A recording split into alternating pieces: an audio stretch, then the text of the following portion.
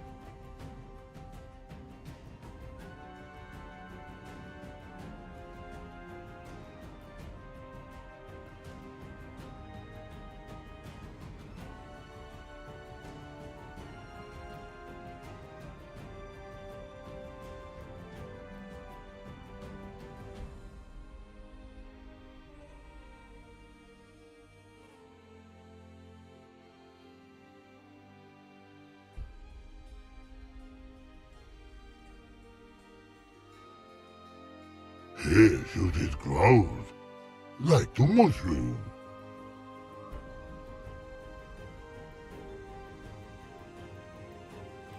Hello everyone, hello Vanginator, Mike Smuggler, thanks for the follow. We are still some time away from the start of the tournament, but not too far. Thanks for the follow, Vangi, much appreciated, you are amazing. Supporting the channel with a follow almost every stream.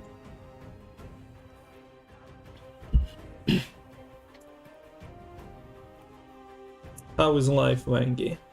Also, здорово, Paps. Shema. The stream should be live on YouTube as well, but since I'm not really capable of following both chats simultaneously, if you want to chat, come to... Well, not Besiktas, come to Twitch stream. Link should be somewhere in the description, but yeah, the tournament will be available. Всем привет! Кто с YouTube, чат там отключен, потому что следить за обоими сразу не очень комфортно. Хотите початиться? Есть Twitch.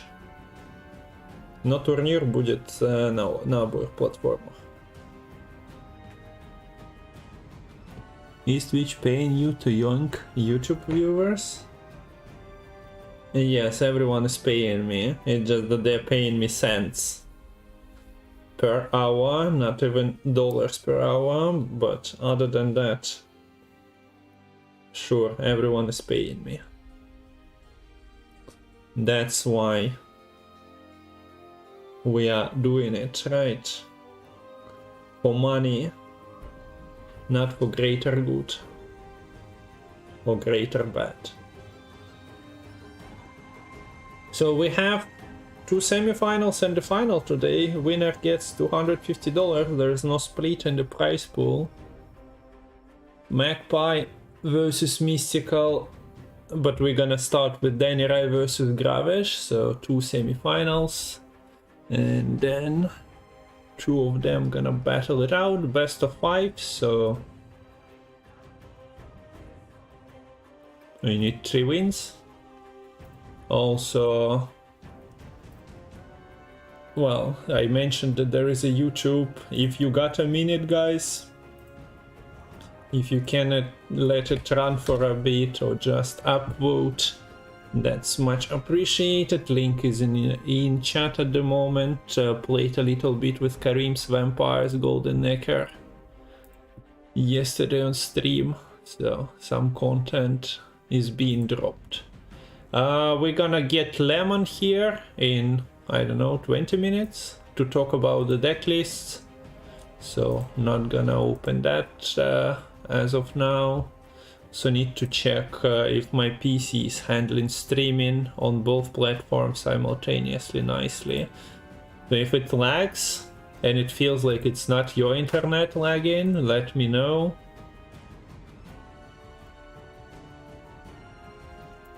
But hopefully, and there was no problem last time I did it.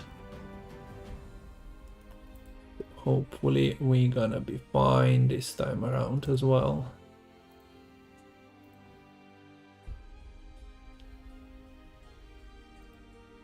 But yeah, we got a Balance Council in what, 4 days ago.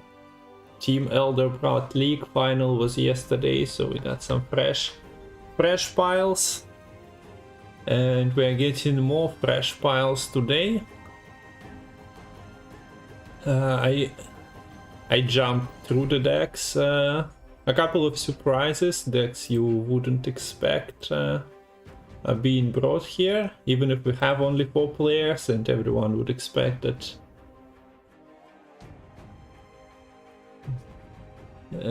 pro players usurping meta with their pro player decks.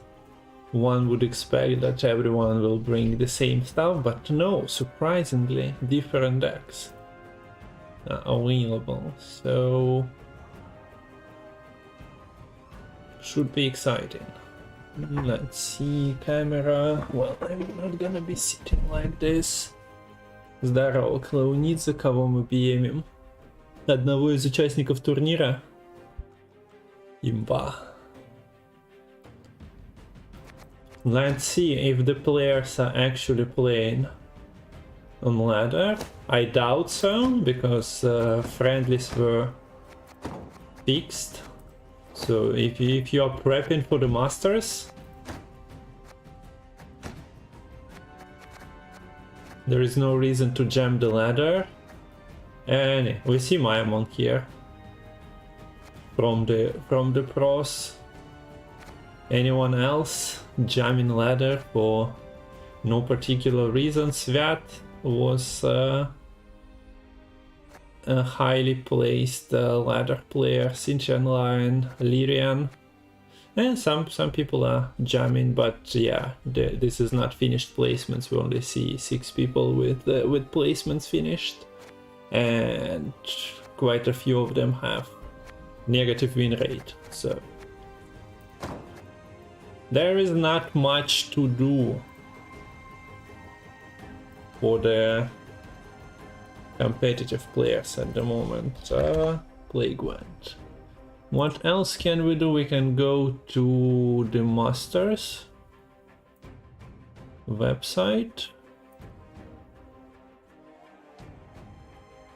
and check. I think they're posted somewhere, the group stages, right?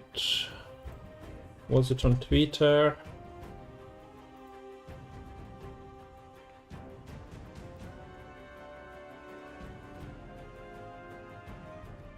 Chicken. Yeah, there it is.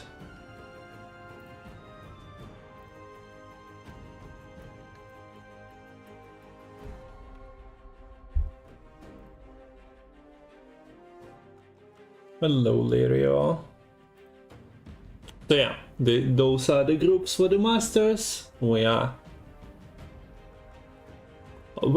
all should be excited about this stuff. There will be official cast, there will be community cast available as well, so keep an eye out on the December 2nd and 3rd, I think. Yeah, that's the weekend where the group phase of Gwent World Masters gonna be happening. We have Mayamon, Catburger, Jamie and Trusky in Group A. Group B is Puzzle, Sanvanter, Satanas, Bukowski, and Group C is Magpie, Karim, Gravesh, and is this the player who asked himself to be called Joe, or was it someone else? I'm not aware, but yeah, I'm not capable to read this name. And if I check the Play Gwent, they do not provide transcription of that.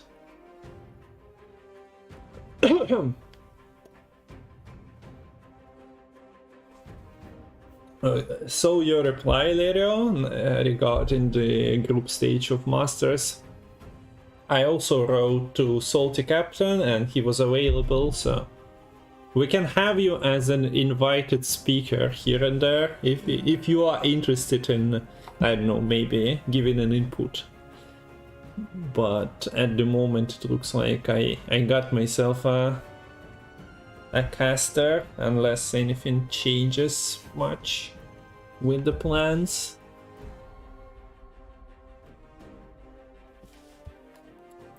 Also, there was a funny moment during the pre-cast of tournament yesterday when I managed to mute myself, so people only heard Lemon, and I managed to take myself out of the equation.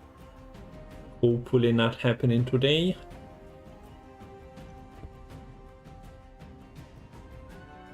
But yeah, this is what, 12 players?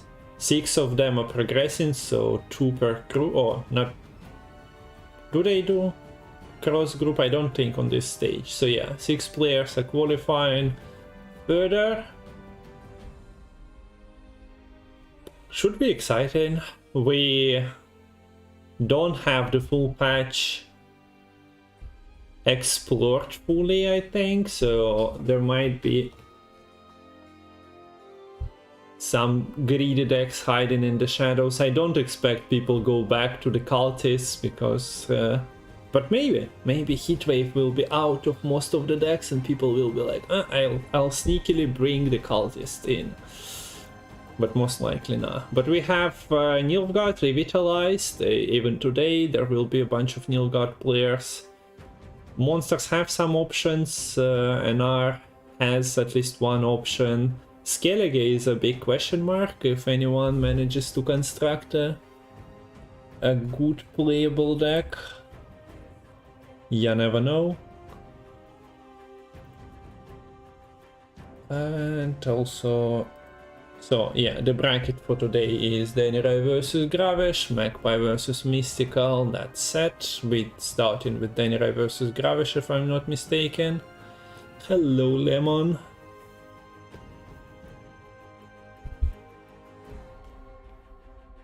Now, also those of you with the sub beach,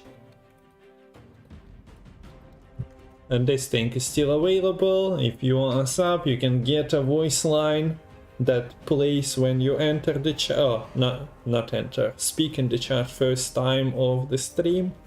So, Lerio, Gwegwe, if You have any ideas before your sub runs out? I'm not sure.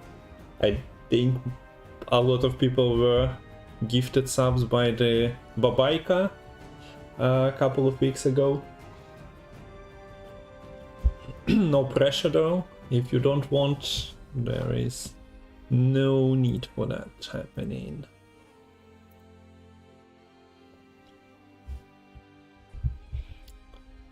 So yeah, that's an intro part of today's tournament. I'm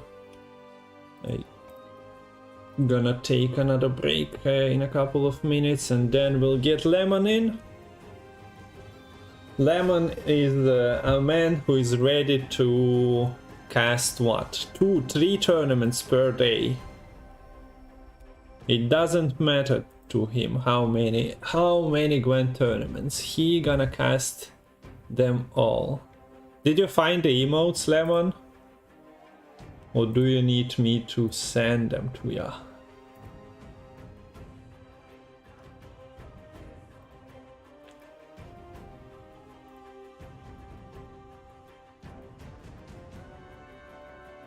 Also, let's send Discord notification. Matols 250.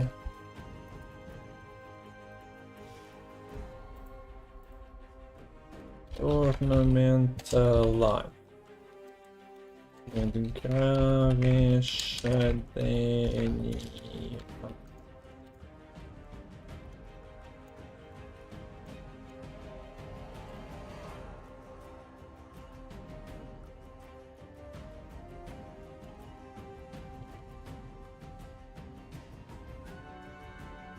You want to use everyone, pinging 500 people. Oh yeah, why not? There we go. Hello Erdem. Casting 5 turns.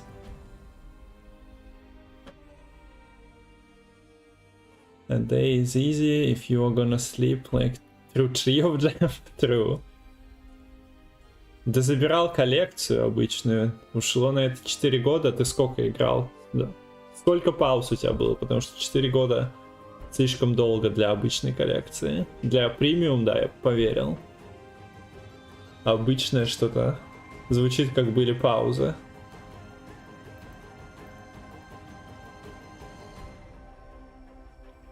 Well, we hope that you're gonna have fun, Erdem. So, Lemon emotes. We can take a look at those if I have them downloaded, which I'm not so certain about. But yeah, if you missed Lemon streaming, sleeping on stream, you can also find VODs of the previous tournaments on YouTube.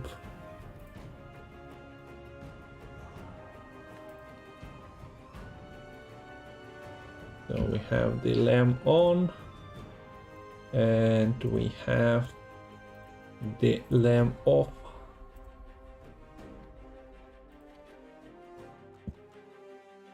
And then we have everything Gwent.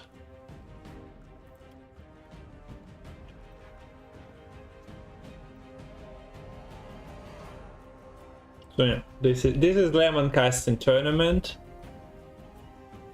Hi Gnome, welcome to the stream. Около косаря.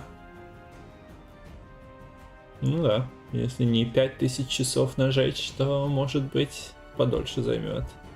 So this is Lemon casting, this is Lemon casting energized. And this is just everything related to Lemon casting. And Matol tournaments. Lemon. Yeah, Lemon. See, he's very energized. Lemon. Oh, yep. Okay, Lemon, gonna drop them to ya. I don't think Discord does anything with them, so should be in the same quality. Although, yeah, I'm not sure if you need the Matol Lemon Badge emote, but I'll send all 3 of them anyway.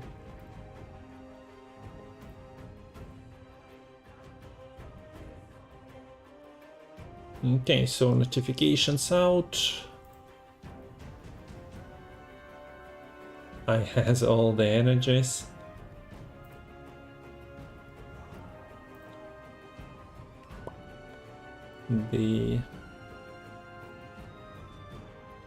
So yeah, I'll take a break, and in 5 minutes or so we're gonna get Lemon in and discuss the decks for this winner takes all 5 tournament, the last one of VTA series in 2023. So be right back.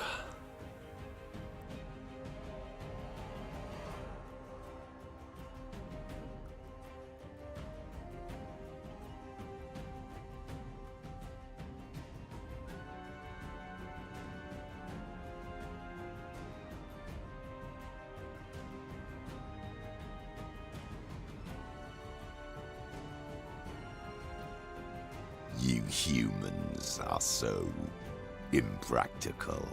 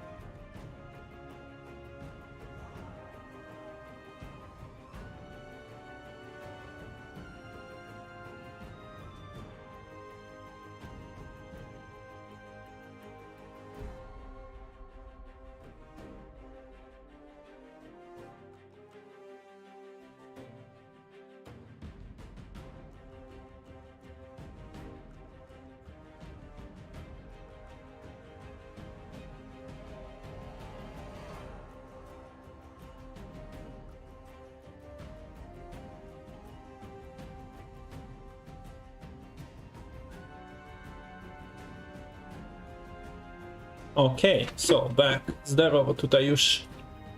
Hello everyone joining. We are close to the tournament start. So let's finish the setup. Let's call Lemon. And we have 2 stacked semifinals moving into the final today.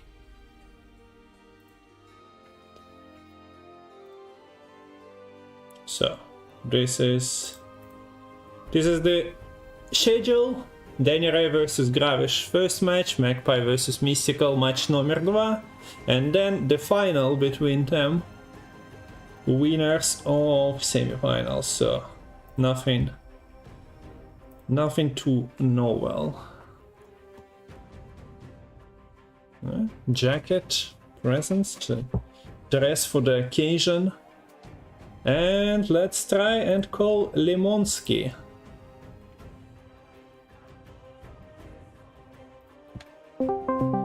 Ding ding, ding ding.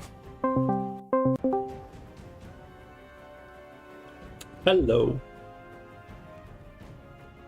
Oh, hello. There is no Lemon for now. And as usual, I'm not sure if it's on my side or Lemon's side.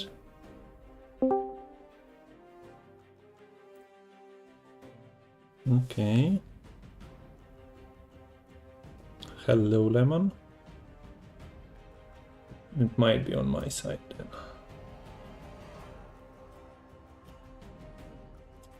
A voice. Don't recognize your old mates. We're the Gwentfinity Okay, Reavers. so now it should be all right. Can I hear you though? Hello, hello. I can hear you. Okay. Yeah, that works. So my settings Okay, good. threw out of the window in the morning. We need a summoning ritual now. We just need to go and check the Discord settings, turns out.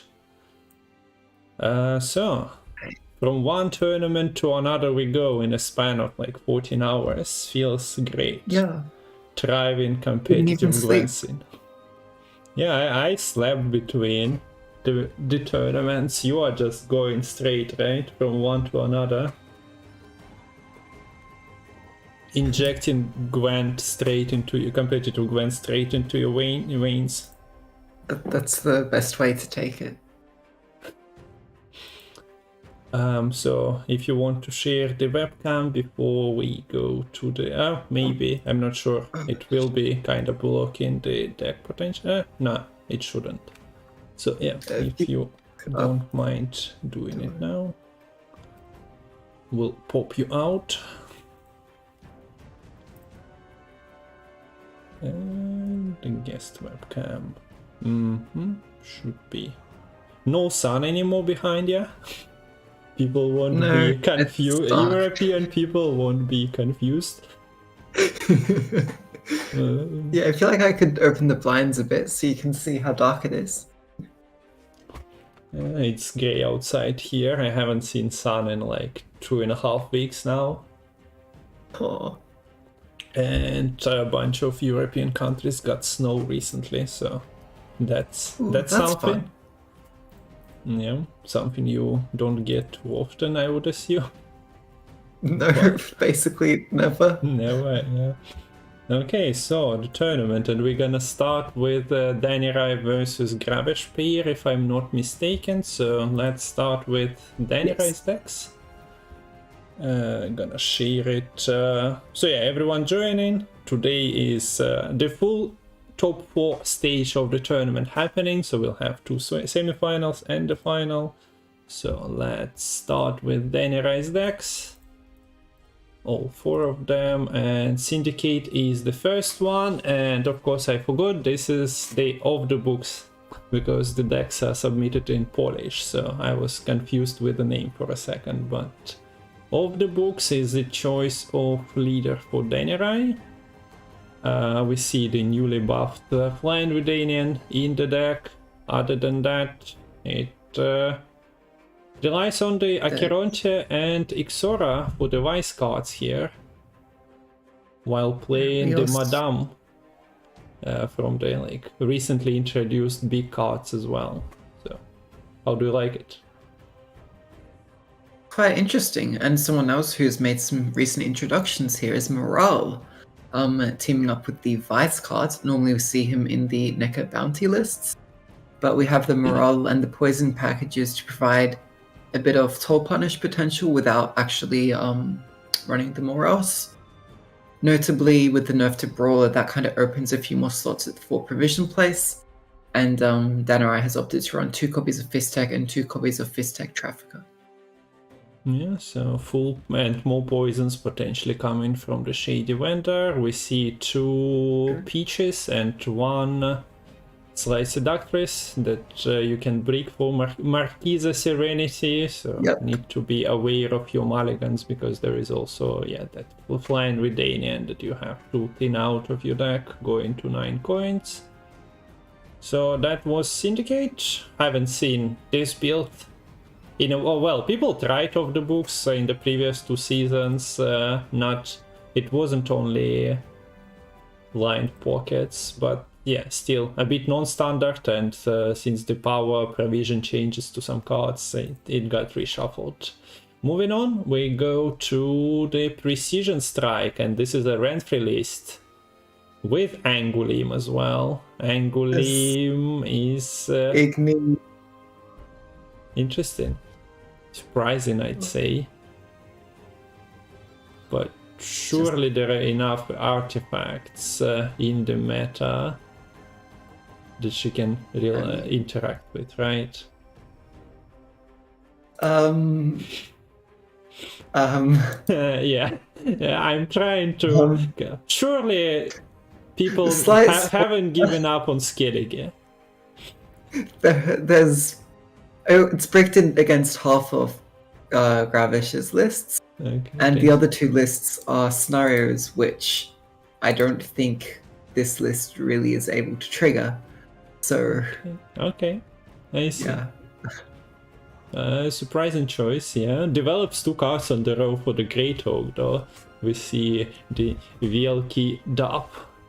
In this list, card got to 10 power. It was an attempt to revitalize the oak, and yeah, Danirai gives it a fair shot here. Other than that, we see that there is Kyran Accent Unicorn combo available. There is Zoltan combining with Eudora, so Eudora is basically being run here in this brick. Not even that brick heavy deck, but still you have 2 Dryads and you have Dog that you have to mulligan, so yeah, 1 extra thin and 1 brick removed is always welcomed. And yeah, small bronze dwarf package here as well. Yeah, also Gain can technically brick too. Yeah. Moving on, Imperial Formation. That seems like an old deck, but we see the pikeman here instead of, well, the Marines, for example, that were running the deck. And also Dathwin Arbalest now popping up 2 copies of them at the 4 provision slot. We have moved on from Musicians of Blaviken, it seems, and we're actually running proper 4 provision bronzes. So a bit of an interesting change, bit of a shuffling around of the bronzes with the Marines getting kicked out. Yeah, otherwise the high end seems pretty much the same. I'm not sure how to feel about the Dathwin Arbalists here. Like they do have pikemen to synergize with. It's still a 4-point body, so I remember the times Renfrey was trying to run like 7-point soldiers, the 30s, and maybe even some knights, but yeah, not fitting into this build. Yeah, surprised to see it being played over Illusionists, but yeah, I guess just trying to opt in for that synergy with the Arbal Pikeman. Yeah, having some extra control. Like, Bleach is very slow as far as control goes, so if you can finish something off faster, we're not talking about 1 order unit, it might be welcomed. And then the last list is looking pretty standard to me. Although there is a Kaidveni Sergeant. The older bronze that haven't been really played before, if I'm not mistaken. But yeah, Erland with the Temple, with Shup and Radea. The gang is back together, even after Mutagenerator traveled from 6 to 8 provisions by now. And still saves the Iris combo as well. So there Decree didn't used to be in this, right? Yes. Pretty sure like the extra Toll Punish slot, which is usually like a Heat Wave, Vigny, or Vanilla Geralt, I think that got downgraded to a Decree due to the most recent Mutagenerator provision nerf. Yeah. So maybe that's how. Well, the list was running basically purely 4P cards, Mutagenerator and Iris combo, and then all the necessary part from Shup Erland combination. So with the Mutagenerator gaining provision cost season after season. Yeah, this is basically another step, and you have to throw away the Decree or lose Iris combo basically. But yeah, should play fairly similarly to what we're used to, I think.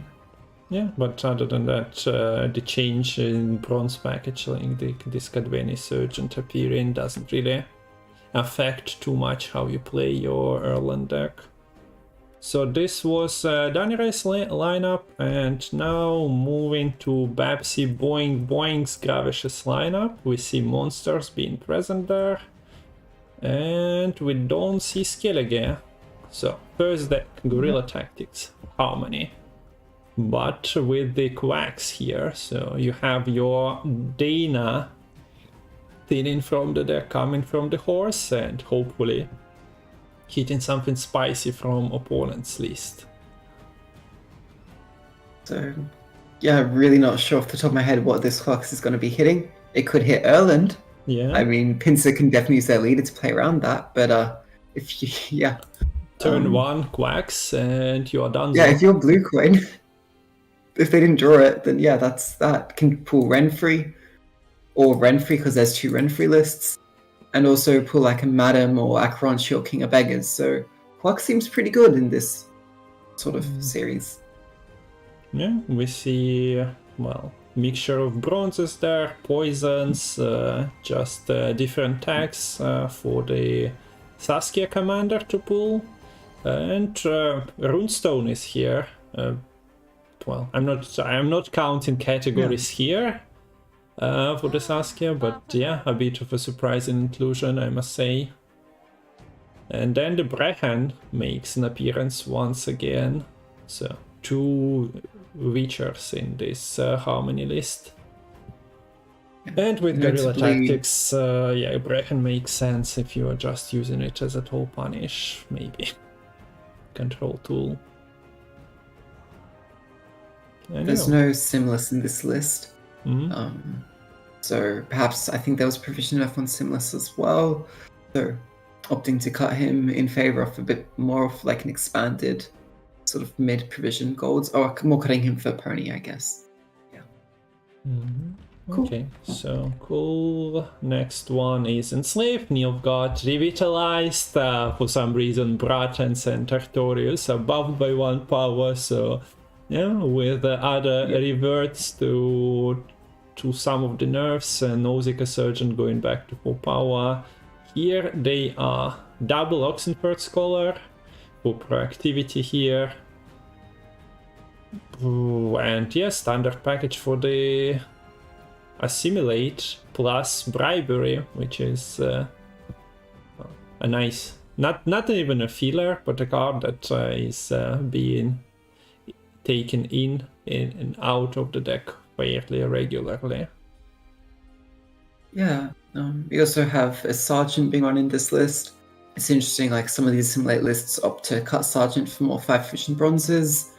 But we see here that Gravesh is still running a Sergeant, and it does give 5 possible targets for the Vigo, so you're going to have to try to be a little bit lucky to find what you want on the Vigo.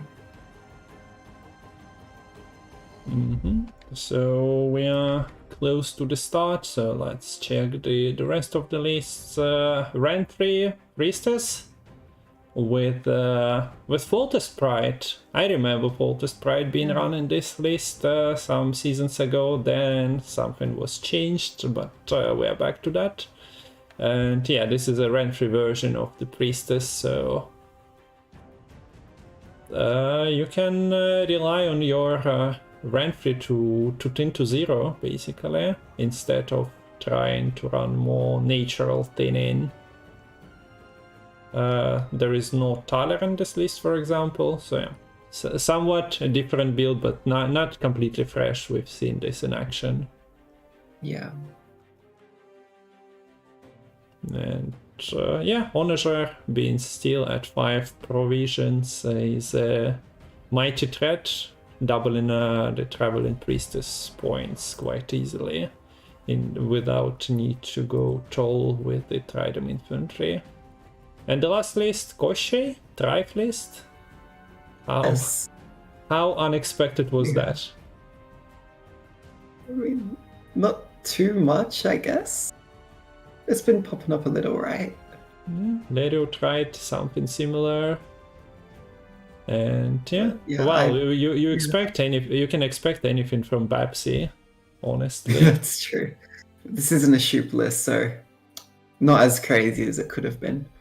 But yeah, I'm really excited to see this in action. So we have round 1, you have your strong Thrive bronzes, as well as stuff like Goliath and the huge Regis to try and win out the round 1. You can also either play like the Mana's Dark Secret in round 1 to get a lot more Thrive values going, or save it for like a round 2 or round 3 to possibly combine with your Koshi.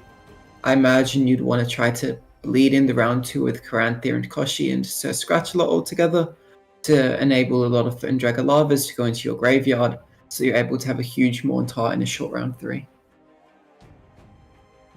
So those are the lineups. Let's check the Discord. Has Matol communicated anything there? Match started, so invites should be coming soon. I think bans still need to be done first. Okay, but yeah, that's the match started sequence, so we're just waiting for the bans to happen. Anything that pops out for you, like from the lineups that needs to be banned?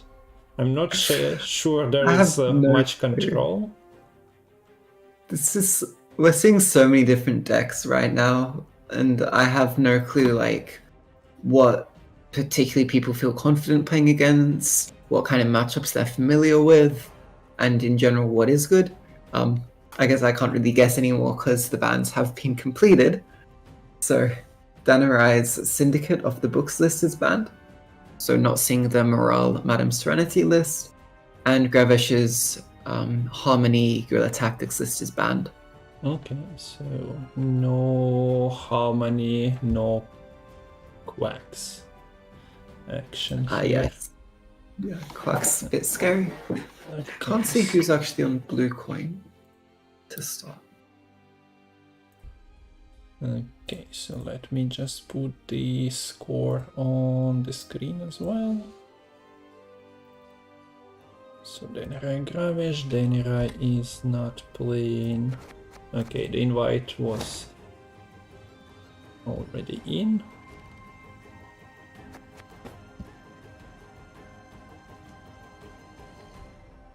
Okay, so bans Danirai, no Syndicate and no Scoia'tael.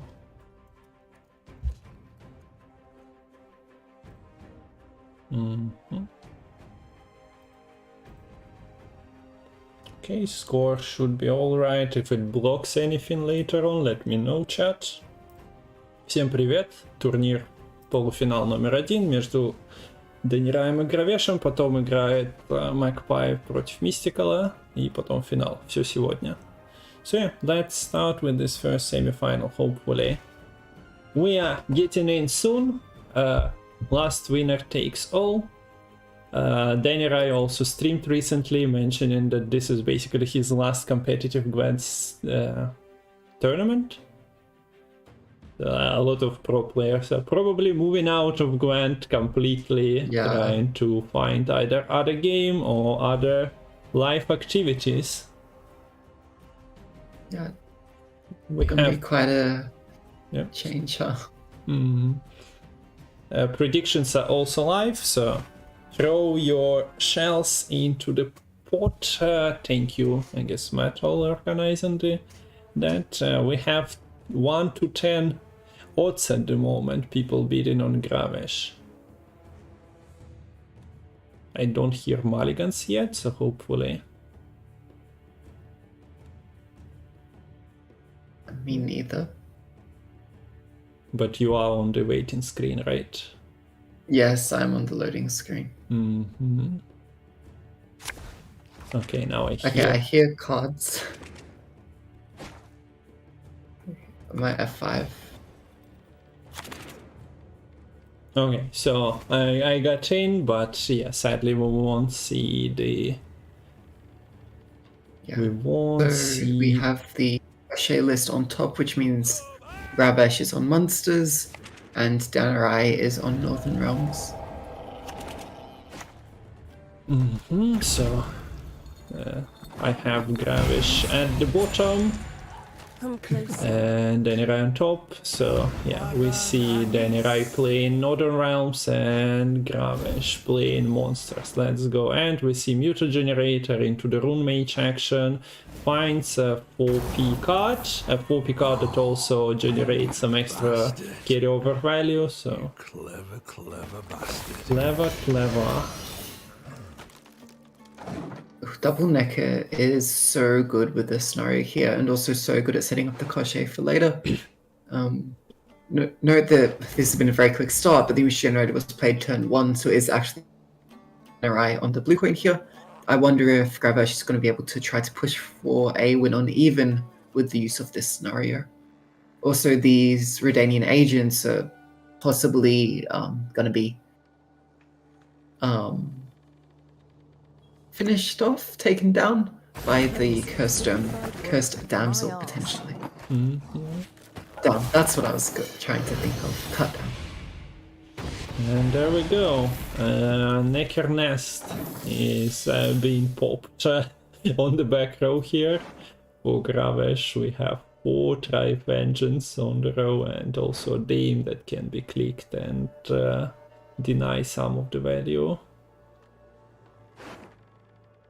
Okay, Temple rolls.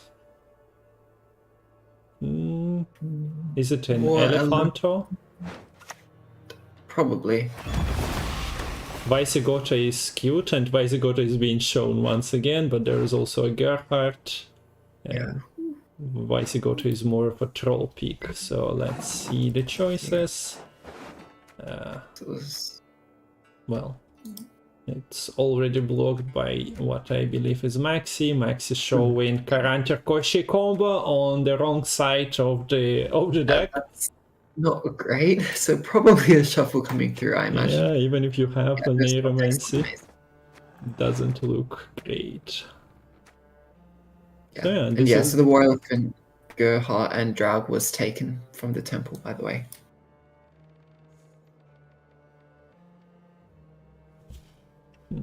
That's a long decision here on this Maxi. You can hide, or hide when I get But I would believe that you'd shuffle your combo, especially Yes. without many tutors.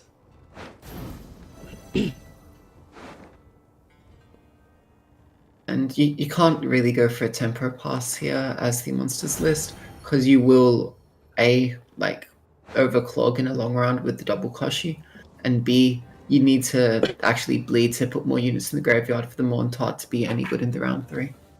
And we see the temple click, quite interesting, taking the Iris's companions over the Anseis, but you basically need Anseis to be big enough to kill a Koshi in this match, most likely. Yeah, exactly. So no real need to buff it to like 13 points.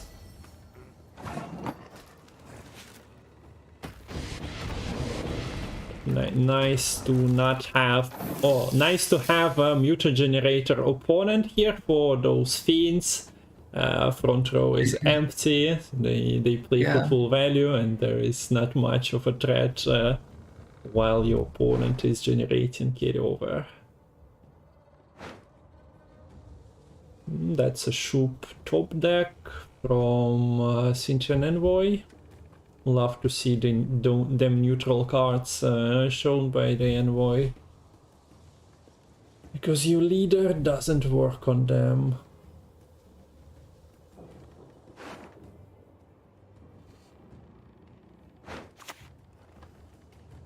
So now the front row is getting populated a little bit, but the value from Fiends was already taken, and a bunch of carryover here for this from this Iris, buffing everything in deck by 1. I wonder if we'll see Toad Prince coming down soon. With all these deck boosts going through, the Toad Prince is quite sketchy going into like round 2 or round 3. I'm not sure it will be able to find a target that isn't like just a leader. Of course, you'd prefer to use it to answer something like a Revenant, which we see in hand here for Danirai. But you don't know that there is a Revenant in the hand that you might want to kill off.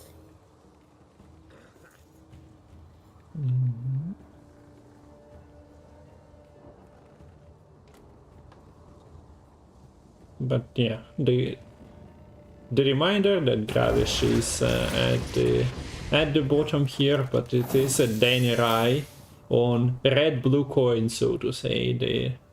The tournament platform broke, so Danirai was, we see both players having 4 cards in hand, so don't get confused. Even if the coin is showing red, it's actually Danirai's turn on blue coin at the moment.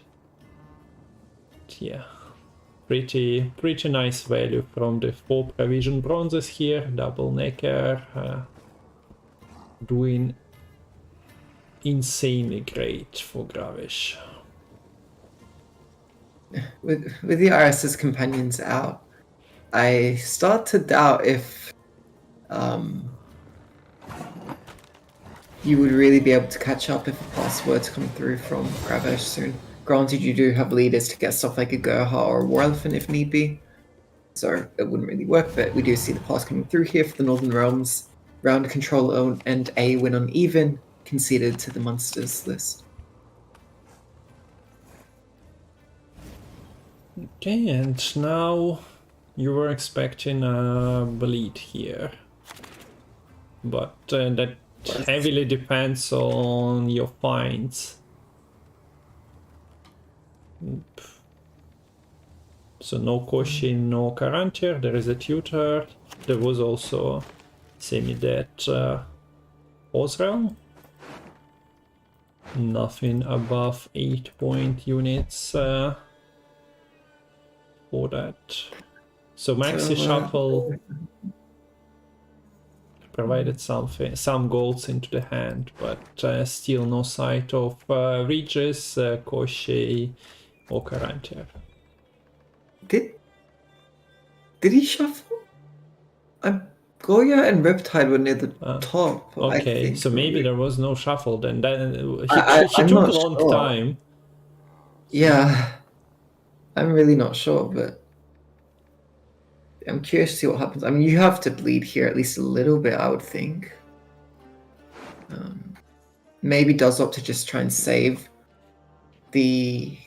I mean, but you're not drawing into the... If you didn't shuffle... Yeah, I have no clue. We see the start with Incubus. Oh, Even after I the think- nerf, 13.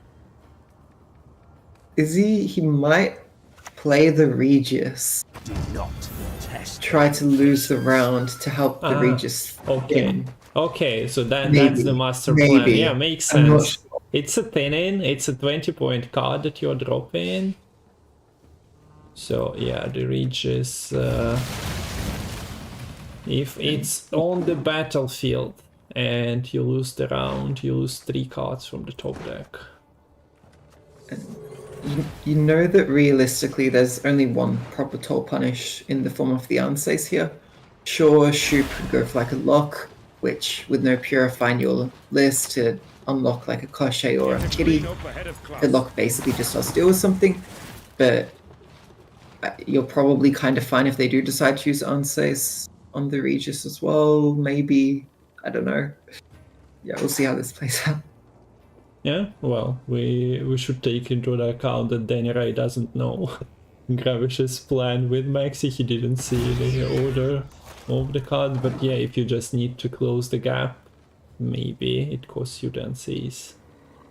But first we need to see how the Gerhardt was, yeah, not clicked for the value. Yeah, so Patience 5 I don't think would be great right now. Patience 6, I'm not sure what you'd actually be looking for, like a rune word or something. I think it's... Is it that great though? It doesn't seem to be. Yeah, this siege support is able to give Zeal and a pocket over to the War Elephant. So a bit of nice synergy there. Incubus backfiring a little bit. Granted, there's not really any controls the War Elephant would have gone through anyways, but it does help get ahead here for Northern Realms.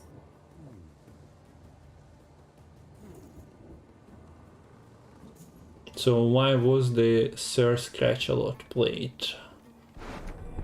Any particular reason for that card being developed?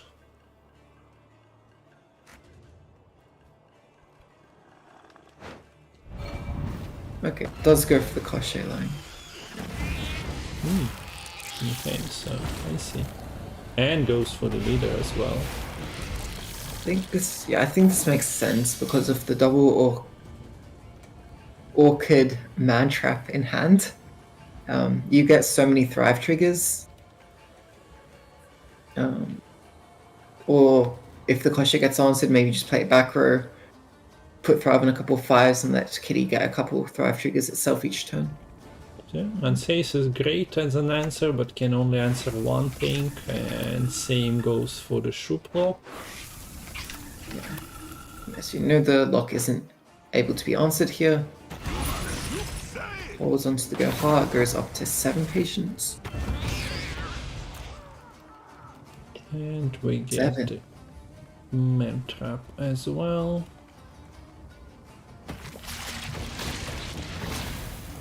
But only 2 thriving targets here, so not amazing. Well, could have been better. Still, decent value from a bronze. Now we see that the Gerhardt is just going for the Infinity and Beyond, already at 8. There is a COC, but that's blocked at 9, right? There are some damage spells. I'm not sure, yeah, I don't have the spell book open in front of me. I might open it. I don't think Heatwave's not a special, right? It doesn't have tag. It's not a spell. Invo is a spell, yeah, Trusky points out in chat. Yeah. Not sure there's much you'd like to take from the current board state, but yeah, if Regis was played, or perhaps a Goliath, you'll be fine to steal that. Yeah, there's Muzzle, Uma's Curse, and Blue Dream at 10 provisions. But yeah, I don't think we'll reach that. So yeah, possibly Yenbo. Becca's Dark Mirror is also kind of good against these man traps if you need it.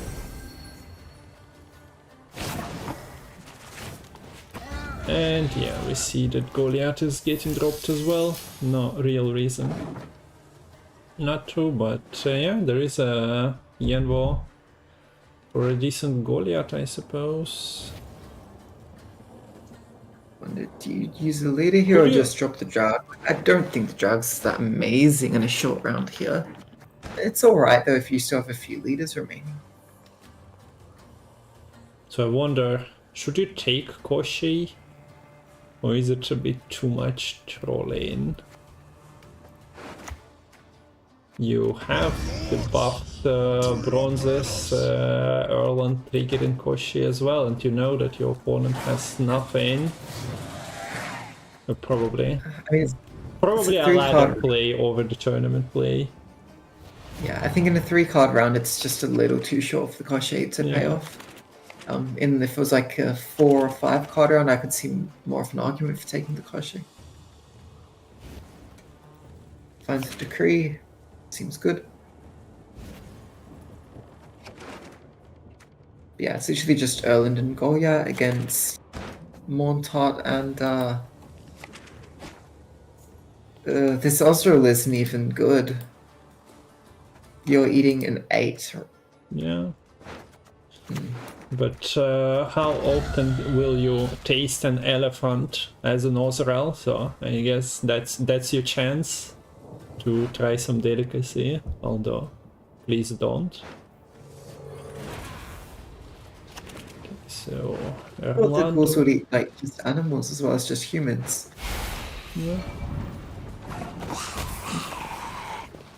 It's sad to see Karantir once again being not really particularly useful. It's a decent Montaut, but in terms of finishes, like you're not going to beat an Erland. My name is Generator popped off for like such a long round 1. I think it was what 6 turns of his Generator value.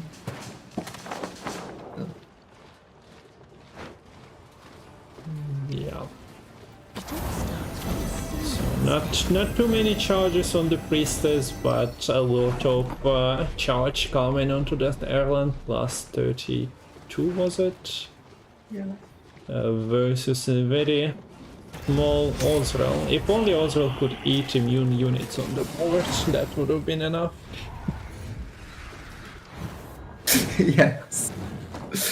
Other than that, I'm not sure there was much of a chance for this Monarch to compete. So Danirai takes game number 1.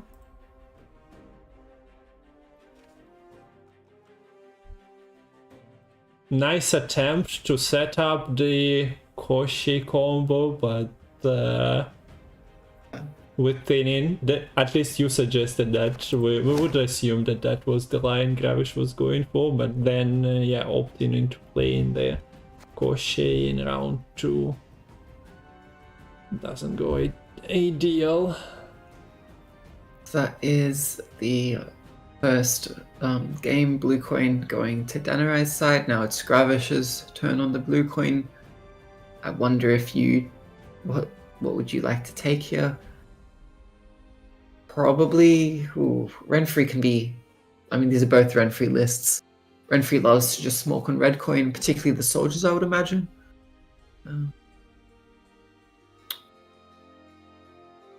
I wonder if we'll just see assimilate here. I think we should have a decent time into both Renfrey lists. Maybe, yeah. Usually Renfrey suffers a lot versus any other Nilfgaard.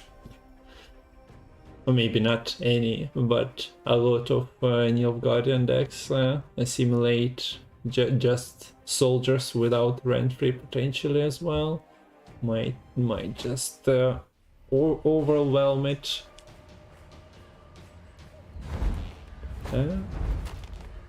We see Koshi now on blue coin, so Babsy is continuing his monster crusade and goes into this Renfrey precision strike.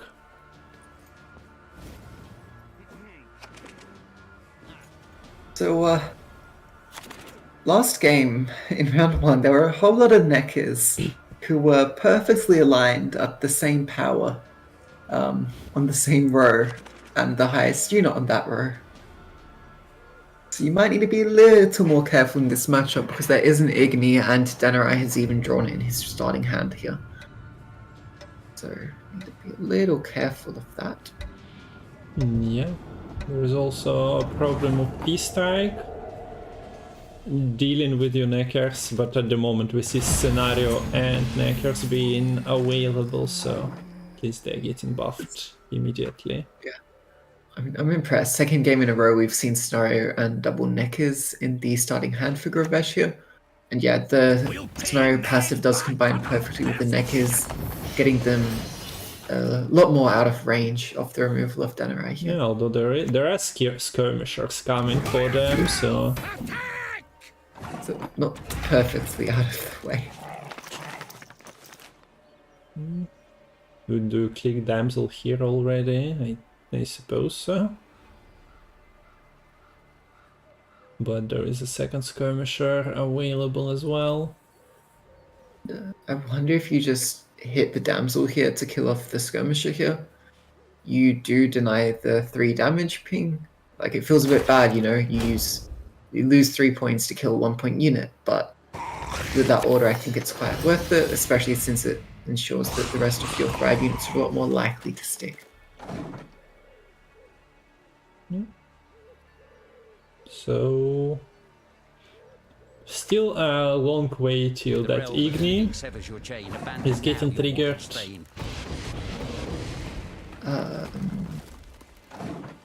Why play that front row, not back row? Well, I suppose that's to prevent Igni at 7 in a couple of turns if we continue in playing. The front row is a bit more misaligned, and you have the TA.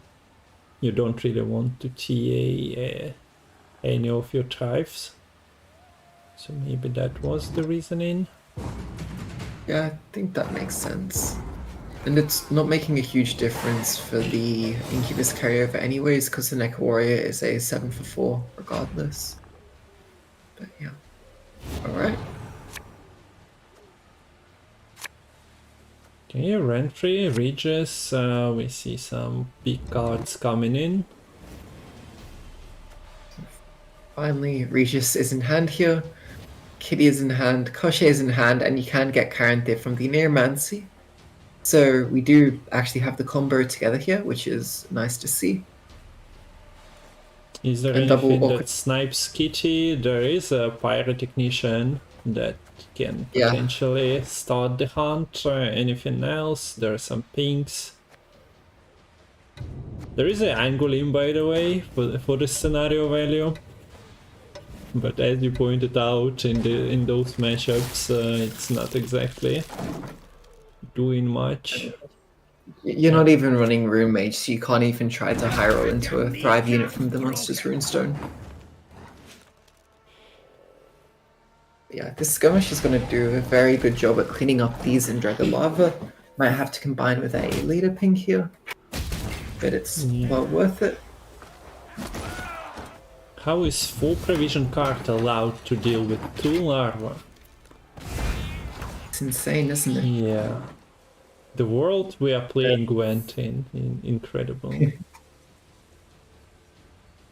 So the kitty is here, there is no threat of Pyrotechnician getting Zeal.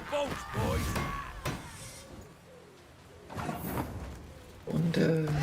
Can we go to the goal yet? Yeah, so saving the Regis here makes it really clear that, yeah, I think Babsy is going down to 0 cards in hand here. Because you can't afford to lose the round with Regis in hand, because he will just disappear. And you'll be down a card. There we go, Neuromancy. We see the Karantir. Not a hard choice between the plants and the insectoid here, but we have a connection loss. That's Oh no. that's not even Merkelnet anymore for the German players. So we hope for the recovery of the connection. Karantir into Koshi shouldn't be punished by the disconnect, if we are honest. But this looks kind of bad. I think that might be This has gone for a little time. fatality. Usually the recovery happens in the first couple of seconds. Sometimes it can go for like a minute and then recover.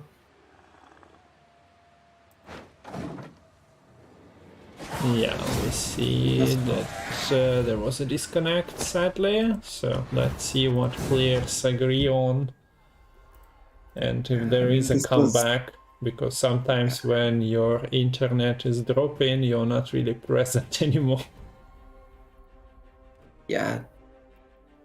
So let's all pray for Gravesh and his internet. Because at the moment we see a little bit of, how do they say it, невезение, unlucky from Gravesh. Okay, so there is an invite, but yeah, we'd need to see Gravesh back online first.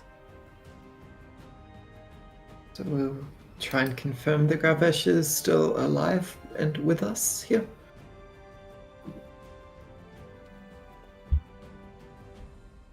Yeah, both players are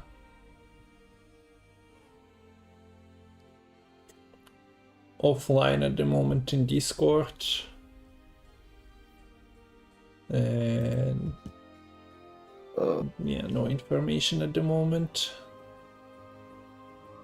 Disconnects are just heartbreaking.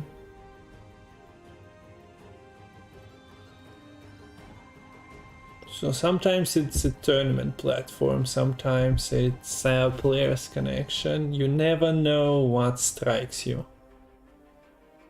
during the cast.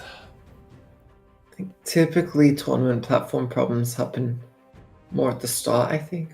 Yeah, we even got the recovery from the game 1 when the abilities were not shown. And yeah, hello Cultlich. Welcome everyone. We're just waiting for players to reappear after an unfortunate disconnect. So yeah, I'm not even sure. Should we accept the invite? Probably doesn't matter until Gravesh communicates. Yeah, I mean, I accepted it just in case. Oh, okay, I'll do the same. But yeah, if he decides to, play on mobile, I would assume that he'd go to Discord first to confirm.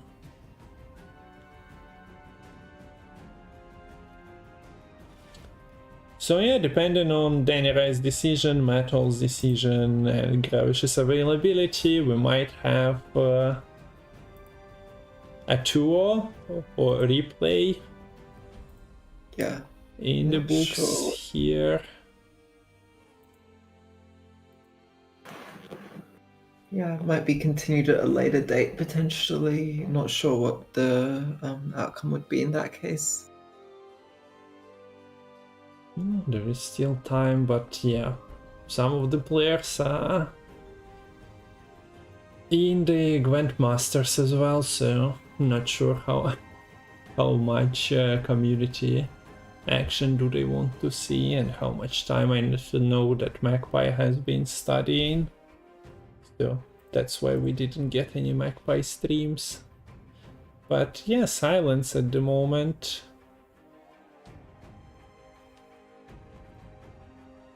But you look to be an honest man. Help us. Drive away the hooligans.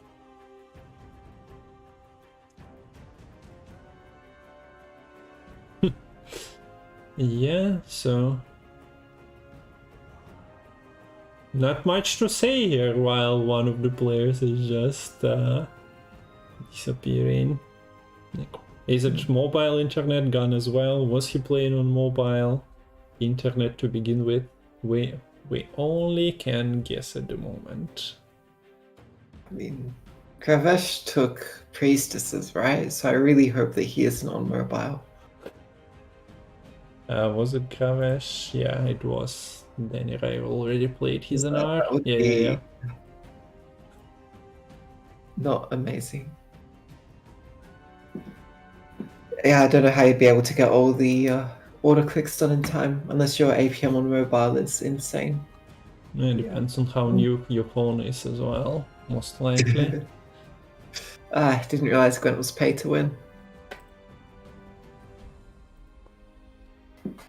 This tournament series is literally pay to win, or win to pay, or to get paid, or whatever. Yeah, something like this. Gwent Matol is basically pay to win. It's just that Matol is the one paying. Can we get some Gwent Matol Gwent spam at the moment? Going in chat just to give Gravesh some energy and Matol some love. There we go. Man, you cannot ban me. Well, you can't ban me from casting, just remove me from the tournament platform.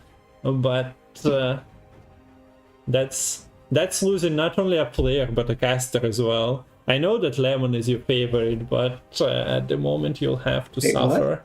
Yeah, he always sends me those messages after each cast mentioning like, can you be more like Lemon please for the next cast or you'll lose your place.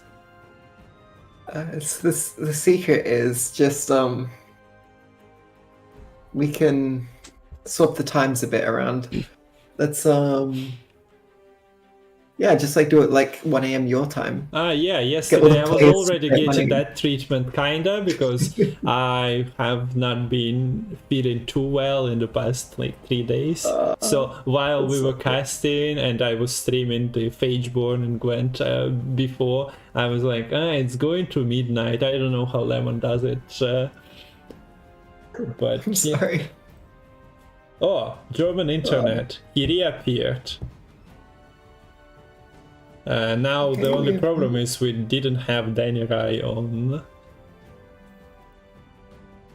on Discord as well, asking questions, so Gravesh reappeared. Danirai has to make the decision. Whatever he takes will be the last word, basically. There is some money at stake as well, but hopefully Danirai, yeah. Okay. And I think, yeah, we got Danirai as well. He'll take a win. So that's a 2-0 for Danirai here. And German internet. Let's pray for that. Hopefully it's able to keep it together for a few more games. Okay, Matol, do we have to leave?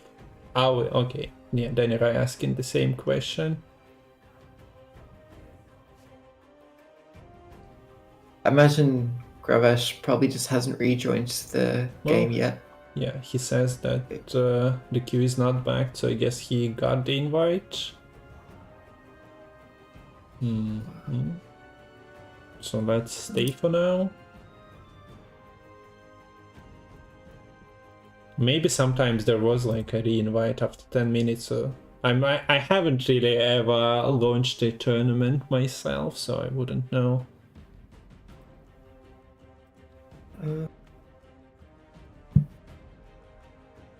Yeah, hopefully we are back in action in those 2 minutes, and if not, I guess we'll have to restart, or maybe the platform restarts itself.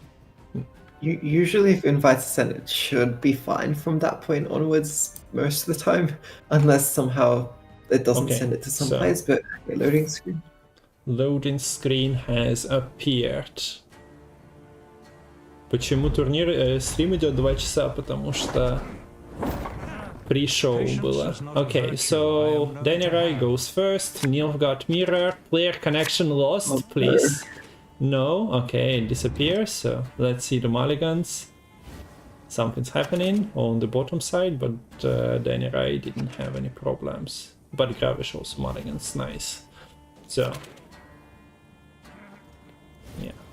We need more Gravesh spotters to spot the packages of Gwent interaction from Gravesh's PC going out.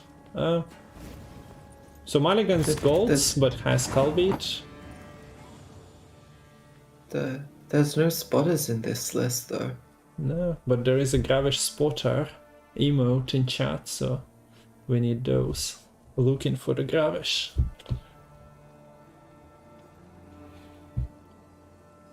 Alright. So here comes the deck on the Obelisk. Pretty solid bronze heavy hand here for Danirai. Should be able to cheaply contest the round. And I don't think Assimilate is going to have a very easy time contesting. They probably would have liked to have had the Taurus here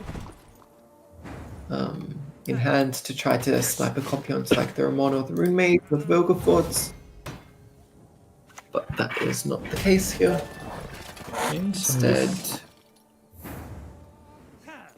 we see Joust finding a target, decided not to open with that, but yeah, since there is a leader ability and also flanking available, the chances are all the soldiers gonna be protected.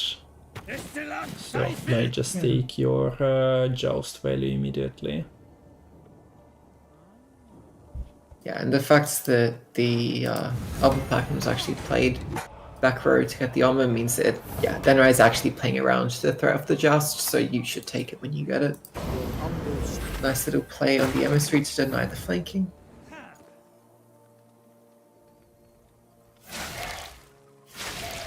So yeah, a lot of bleeding, no thirsty dames in this list, of course. This is not a status new god. But yeah, with all the 5 provision soldiers getting nerfed here and there, you go for the next best option quite often. Defeat them with hunger, crush them with thirst. Curious to see the Flightmaker played here over the Iris' companions. I wonder if Danirai is going to try to hold on to the Iris. Iris' companions is the one you need to play first. Never mind. And yeah, if you feel like you can drop it, I guess you can. Sacrifice Yeah, it should save it though if you do manage to draw into the companions. Had that the wrong way around. So yeah, Blightmaker there makes sense. Lock, you really want to save for later. Probably in like the round 2 bleed to lock some of the Assimilate cards. And in particular, I think you just want to try to get as many of your engines down this round as possible, because this is a list with the Vigo and the Brathens and Informants, so you don't want to have engines that you give Gravesh a chance to copy when you're going for the round 2 bleed. So it does still play the Iris. So, a lot of bleeding on the Calvite. Yeah, Calvite is getting tons of action here. Being the sole target on the board. But yeah, you talked about Brathens. There is also a double Obsidian Mirror in Gravesh's list, if I'm not mistaken. Right. Yeah, so one of them is in hand, second one is somewhere at the bottom of the deck after Calvite. But yeah, that's also a card that you should be aware of, because that's a triple engine. There's the round win for Renfrey. Able to now get a bleed going.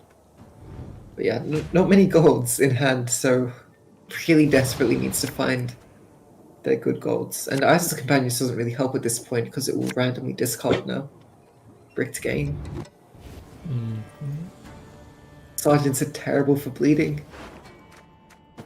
Yeah, this does not seem like a great bleeding hand.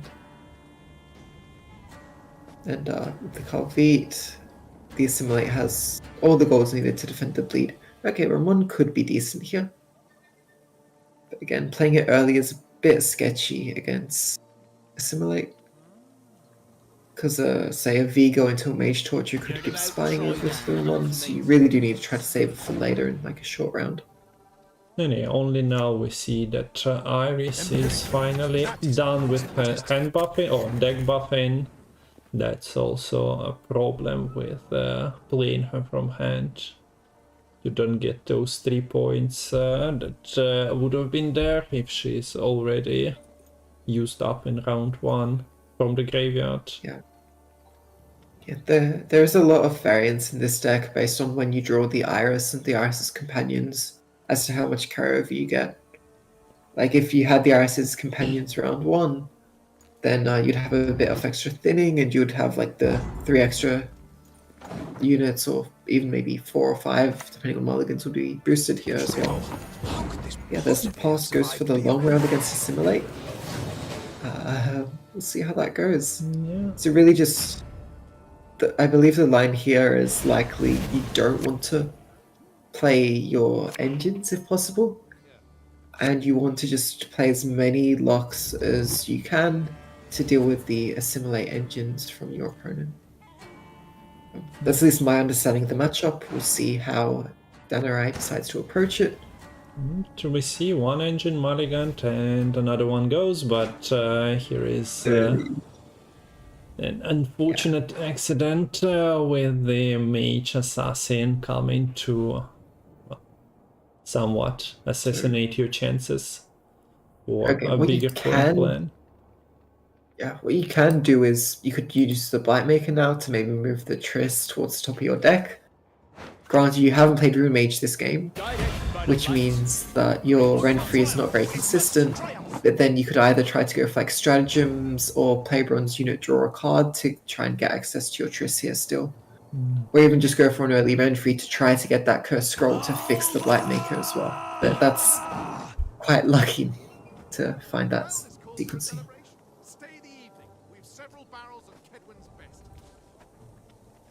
Thanks for a sub, Cartledge, much appreciated. So I guess that was a month ago when we casted the VTA 4. Okay, so yeah, first assimilate engine done with. Now there is another cavalry, there is Ramon, but you don't want to show Ramon early. Alright, yeah, there is this sergeant in hand as well, so doubly so.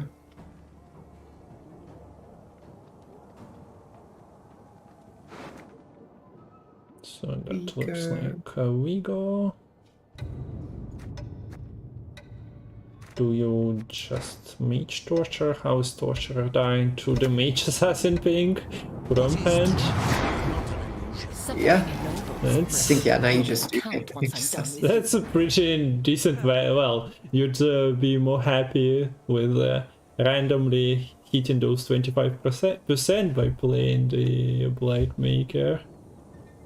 No stage foul. Zap. Surprise, Gravesh!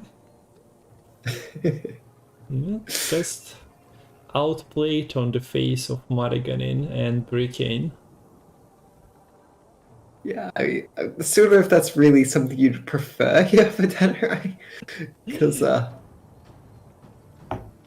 he still trade down quite poorly to this Vigo, but yeah. I mean, what this means now is there is an engine floating on board for Gravesh here, so there's a chance to try to stay one step ahead effectively of Danirai.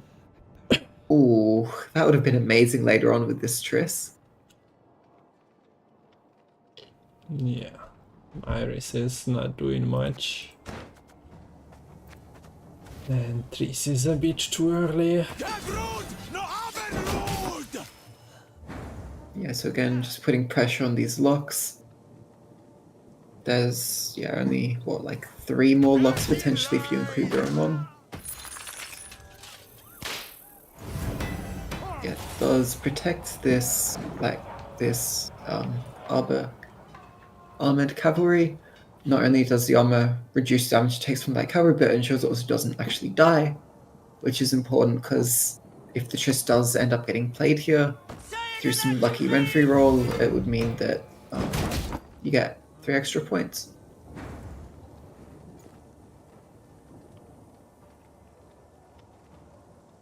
Okay, so And that's so much armor, I don't know if you actually need to lock it.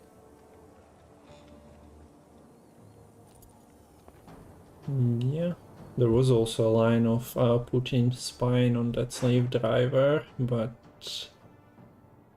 feels a bit eh. But here we see here we see Ramon coming out. There is only one Nausicaa, so Danirai knows exactly how many soldiers there are available, and the answer is basically none. Yeah. So we'll see instead slave driver spam from the coup from Bratens. Although you need to kind of do it now if you want to spam Nausicaas, because this Vilgefortz is threatening Yeah. your sole target. But ain't instead we interesting. see Will not be pleased. that engine was also growing. The torturer had what, about 7, 8 assimilate triggers to self. Yeah, that's true.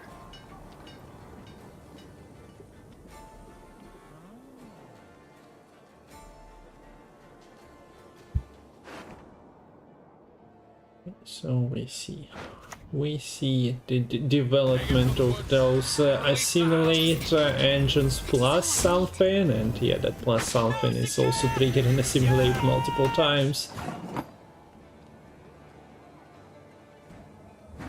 So there is still one lock. And then Renfrey can find an answer, but yeah, as we talked before, there is a Triss somewhere in the deck. And you're losing a lot of points if you're not playing her, having the last say as well. So you can We just... haven't seen the Black Maker played here yet. There's a bit of choice that comes down to the Black Maker. I imagine you do just put Triss to the top. Not about to sit back and do nothing. Turnover should be safe unless, yeah, there is an answer coming from the Renfrey, which would be quite nice with like the remaining Q and the Stefan. They'll pay for my stolen birthright.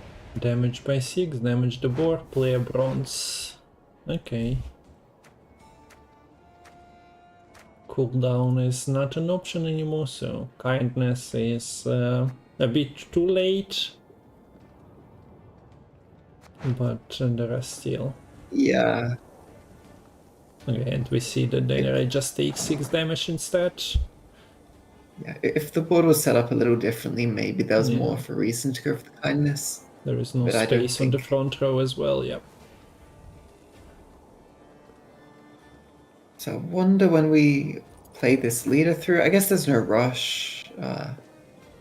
Well, if you think there isn't like a unit with more than 5 base power in hand, I think it's better for you to take the leader on the Alba Armored Cavalry here. Yeah. It was also nicely buffed. So everyone's favorite combo, slave drivers into Nausicaa's, and Yeah, on it's the back. maximum settings at the moment, like it goes again and again and again. But look at those points. Like, sure, Nausicaa's at 10 points per card, and Triss is doing something as well, but... So yeah, we see the mage moved to the top deck. Well, there are 2 mages at the moment, but Triss is just... it hits differently.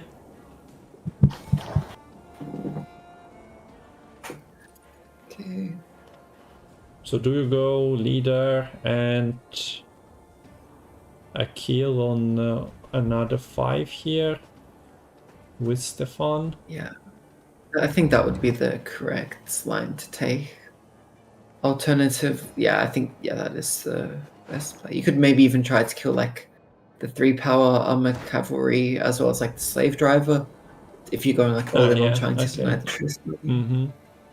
But I don't think it makes a huge difference with the sergeants. That will still be played front row to replace them, but one gets Vilga force, so yeah, I don't know. Okay, just goes for the rogue now. It's reflected in a Develops an engine on the back row instead of a front row, so that's denied Yeah. some points, but yeah, there are 2 spaces on the front row, and Nausicaa's fit there nicely.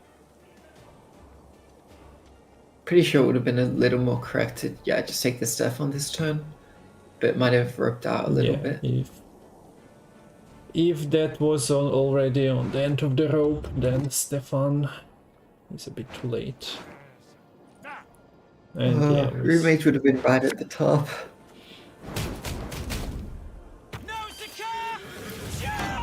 Charge! And Scared of the Stefan, decide to take the Triss first here. but If something like a Red Free or a Cavalry dies, it would be less points than the Norska, but ultimately it doesn't matter because the Assimilate comes out on top. yeah, the points were just scary trees amassing to not even catching up on points. So Alba wins.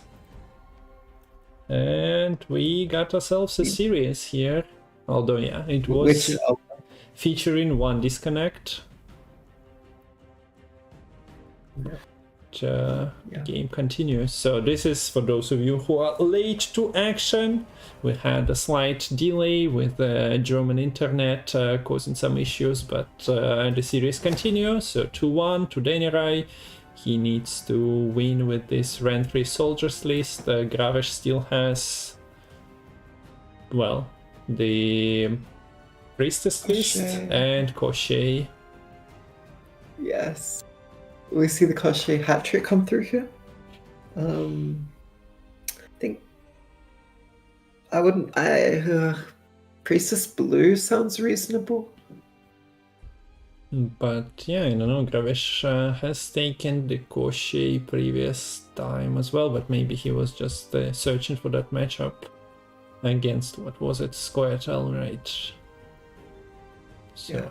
no promises that was his preferred choice. Maybe that was dictated by the matchups and how he sees them. Okay.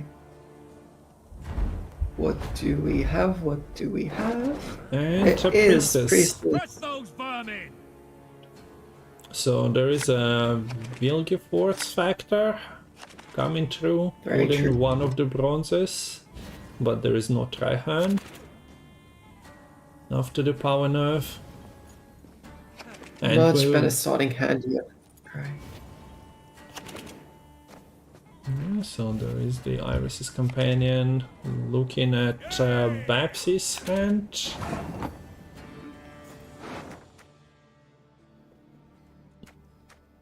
Well, he had one priestess mulligant, so that's some extra points. The Redanian Secret Service. I think it's pretty safe to just play the Istrid here. Because even if it gets locked, you can just unlock it straight away. Decides to click though immediately.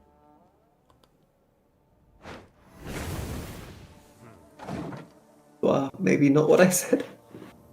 But yeah, there is the unlock.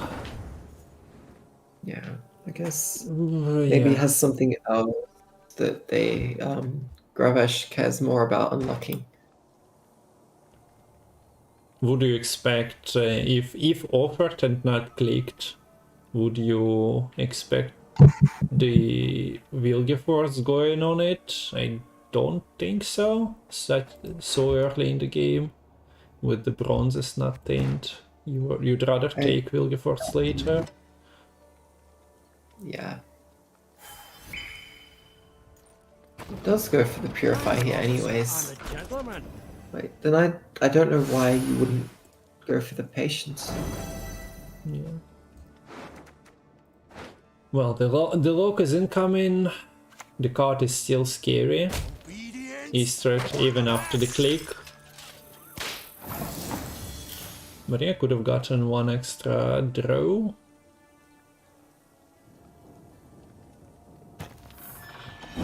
No more Yeah, purifies in the list. Yeah. This Hubert is already at just 5 charges remaining to come out. So halfway there. Soon he might be making an appearance onto the battlefield. As per our Here comes the Iris's companions to draw into the Vilgefortz here. And also get a lot of deck boosts going here early on in the round 1. Notably gets the Iris through before playing Blightmaker or Renfree's game. So the unit you thin out does get a little bit of extra boost for the cherry on top.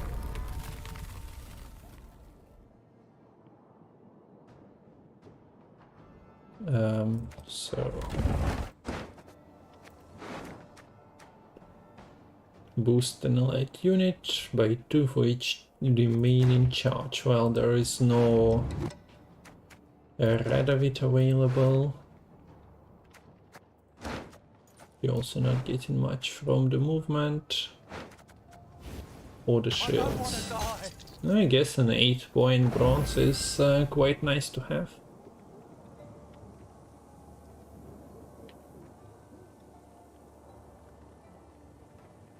Yeah, it would have taken like 4 turns for the Carrick City Guard to equalize that, so just opts for the more immediate value. Hunger, crush them with thirst.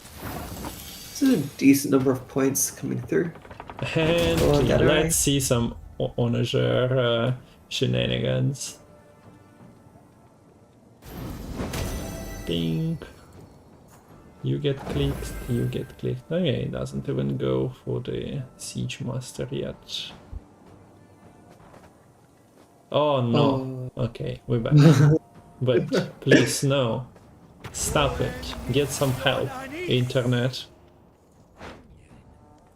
Yeah, it's gotten help for now. Ooh, pretty nice roll onto I toward a Sora slave driver. Or that. Infiltrator helps a little bit with thinning.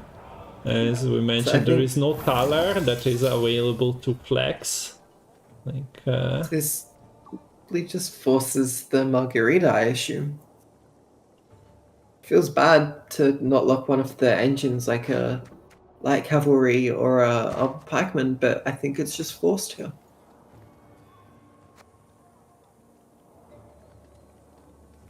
When your deck is this finely tuned, you can't be dealing with infiltrators, or unless you're maybe able to kill it off manually since you sniped it with the Onager.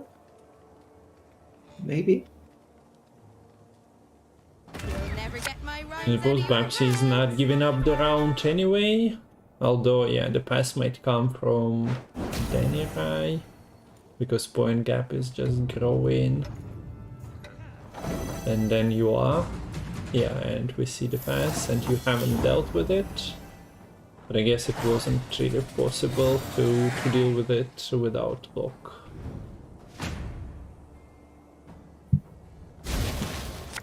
Okay. So, infiltration successful.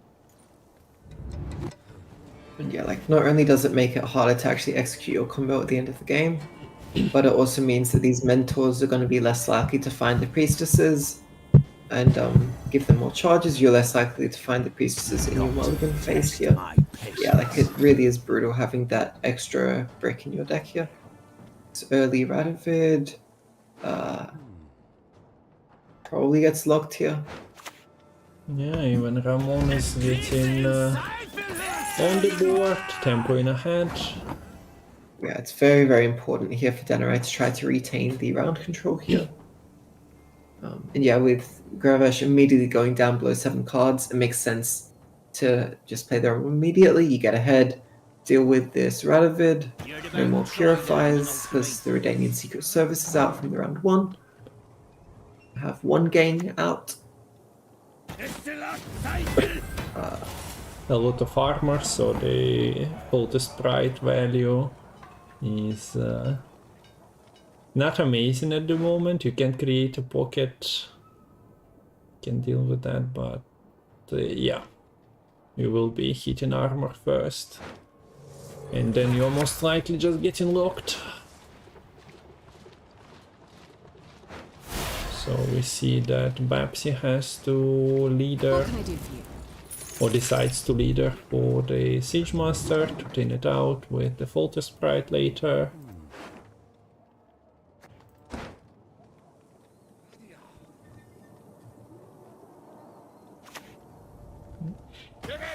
This is, after all, a rent-free mirror, so to say, so we have ganks left and right. I pass on every 10th round. So one gang has a bit of extra synergy with the Triss and the Arthur's companions. Whereas, yeah, Gravesh has, I think, a much scarier finisher in the form of the priestesses. But yeah, this Bleed has not been able to secure a card back yet. Might be able to do so if you do commit the Wanderers, but I'm not sure what the other card is that you'd want to play here. Especially with this Infiltrator in your deck, I kind of feel like you need these original pincer maneuver leader charges to fix your deck at the start of next round. However, Really? Hitting the priestess is nice. yeah, kind of running out of fodder to play here to keep the Wanderers. So here it comes.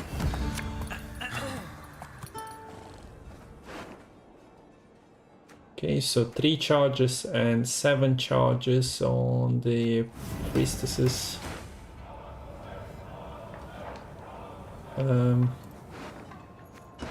Still early for Vilgefortz.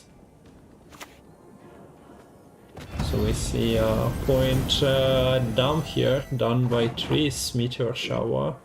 So Danirai is opting into staying ahead. As you mentioned, Babsy might need those leader charges. You cannot really rely on mulligans fixing your hand. Only mulligans. You know what? The Vilgefortz does actually thin out one of your bronzes, so with the Infiltrator, it basically just makes it even with the Vilgefortz. Now, you still need to be able to actually, play your priestesses, but it's not the end of the world. The priestesses are still being able to do their shenanigans here. I don't know if you can really contest. That Triss is quite big to catch up over the Wanderers. 5 points down. You're roping hard. I don't think you can do much here if you've roped this much. You won't have enough time to... what? Oh no. Okay, I guess he just plays Infiltrator here, but... I always find a way in. Kinda wrong crow, if we are completely honest. Yeah, I think there is no reason to play it back row, so rope and strikes. But at least the bad card is out.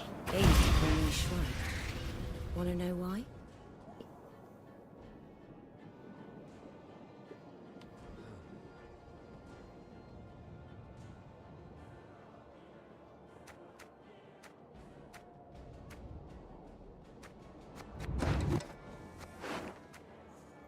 So what are you? Damage 6?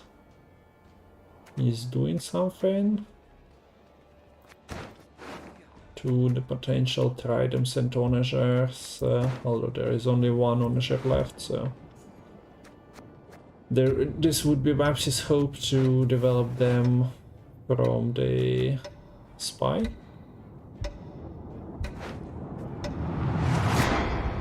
Okay, so split 6 damage and play a card. Yeah. Play a bronze. But now after open previous turn, do we really see? Yeah. No. Yeah. Are you gaining anything? Not really. Feels really okay. Yeah, like because you're using your last leader charge to do so, it would be very awkward. So Renfrit is play a bronze. Look at top 3 cards. Yeah, and then gets taken. Can you get another one pinning? Nah. Wait, that actually like the lowest provision one, but that is not one of these 5 options. Yeah, but that would have been solved the issue of that Infiltrator. So doesn't hit. I mean, the way I see Infiltrator basically just ties up the Vilgefortz thing. Like Vilgefortz but extra things you buy one, the Infiltrator sort of cancels it. Yeah, but that Vilgefortz is gonna land as a last card. So if you miss on your Vernon Roche pool, that's true. Then you are out of Onager or Priestess or something. I don't know. I could see it could either be last card, or it could be if you don't feel confident, you just play it second, third, last. Just try to snipe one of the priestesses. Which, granted, one of these priestesses is pretty small, only at 3 charges right now, and also not buffed. It's quite a bit bigger. One at 5 now, one at 11. Yeah, you also cannot really Vilgefortz the open board, so now let's see how good this Griffin Witcher Mentor is. I would assume that you'd want to play that. Trying to hand off second priestess, yeah. So that's a nice top deck. Do you fake? You cannot fake it out. You are not saying that, like, you're not keeping both priestesses in hand. Yeah. No. So just putting one back to the top of the deck here, right? Oh, sorry. Oh, this was mental. Yes, so just shuffling two of them back. I mean, do you do both priestess or just one into the siege tower? I feel like it's the latter. Okay, the complete opposite. So, okay, yeah, so scared of the Vilgefortz. Obviously, just keep the two priestesses here. Decides to fake it out.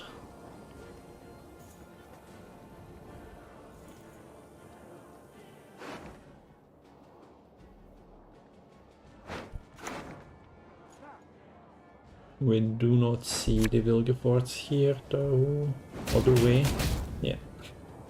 Not really a possibility, but there is also a problem with low unit count. Oh, Gravesh. Does he even have the points? That's 11 charges, that's a lot. It's a lot, but are you gonna have what you need to combo with it?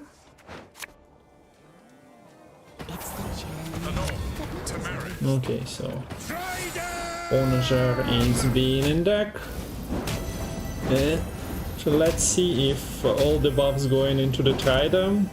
Are you going hard to force I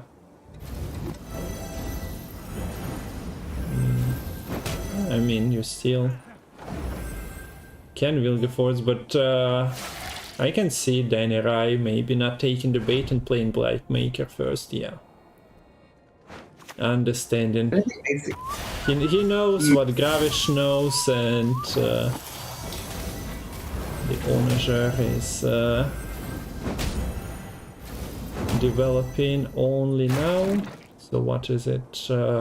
5 plus 9, and yeah, that's enough for Red to win the game and for Danirai to claim the victory in the first semi-final. Very, very well played. Able to get a couple good wins against Koche, and then secure victories against the other two lists. Yeah, well, a small asterisk over the couple of wins over the Koche with the German internet, but it is what it is. You disconnect, it's on you. So this is the thing with online tournaments. It's really unfortunate that the rules are like this with disconnects, but it just has to be to avoid potentially problematic situations. Okay, so was there a communication from Matol? Well, I would assume that we are taking a break. Before we take a break, a reminder that this is maybe last community winner takes all tournament of the year, but action doesn't stop. We still have Masters, and also we have Witcher Lilith in chat at the moment, and there is a tournament organized. If only I'll find Matol in my communication list for the link as well. There was somewhere, surely. Oh, Matol, where are you? Yeah, I found it. Devoted. So the link is in chat. If you want to play in a devotion tournament, it's in chat. So click and read the rules. There is also a $50 prize pool, if I'm not mistaken. But yeah, the action for the day continues after a small break. So let's take that and then discuss Mystical versus Magpie decks. Sounds good. I'm gonna go get a tea to stay awake. Yeah. Wait, staying awake. We started early, don't fall asleep, please. I know, I woke up early, it's not good. Yeah. Okay, be right back.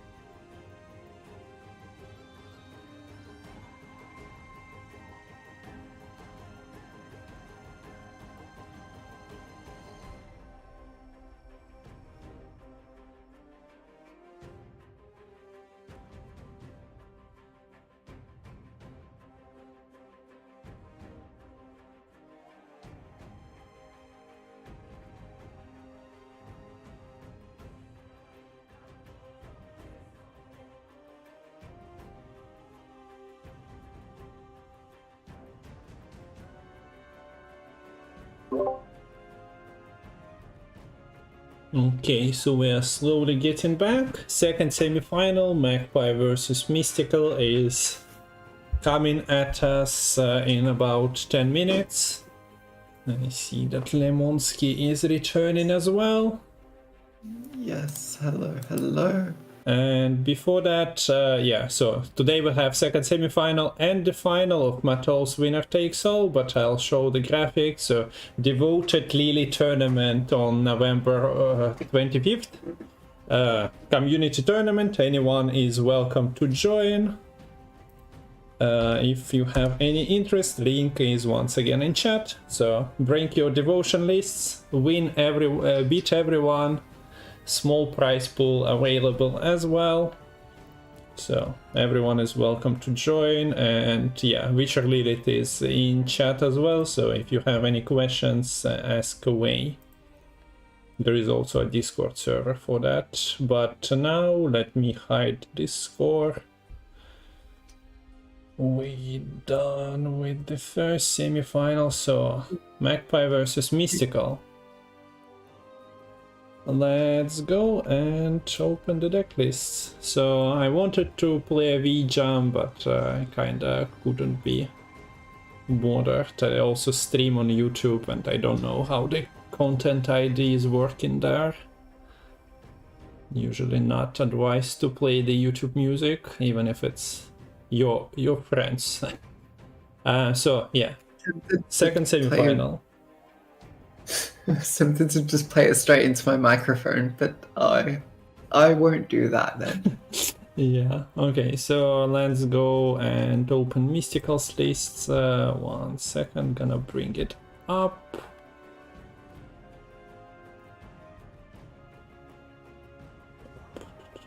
Forgot where to click. Hey, so, Порабощение, deck number 1, Enslave, Assimilate, but this time around with the False City is what we are witnessing. So Enslave 6 list, all the normal golds, plus False City that we didn't see featured in the previous match by Gravesh. It was omitted from the list. Instead he had Bribery, and well, we also see Magna Division here for that thinning and playing more cards, especially good in round 1, I would assume. Yeah. Other than that, Yeah, so notably, not much to no say bribery here. list. Yeah. Remedy is a bit interesting. Not sure in particular what kind of matchups you'd be particularly using that for, but kind of flexible all around, decent assimilate trigger. Okay, so moving on to the next list, it's Nature's Gift. Nature's Gift, of course, nobody would play Devotion when Tempest exists. Also, we see Tristelli here without Rune Mage and with a bunch of specials of your own plus your opponent's specials. So this Triss Telekinesis might be all over the place. But Yeah. if you are hitting the... what's the name?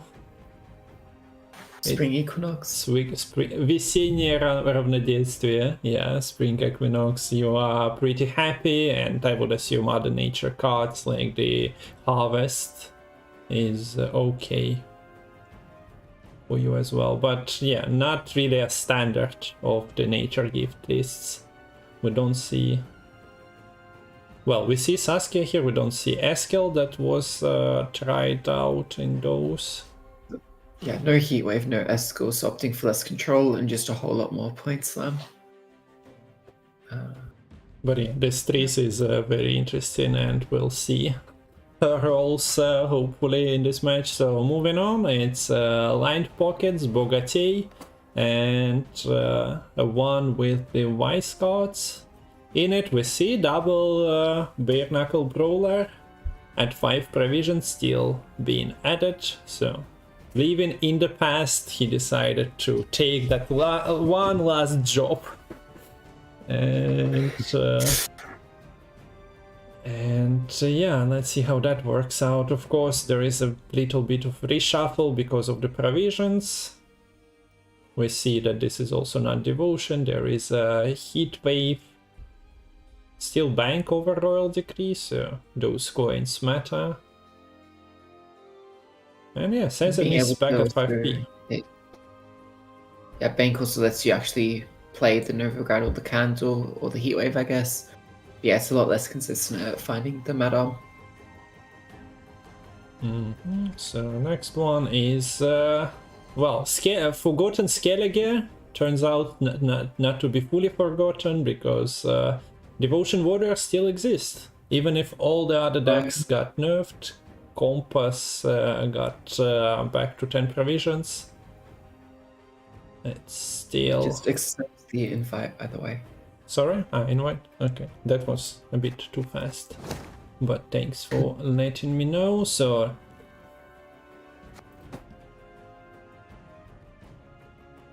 yeah, accepted that. So Devotion Warriors, you know, hit hard, hit everything that you see through your raid cards. But what we actually needed to see was this list. This is V Jam. So yeah, if you want to jam some V, this is the time, this is the place. Jam with Magpie.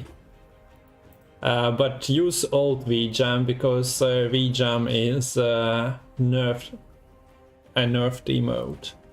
Okay, so I'm just checking if the match is about to start.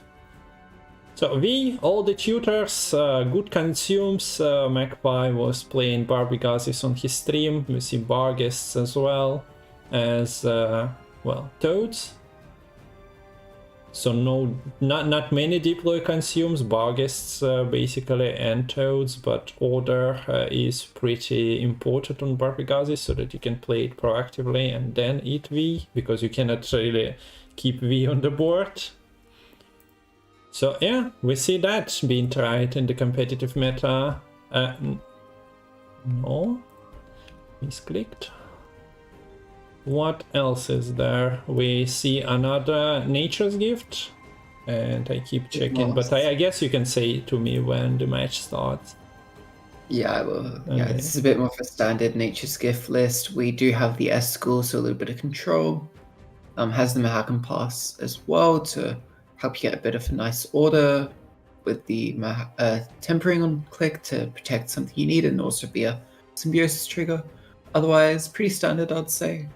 Yeah, we don't see Elven Seers in this list. We've seen Mystical run 1, so you're not trying to greed that card with the Equinox.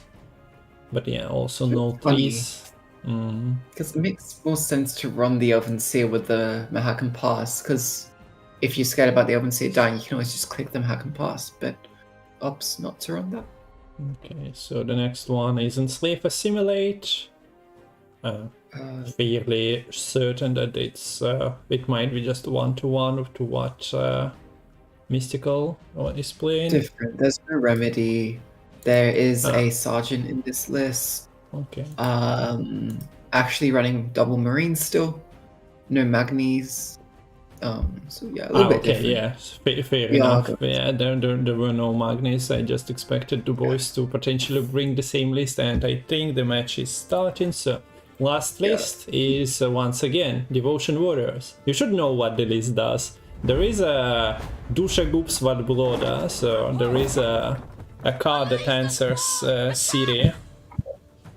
And by the way, quickly, the bans. I have a strong dislike for Mystical's ban. We're not seeing Vijam on Magpie's side, sadly. And Mystical's Nature's Gift list has been banned. But we're going into game 1 here. Mystical's lined pockets on blue coin against Magpie's Warriors on red coin. Okay, so my day is officially ruined now. We are not seeing V, so how do we protest against that? We just go mute. We stop casting. Okay. Fire me, please. Okay, but now Mystical managed to find Madame into his starting hand, but maybe or being on blue coin against Skellige that wants to play its Highland Warlords. Maybe you just don't have to. But we see that the Warlords are kind of hiding at the moment. There is not even a Babjorn or Blood Eagle to bring one of them to the battlefield. Yeah, so these raids are going to be pretty sad.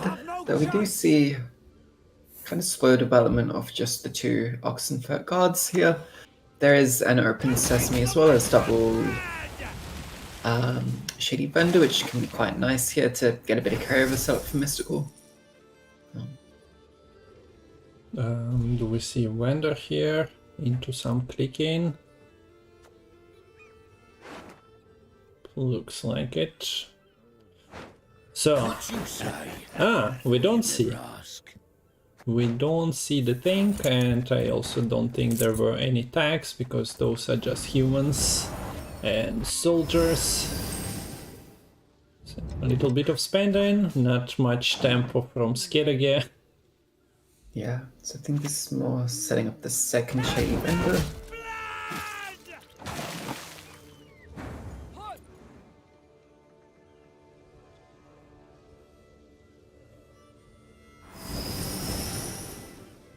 Or not.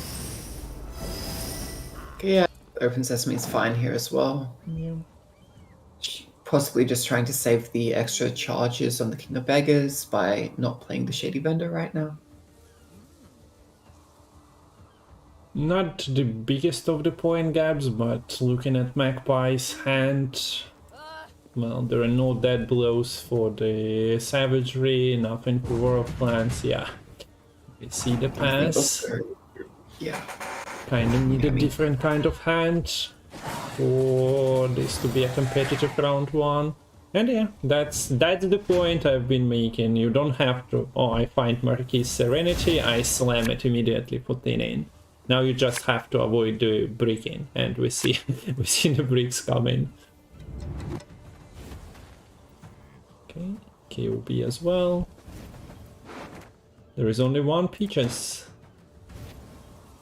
caught in the deck, but two bricks have been avoided. So I wonder if we'll see a proper bleed coming. I mean, there's basically no reason not to just at least play the Novigrad and the Candle here. You do have them in hand. Finally, a Warlord getting played for Magpie. Does have the Vabjorn to get Blood Eagle into the second Warlord. But in particular, because this is a list that even runs Freya's Blessing, to not have the Warlords played round one, it's very, very sad.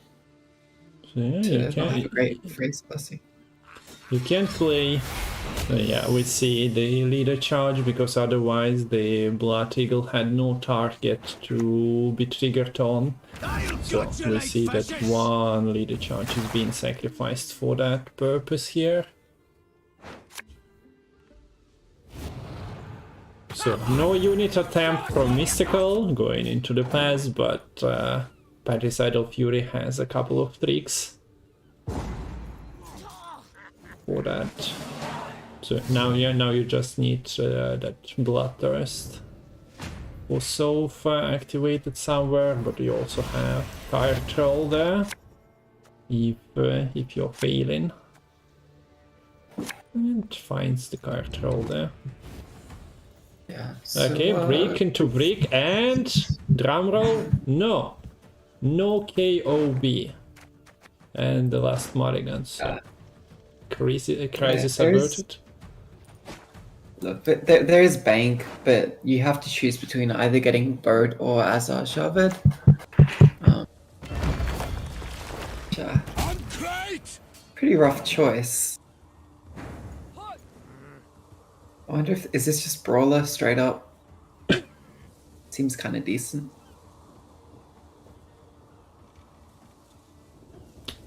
So the Blood Eagle deals 4 damage, Slasher start at 6 and War of Clans is at 4 as well, but you'd want a better War of Clans because there are only Brockwar Warriors available. first we see... Wait, what? Yeah, we see the Novigrad League get Suspender. A Suspender that also is annoying to your Bloodthirst chances. Plus, there are coins. Let's see if anything gets spent by Candle or Blightmate. Oh, the Blacksmith to try and protect the Slicer. I would have liked one buff on Slicer Doctress,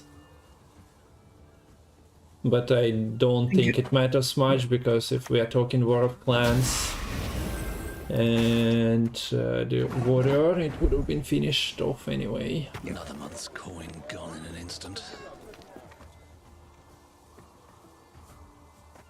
Could very well, I think, use a couple candle charges to get this Townsfolk, or Slash currently would deal 8 damage with the Bloodthirst too. So with the passive tick here, you would be able to get the Townsfolk out of range of a Slash.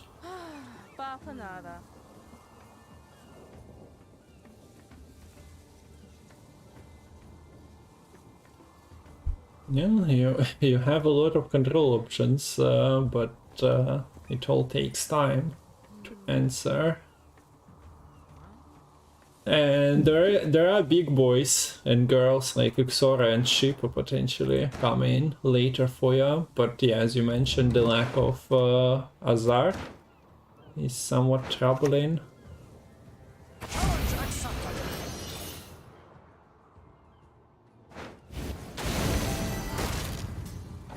So, no more townsfolk. They challenged a wrong son of a god.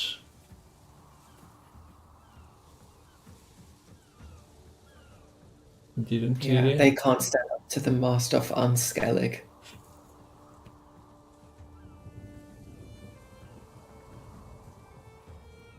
I would Still 2 spenders on board.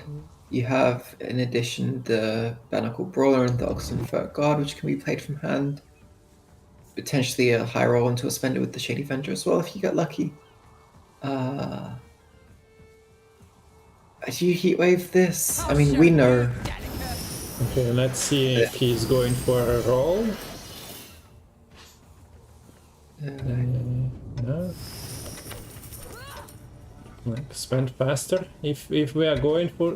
No, we're not going for the spend.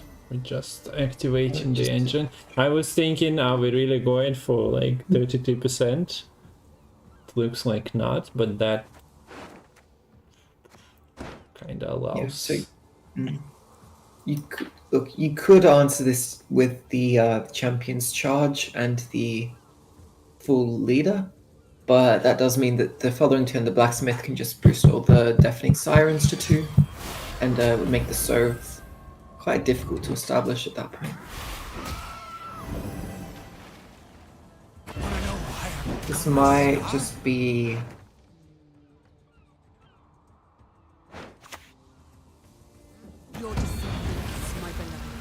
Okay, a lot of cards getting played here. nice. And The rain. is just finishing it off. But we also see that Mystical is not thinking for too long, just buffing the Sirens immediately. There is also no card rolled Clash available anymore. Yeah, so now you can, with the leader gone, you know that they can't establish Bloodthirst quickly all at once, so you can just boost the boat up to high heavens. Finally get your 3rd Warlord proc this game. But yeah. So, for your Soph you need a space on the front row. You need Bloodthirst. You need Bloodthirst for the Champion's Charge as well. All sorts of trouble for Skelligers. They came into the wrong port, looks like. Yeah, using the full leader front row was nice to get the kill onto the Ixora with the rain, but it does mean that your Sov is looking quite sad here. pretty nice roll. Plunder into Street Urchins, get a few more coins to keep your Vice shenanigans going.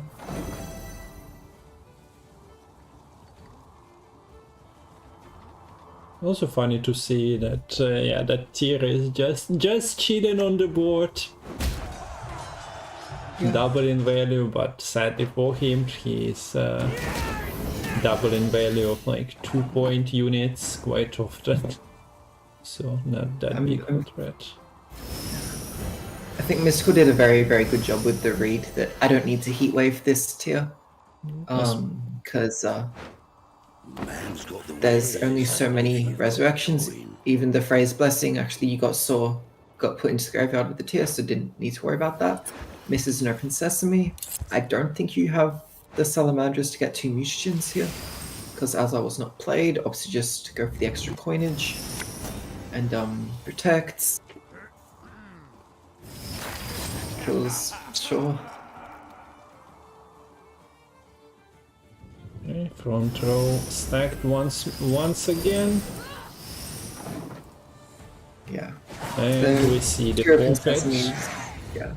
So Mystical takes the lead in this semi-final, number 1. Yeah. And now would have been a time where we potentially would have seen V if it wasn't banned. Yeah. Yeah.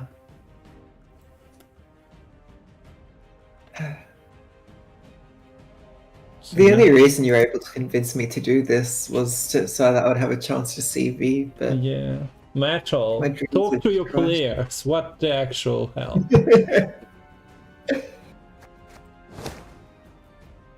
Okay, so we have Magpie now on the blue coin. Does have the full possible selection of his lists. Could just be a Nature's Gift on blue coin. Seems fine to me. Maybe the Assimilate. Oh gosh, there's a chance we'll see an Assimilate mirror today.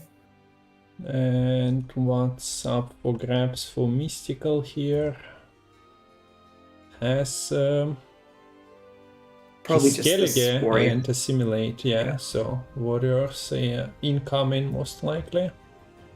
Yeah, by far, like for both of these lineups, I think Warriors is like the most red coin centric deck that hasn't been banned. So I think both players will just be taking Skellige red coin constantly. Because if you take it on blue coin, there's a pretty good chance you'll just lose on even. Maybe not against Assimilate, but I wouldn't take your chances against the Magni version. Okay, and Matol is on our side, so he is disqualifying Mystical from all the following VTA tournaments, but we are not sure if there are any more of those, because we have the last one of the year. In 2024 we'll have Community Masters and something that I can flash. Well, it was announced already, but where is it? Can I? Yeah, the Gwent World Cup. Keep up with the Gwent news and Matol's Twitter for the announcements regarding that. Okay, so we see Magpie taking Warriors on blue versus Mystical's Assimilate. Huh. Not exactly what at least I was expecting. Yeah. I mean, Assimilate doesn't have as strong of a round one as some of the other lists in the meta right now.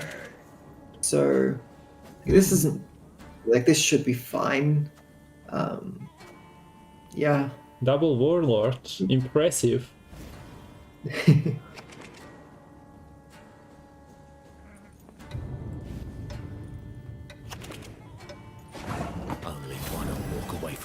So I guess Magpie has learned from his mistakes last game, and has learned that you want to draw your warlords round one. I wonder if we'll see Whole City in round 1, knowing that there is a Swoldblood Butcher and also Card Troll there available for her clashing and potentially dying. you might just get it out of your system as soon as possible. For that, of course, you'd need a tactic in the graveyard. Yeah, that sounds reasonable. And I think you'll find to basically go as tall as you want on just one unit here. Because as long as you don't play that many other units, you're not giving a chance to get the Bloodthirst 3 for the Champion's Charge. Oh, this is fine, I guess. Priest is a 4. Kind of immediately. But if it gets killed, it's not great. It's just take the more solid 6. And this Bloodthirst could be denied if you do decide to play this False Siri out. Yeah, I think False Siri looks very, very good here. Because you do have the second Bruja in hand. We just see a coup come down.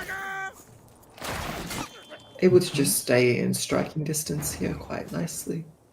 Yep, so no rush on that.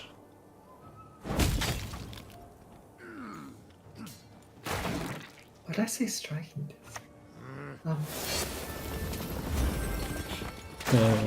Nice. It's fine. Shield, bleeding. I love those awkward, not even awkward, but non-committal rounds where people are just throwing cheap tactics, cheap raid cards left and right. The carryover is being played by Warlords, Calvit. No engines, not really big cards being thrown at the board. Just fast gameplay as well. Now, yeah. Now we're at a bit more of the tail end where you need to more carefully consider what cards you're happy to play here. How much reach you're going to be able to maintain. I really do wonder if you had played the False Siri earlier in this round, would you have just been able to win on even as Mystical? Or Surpass maybe, or a good card.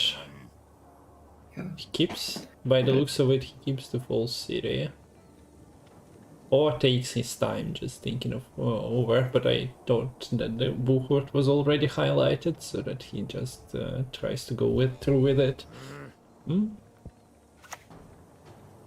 I know the truth. I simply want you to admit it. That's an engine thrown away. Get some spine on, of course. I'm not sure. That spine seems barely usable. Get it? Yes. Chant, do you get it? It's amazing. So... It's amazing casting. Some Gwent. And I was going to follow it up with a bit of more strategic talk, in that this Bruja is being kept quite purposefully here by Mystical, which does signal wanting to try and get value out of the False Siri in this round 3. Does opt to properly play it and try to get value out of it. But yeah, we do see this location coming down, so I'm not so sure it will be all sunshine and rainbows for the False Siri to go through here. Maybe just get mulliganed. I feel weird considering he kept the Bruja over the Mage Torturer. True. Vabjorn joining the party at the last moment. Without party without Fukushia though. Yeah. But missing Fukushia isn't the worst, because it's not great in this matchup. If the Simulator is able to put Spying on Fukushia, then you're in for quite a sad time.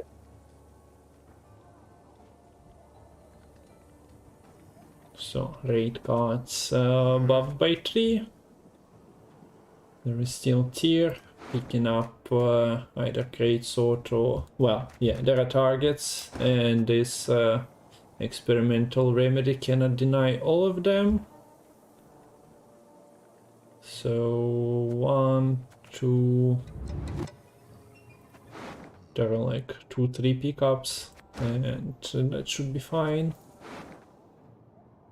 Although there are only 2 for Provision Warriors in the graveyard, so maybe if you go and take one of them away, then this Vabjorn cannot play the War of Clans, but he has another option.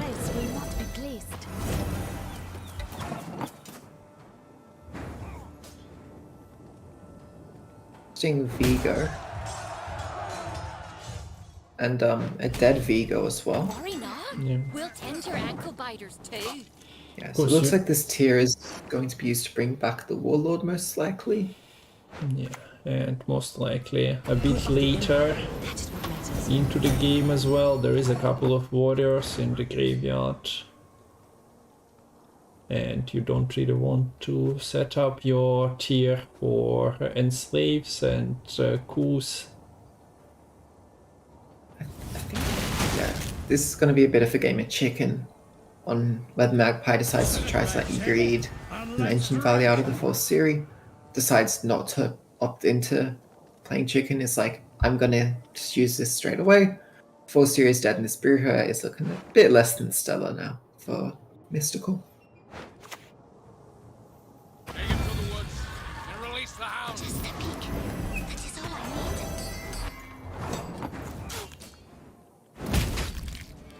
need. Simulates are just dying straight away. Yeah, no chance of sticking on the board for longer than one turn. I think it's It's really important for Simulate to try to get a bit more of an earlier lead here, because your finishes I don't think stand up to the patch title Fury leader into Sove. And there's also still tier to be played. Your Terra Nova's not looking hot right now. It's really not. Courageous mother. Well,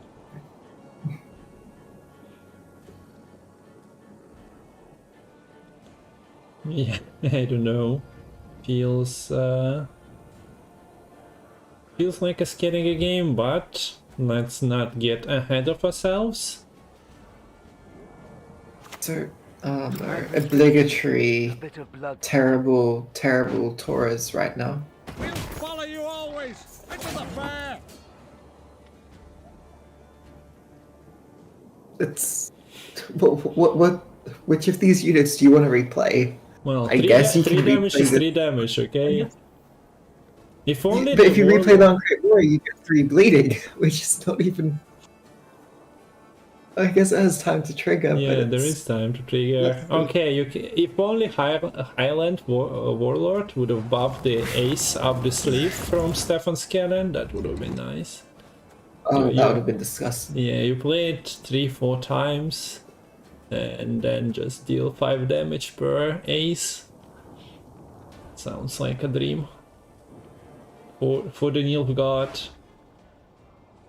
So, sadly we cannot petition for things like that anymore. Foul blood. Okay, so you cannot get 3 bleed in. Not anymore. No. Taurus, I mean, Taurus. I wonder what Q is gonna do here. Quite the menial task. Yeah. So there is your cool target. Guess. I wonder when is this tier gonna come down? Close to the final act. Yes, we'll see the Brockbar first. So you just discard Champ's charge here? I mean, Wait, why? Nah, there is a 14. You- Maybe, yeah, I understand. Maybe not. But if you don't... can you even just... Okay, yeah, goes for that. Okay, does...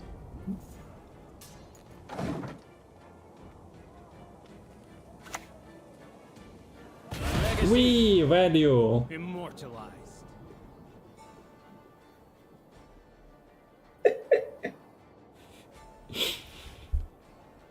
Insane, like 4 power, 14 provisions, doing things like this. Yeah, Why is this allowed? Nilfgaard sometimes is just so disappointing, being having so many options. I mean, in all seriousness, I really am confused by, like a lot of these plays we're seeing, they just hold onto these Tauras in these long round 3s and just have like minimal value from it. Like I don't get why you would play it before your other assimilate engines and let it basically just play as a runestone. instead of just replaying for 0 points, you actually get to create a whole new unit. Yeah. Like your expectations might be a bit different of what would you see on the board. So by the looks of it, we have a Bloodthirst 3 developed for the Champions Charge on a 13. And that leads to the tier finisher. Which is... Or can you just... thing.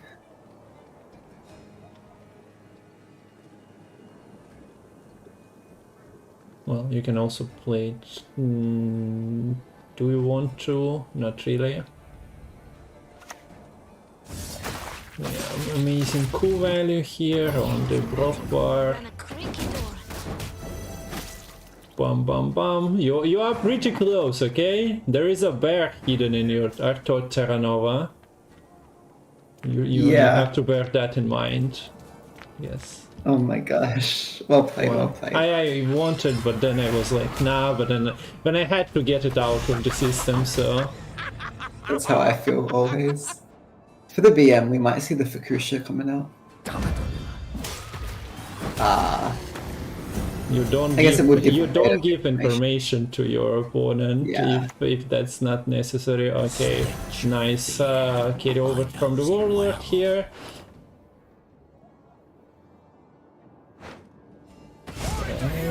Yeah, the tier finisher. No, don't discard 22-point unit. Tier, what are you doing? So that's... surprised, yeah, that's sequencing. Not about to sit Like- back and do nothing. Yeah, but enough points for Skellige, and Magpie makes it 1-1. it wasn't as dominant as was potentially looking. But yeah, that is another loss there for the Warriors. I have a feeling that might be a bit of a theme in this series. I believe Nature's Gift is a good matchup into Warriors, generally speaking. Right? Like it's just point some that Warriors struggles to deal with. Oh. Yeah. Okay, so 2 decks left for both players. Invite is in. We have Mystical on blue right now. If I'm not mistaken, yeah.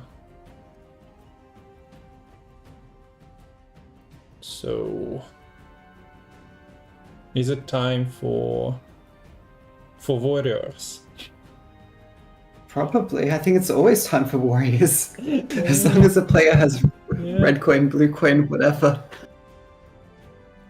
Oh wait, oh no, so the Warriors did win that. What am I on? Yeah, okay. Warriors got their win. Yeah, but so it's a simulate. Mystical has his Warriors still, yeah. Yeah. So either stick with assimilate or switch it up. What is Misty gonna go with? Okay, we don't see Skellige. Let's go assimilate versus gift, and this is Magpie's gift, so more of a normal version, if I'm not, the one with the Eskel Pathfinder. No trees here. So how does that work out for Nilfgaard?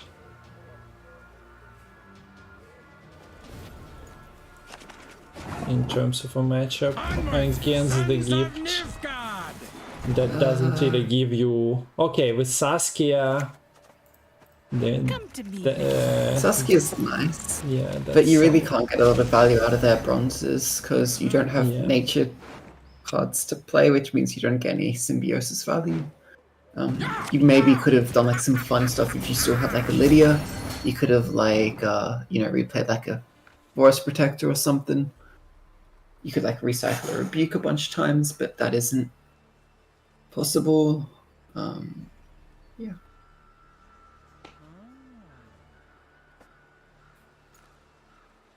So it's probably going to be a game of just trying to get your assimilate values out of range of the Rebukes as much as possible. to ensure you're able to contest the engine value. But there is an Orshrin, Yeah. which, if that's allowed to stick, just could result in a loss on even for the assimilate here, I Yeah, think. Magpie is not really hiding his good cards. There is a Tempest incoming any moment now. Yeah. So and you the Orshrin, have that a, is a really short window to deal with her. Yeah.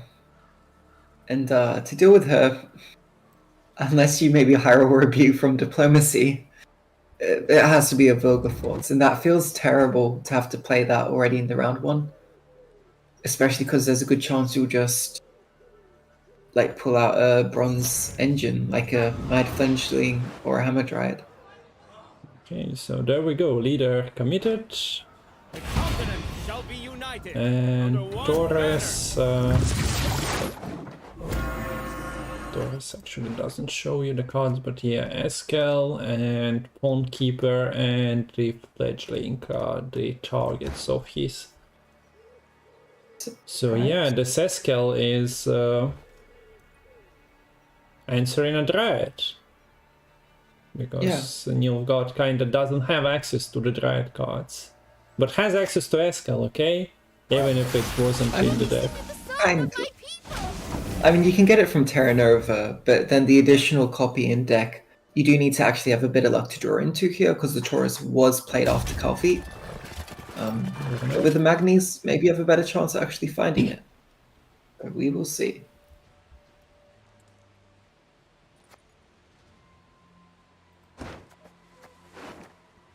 So we're thinning the deck a little bit.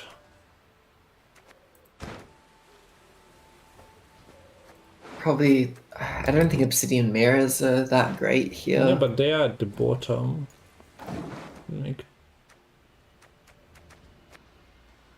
oh, right. Oh, yeah. So mate, just get rid of some of the 5 pro yeah, stuff. if you want to get the new Actually, cards. Magni. Yeah, I mean, Magni would help thin anyways. You keep, like, the... I guess you got, what, got rid of 1 Torturer? Got rid of a Magni and something else? Was there experimental remedy? Yes, Remedy. That makes sense, actually. Yeah, Remedy So definitely then isn't that's great. like a buffer layer. Potentially the card that also doesn't really get you great value. Tempest thing. Magpie's still able to sort of keep up here. Quite the mean. There's the Vilgefortz. Pawnkeeper. There were only like 3 bronzes in the deck, so yeah, this Nature's Gift list is not really heavy on the bronze units, especially if you draw half of them into your hand. I mean, that's probably one of the better pulls. I mean, if you're trying to actually win this round and just get out. Because the other 2 pulls, being the Hamadryad and the Night Fledgling, would have both been kind of scary engines as this round wears on.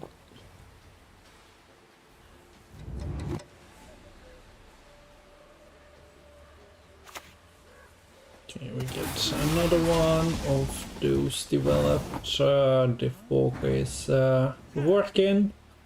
Would take almost a full round, of course, to get the full value, but you're happy with thinning and the 3 ends that you spawned. And the Aspire points out Nilfgaard actually gets to play his its cool Dutch informant that would have been playing for like copy on the Wandering Tyrant otherwise. Of course, you could have copied the Fledgling, but you have no access to nature cards, vitalities and all that. So what is Mystical consider? Actually decides that the point gap is wide enough. This is hard to do at one. Yeah, it is hard, but at the same time, Okay. it's kind of...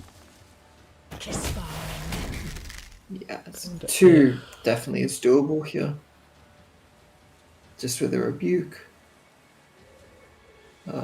Or would you rather commit the bronze unit rather than the rebuke here? Maybe I just Yeah, throw rebuke is away better the move. units and be done with that. So yeah, cost Magpie an extra card. But most of the stuff is reserved. He decided to like throw Ogwen into the fight, got a leader charge. Or the leader out of Mystical. At the same time, yeah, it cost him Ogwen and a card. So, still 2 coup charges remaining. I imagine you just want to try and use Q on the Simless. I wonder if you might mulligan the Simless here to try to play it with the Call of the Forest and use a leader to get it out of range of the coup. Because otherwise, like, coup can just be used on Simless into double diplomacy, and that's kind of scary. Ooh, let's go. Always love to see that. It doesn't matter how many cards down you are. Just If you feel dominant, just dominate. wise words. I need not spill blood to make you suffer like never. Actually, there's no hack and pass anyways, so yeah, you can just buff the Simless with that regardless. There's other options. Yeah, Very tall Saskia. There Yeah, the Will Force is are long, so it's more 12 punish. so okay, that's a slow play. That's why we are pushing kinda. If the hand is not fully mulliganed. Also, we note that there's no emissary in this list, so Brothans can only play an informant, and yeah, these informant targets are not looking so hot.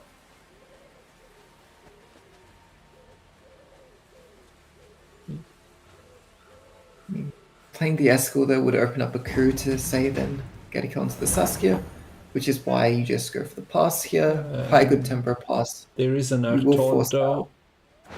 Yeah. Okay. And You happy with that? yeah, having that Askel in deck in round 1, devastating.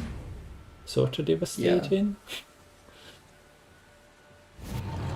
So you also get a few of the assimilate engines out, which means it'll be easier for you to answer them with your rebukes. Pretty good draws here, I'd say. Getting the Mahakam pass for the Squirtle does enable you to protect the Simulus. Hammer Dryad into the Dryad's Crest is quite nice.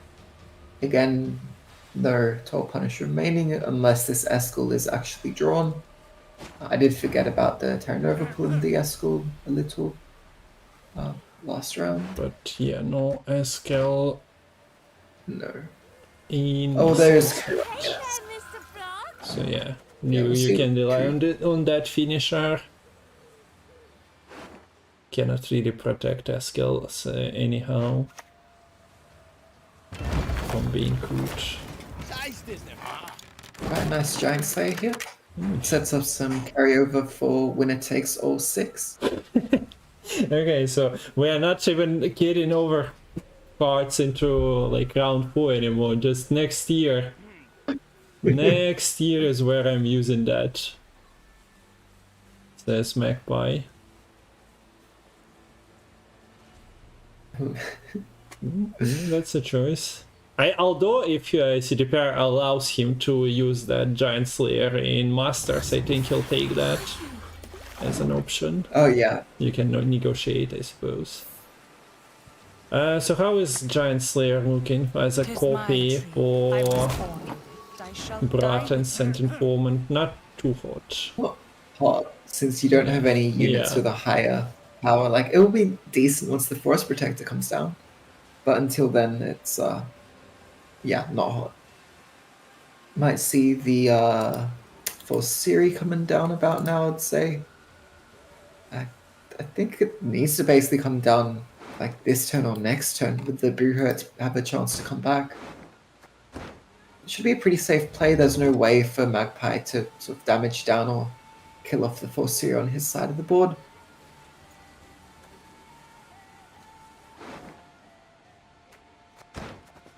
Do we see? Yeah, we see the Buhurt. I think you boost the bigger unit there just to give less potential rebuke value on a death blow. The nice thing also is that both of these are Dryad, so the Eskel isn't able to get a kill on either of them. Yeah. So there will be a target for Eskel, but not right now. So we buff in, although the leftmost card Takes the Sorceress. is the Sorceress and misses. And the boost. Okay. That's some nice little RNG for Magpie.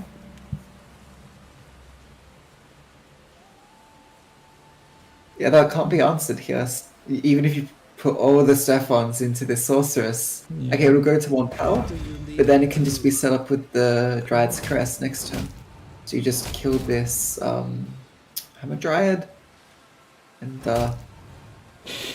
And one thing, yeah.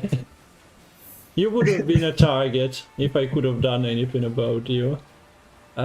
So Seamless is of course open for the Torture, so not the greatest idea. Duke is solid here. Oh yeah, you have enough specials. All of Insight is 8. Which still would have been as much as like Rebuke, but I mean Rebuke does kill one of the possible death blows, so you don't really want to use it up. So Yeah, no Drides remaining. Means that there is no vitality coming from the Caress, but there is a resilience now. Oh, yes. Beautiful. Everyone has their secrets. Everyone. Nice copy, but there is a rebuke. So no value is being generated by the Nilfgaardian Sorceress.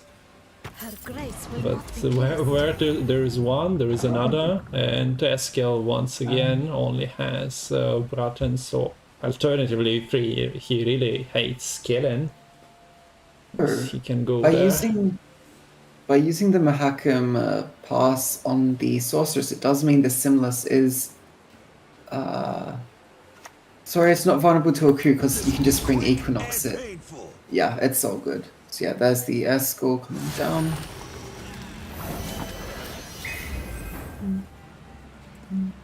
I know the truth. I simply want you to admit it. Okay, There so is the the tree Drides. gets something to play with. Yeah. Those are not natures, and you Yeah. don't have any more natures in the graveyard. So if you really want to coup that, of course there is an Eskel, but what's your biggest target? 11 It comes down points. to- Seamless. Yeah. Like the whatever Simless gets with the Spring Equinox, you should be getting a better coup de grace on the Eskel here. Yeah. So I think Square should have the Feign not slight ignorance. edge. We'll Remember see. to whom you speak. And there is the orb hidden. So Eskel is full base power, that's 7, 18. And what I wanna simulate rock, that's Gift's game. I mean, without the Sorceress, that might have gone a little differently. Yeah. What was there on the left? Trap maker? Yeah, what I got. And Elven Seer Scribe, the 4 provision, go to 10 if you've played 3 specials. Mm. So Magpie takes the lead with that, and what's the final deck that Magpie needs to get through? It is... Checking. This is a simulate. Yeah, it could have been V. It could have been... We could have seen V in action, but we could not. So Mystical's choices are, well, the same as in the previous game. I also might have closed. No, there it is. There is some Skellige potential.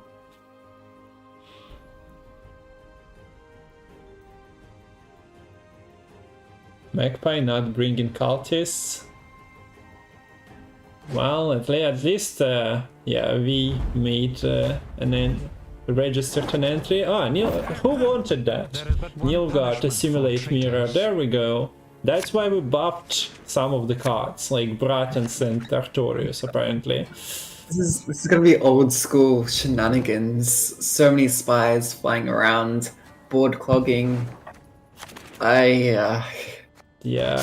I'm just gonna turn my brain off for this one. There is also Pole City Taurus interaction, so maybe finally something can be done with the Taurus. But let's just... Maybe we just can watch it silently without commentary, because this is the pure art. Usually. Yeah. Onward, sons of Nilfgaard! Perfect start to the mirror.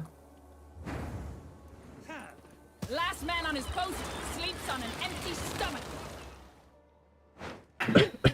There is a obsidian mirror, so having 2 Imperial Marines is nice, but having Nilfgaard as your opponent is not nice.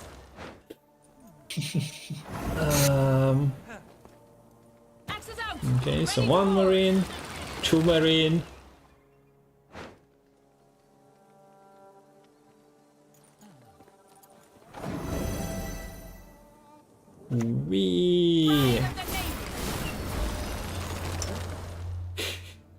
Actually, very, very good obsidian mirror. Yeah, insane value. So there is no coup. Would have been like an okay way to stop an engine.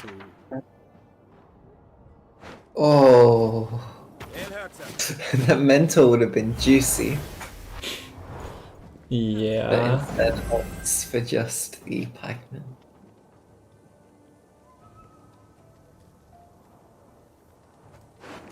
I mean, yeah, like since you don't have like an informant yourself, playing the mentor could kind of set you up just to play into Mystical's informants, which wouldn't be great. So yeah, opts just for the more consistent engine. And okay, for the act number 2, we have Artorius Vigo flying out already. Looks like Mystical right now is looking to sail smoothly to win on even. Courtesy of the Marines.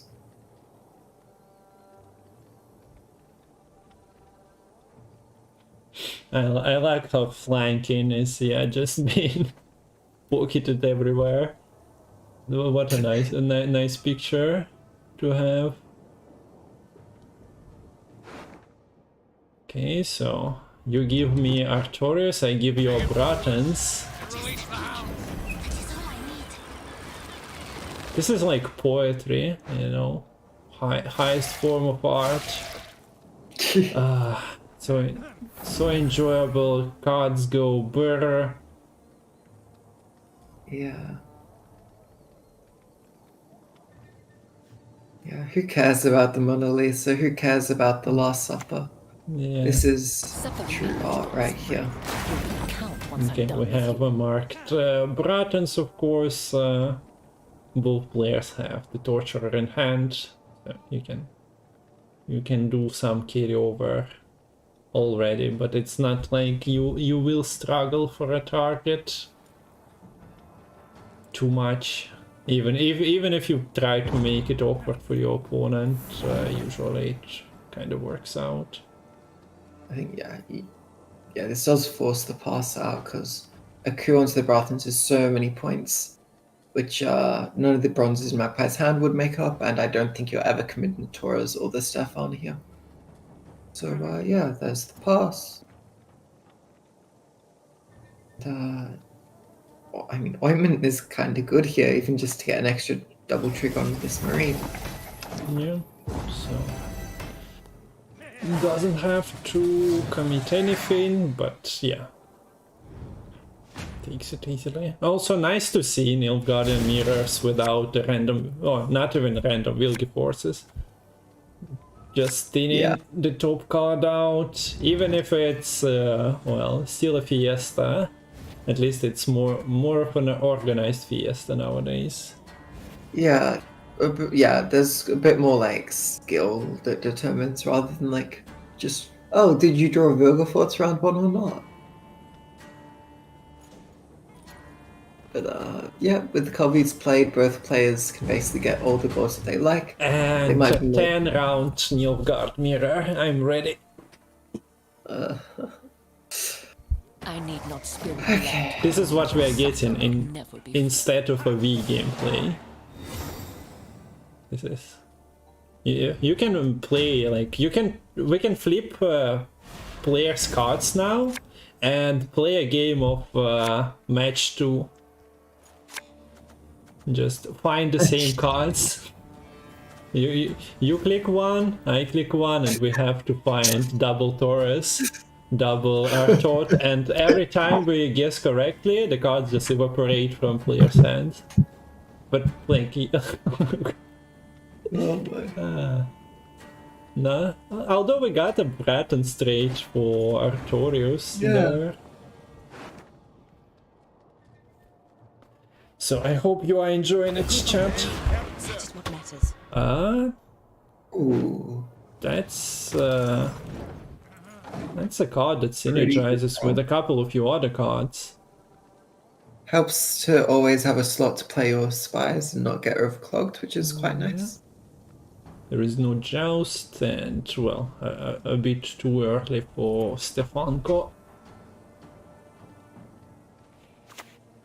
And is there an answer? Thanks for the follow, Edo. It's terrible. Illusionist is great. Yeah, so Illusion is making an appearance, 2 units getting onto the board. Yeah, that's the downside. It does take up a decent amount of space. Yeah, 2 slots in 1 unit is quite meaningful because now with spies starting to go flying. Yeah, we also see the buff on the Imperial Marine. That's a good point. Wait. Yeah, the wrong one. So there was a bunch of 5p cards to choose from. Otherwise it would have been that to Scorpion ping.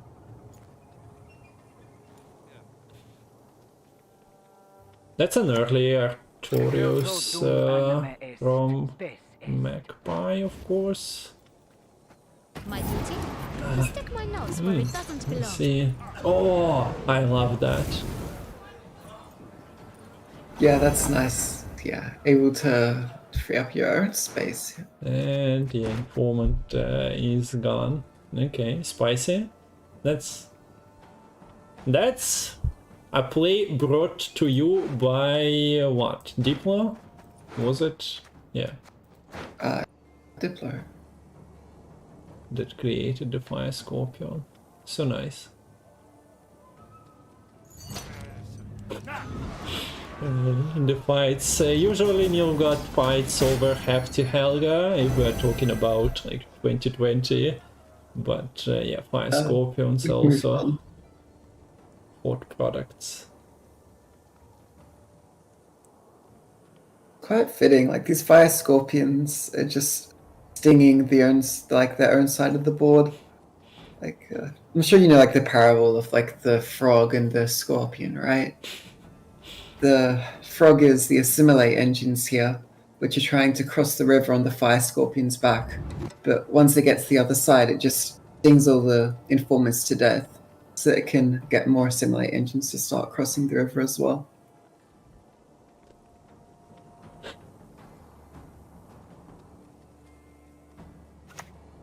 Okay, so this whole city is getting picked up. Because we couldn't really have only, yeah, scorpions being bounced back and forth. We can also do that with the golds. Everyone has their That looks like a rope. Oh no, wait. He managed to click the, yeah, so that was just a delay then. Mystical managed to... Yeah. Because, yeah, if you got the wrong rope there, that would be, yeah, very, very bad. Because you'll miss time, like both your marines, you'll just cancel all the value they would have gotten. They just cancel each other out. So, Taurus.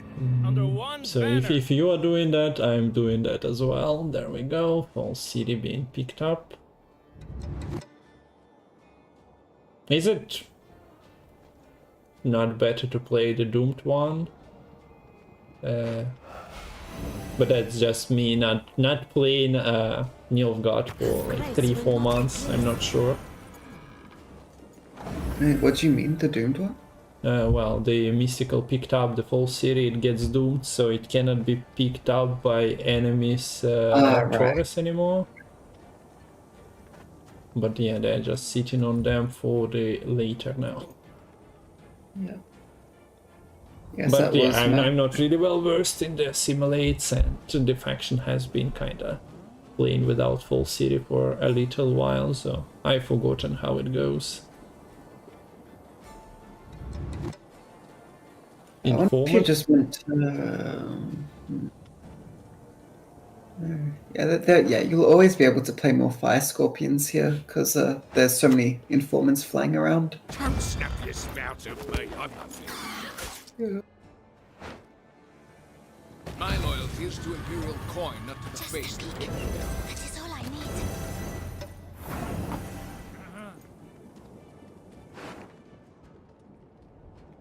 Okay, so full city time, and now we are blocking the flanking, not for a long time, but for some time still. And the Fire Scorpion and Fire Scorpion action. The big one, 13 power, once bullying the small one. Very rude. And finally we also see that this Fire Scorpion, on Fire Scorpion, violence is not being tolerated by the Vilgeforts. No units left in deck, so nothing falls out. Kinda sad for Magpie. I mean, it's more space, so yeah, but ain't we already at this point of time where you don't really need more space? I mean, there is 7 slots on the back row. Between Terra Nova and Taurus, you get like maybe. Okay. So many units. Maybe there is enough space right now. And you have I'm a not Fire sure. Scorpion I'm as just well. not sure both of them have enough spice to put on the opponent's side of the board. Wait. Is there not spying on like a Vigo or Brothens or something here? Sorry? Terra Nova only playing the Fire Scorpion. Yeah. For... Oh. Okay. I Yeah, guess. then it's definitely not filling up the rows. We aren't clogging. Courtesy of Fire Scorpion. Yeah, Fire Scorpion just making the matchup a little bit different from how it usually goes. A lot more bearable, honestly. What about the Enforcer? Whenever unit gets spine, well, that's not really impressive. Sense and Venendal Elite, of course, not a card you see too often, sends out information about the hand quality. I mean, look, you should know that like the 3 golds there. It is kind of meaningful though to know that the 4th card is a tactic and not like a Magni or a Mage Torturer.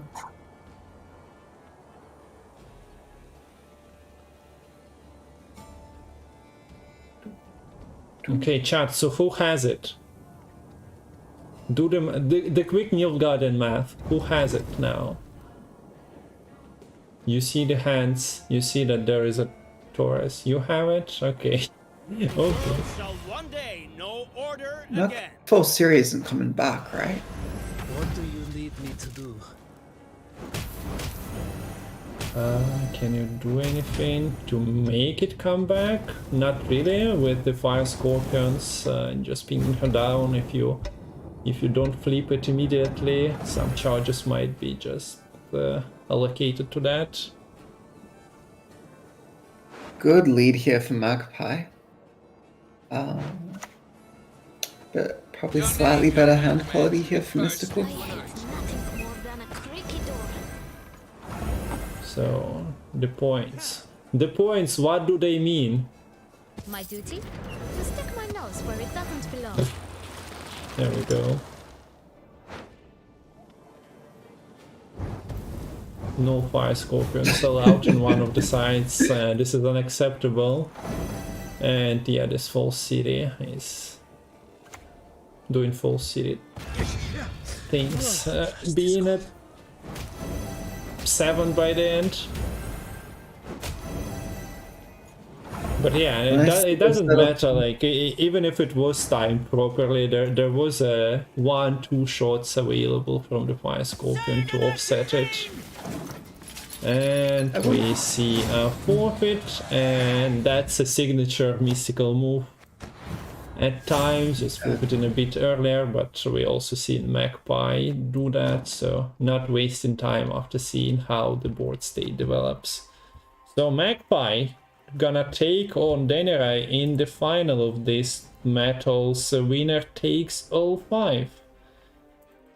Well played. Guys providing us with the absolute... No, not absolutely new way to play the Nilfgaard Mirror. Fire Scorpion was featured before, but yeah, not really a standard one. And hope you guys enjoyed it in the chat. And yeah, predictions from some chat members named Fireball. I don't know who's that guy, but yeah, he called that Magpie wins it quite early. Good job, Fireball. You have a great Gwent future ahead of you. Yeah, I reckon you should maybe try and get into World Masters or something. So final incoming. Not sure. Matol has the information in what time period, but it's happening today. Also nice predictions, guys. 0 points on Mystical. Aye, not an active. 20-minute break. Okay, good to know. So final happening today. Winner of the final match gets $250. Winner takes all tournament series has its last match of the year. So Mystical is out. Magpie progresses into the final where Danirai awaits him. If you missed any of the matches and you want to see the vote, there will be on YouTube. We also we're casting Team Elderbrot League yesterday between Karim and Jamie, 2 Masters participants. So if you missed that, go check out YouTube tomorrow. It's not out yet.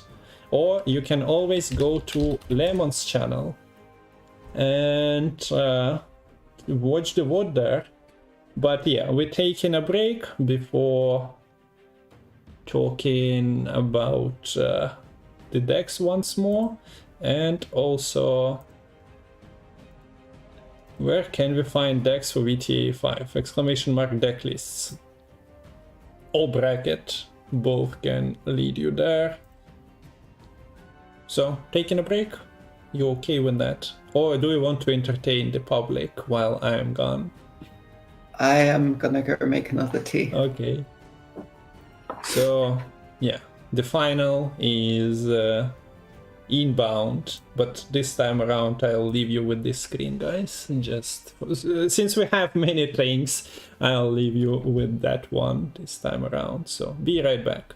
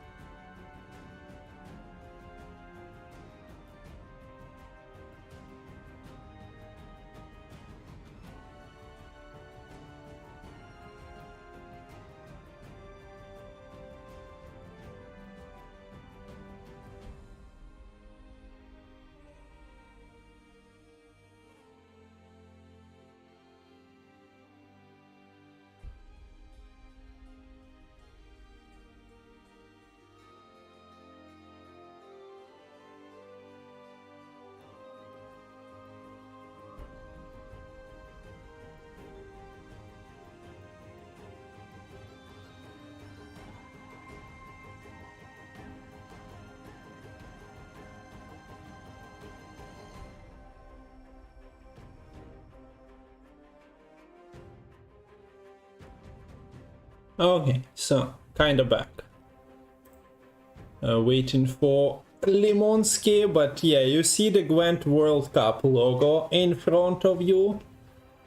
And there will be more news coming on about it on Matol's Twitter, I would expect. So if you are using that platform, or you can just follow Matol's Twitch, surely he's gonna start streaming and promoting his stuff any moment now. But yeah, Gwent World Cup, Gwent Community Masters brought to you by Matol in 2024 to keep competitive scene going. In the next year, into the Gwentfinity, we are hopeful that nothing breaks, major breaks in Gwent, and we can still use the video game as a form of entertainment. So yeah, I posted like 5 minutes ago a short video regarding the Masters, so you can check that out on my YouTube. Link is in chat somewhere. The Community Masters gonna be mirroring more or less the current Master structure, so you'll have your qualifiers, ladder placement will matter, and well, anyone can qualify, so maybe you can play Gwent casually instead of competitively, finish in top 16, top 8, top 32, whatever the number will be for the qualifier, and participate. Of course, prize pools and your expectations should be adjusted since it's a Matol organized event. You can see some numbers in the video. Yeah, Masters. So yeah, you can check that out, but there is a community support crowdfunding being considered as well. So yeah, Matol is great. Go support Matol. And if you like the streams and all that, just yeah, drop a follow on YouTube channel. That helps a lot. Okay, we see Lemon appearing. He doesn't know that he is appearing, but he is here. Let me update the score. Welcome back, Lemon of Australia. I guess you are not Geralt of Rivia.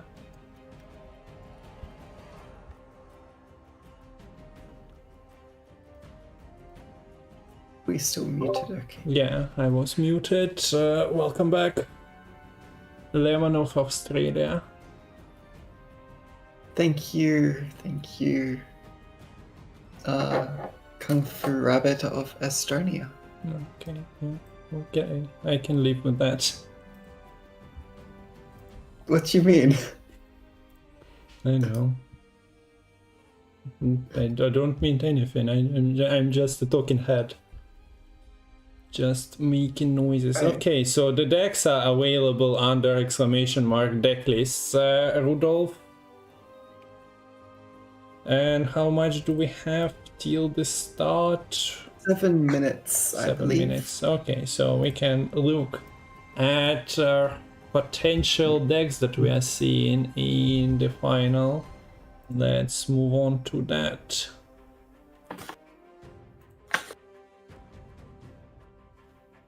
So we have Danirai versus Magpie. Gonna start with Danirai, as he announced on his stream recently. Probably, well, probably comes from me, but the last Gwent tournament for him. So making it through the semi-final into the final must feel nice. We see the off the books that gives you coins, and yeah, that's not aligned pocket leader, but still plays with the Vice package. That deck has been tried like a couple of seasons ago after the Vice introduction.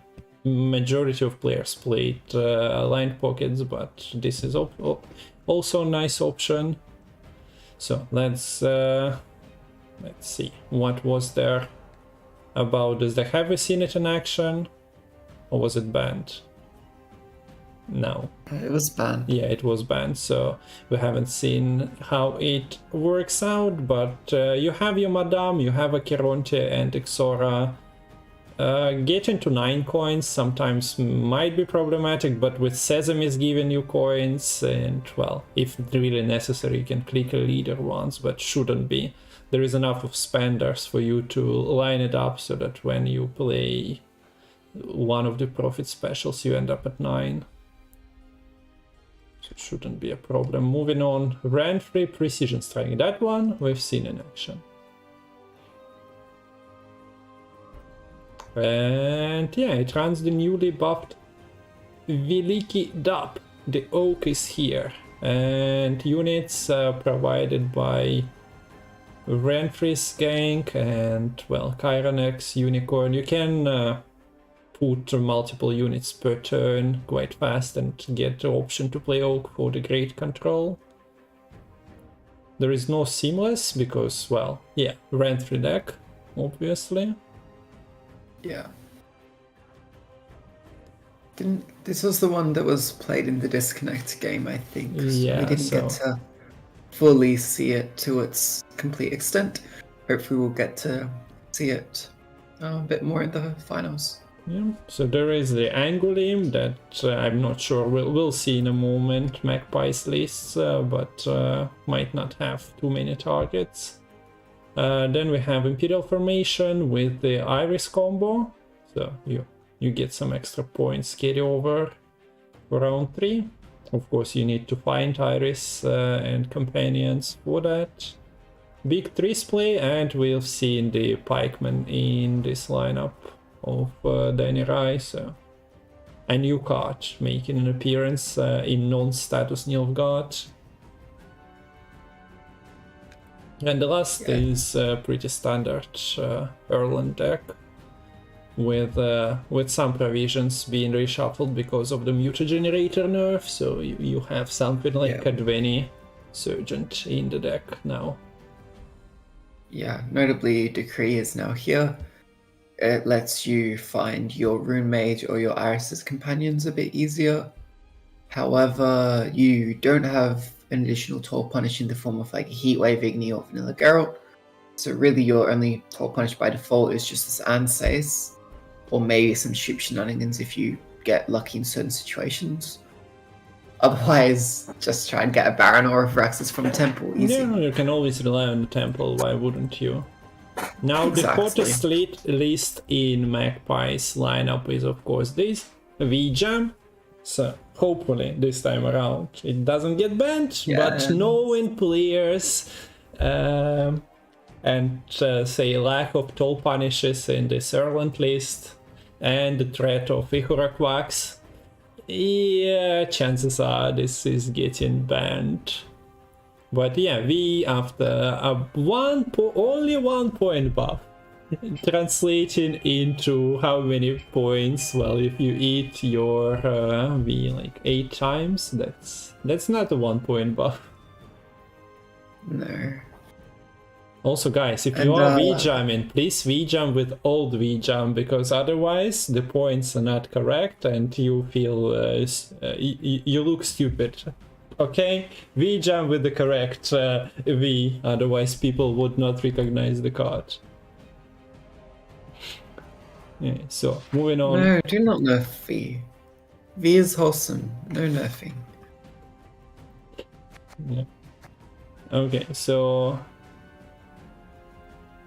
Nature's Gift, the one that is not playing weird cards with Eskel and with Saskia, is what Magpie decided to bring. We've seen this doing fairly well.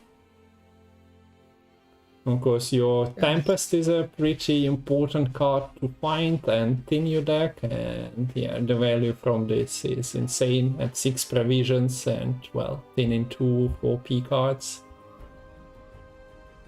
How is the inviting looking? No invites yet. Let you know when bans are done. Okay. So next one is Nilfgaard and Slave 6. Seen it in action just a moments ago. Beautiful Nilfgaard mirror against Mystical that Magpie won. Well, Imperial Marines are here. A 3 power still insane engine. We've seen how many? I didn't count, but there was like, I think more than 2 Imperial Marines played in Nilfgaard mirror.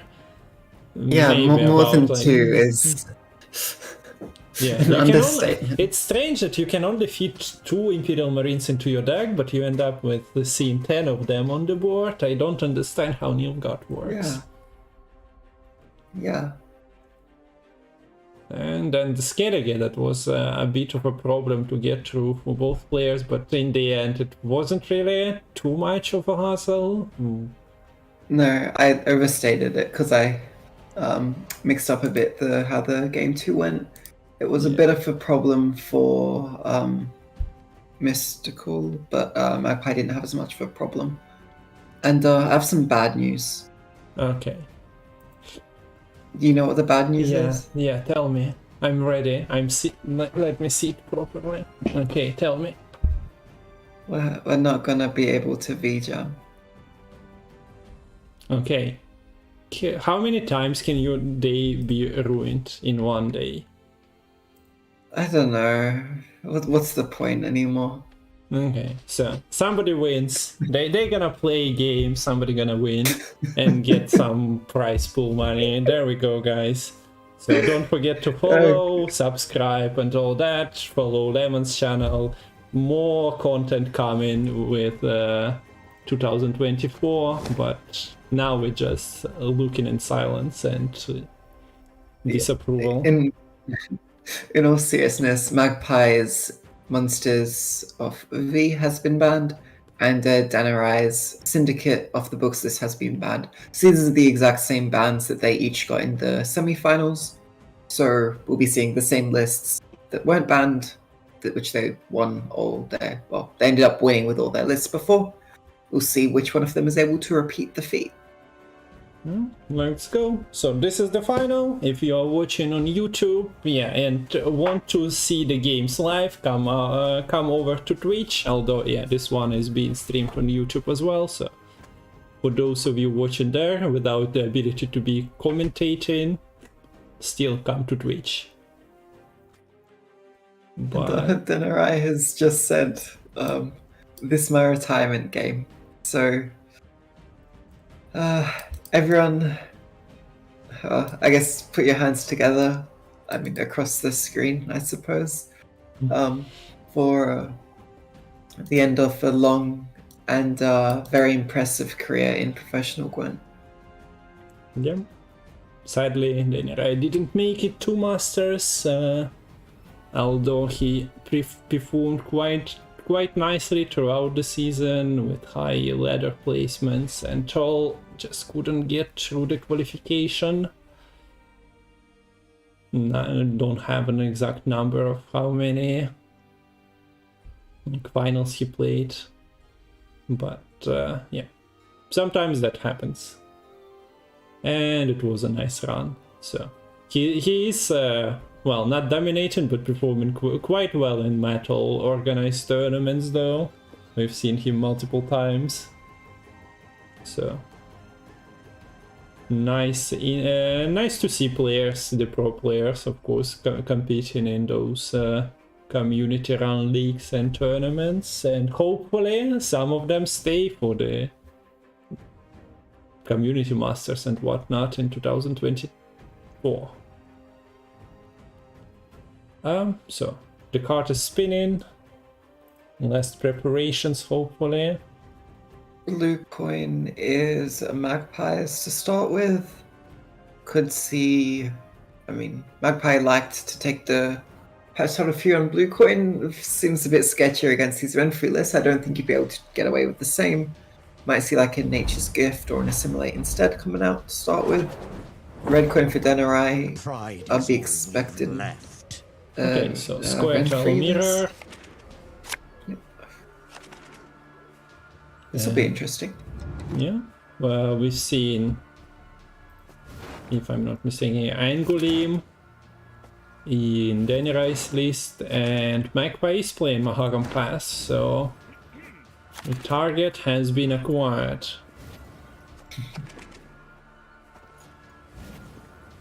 Yeah, I appreciate the default leader skins by both players. Wilson is in chat and he is disappointed, but this is the story of many pro players defaulting into the Pillar Wanderer every time. Yeah, it's such a shame. Oh, so very, very tall Hamadryad with all this vitality. How many toll punishes are there? Only Igni, right? Just to make Yeah. yeah. And yeah, like the only real way you'll be able to damage through this Hamadryad is with a significant leader commitment, but that seems quite unlikely to actually occur here. Bountiful Harvest, getting some nice carryover onto the Forest Protector. Dragoon being used just to get a bit of friendly movement going. Pyrotechnician setup. It's sure it'll just deal damage to something. Once again, we see players playing non-committal bronzes and playing quite fast. No Orkven, not even Tempestin being committed here. And yeah, Magpie should be aware of the potential Igni incoming. At the moment, his back row is exactly at 25. But yeah, here we go. Doc actually providing the back row value for the Doc. Yeah, I think... Is Magpie just looking for a tempo pass here? Seems like it. Maybe. Why is everyone banning we? Because you are not using the correct... Ah, wait, you are using the correct mode. Then I don't know, they're just being rude.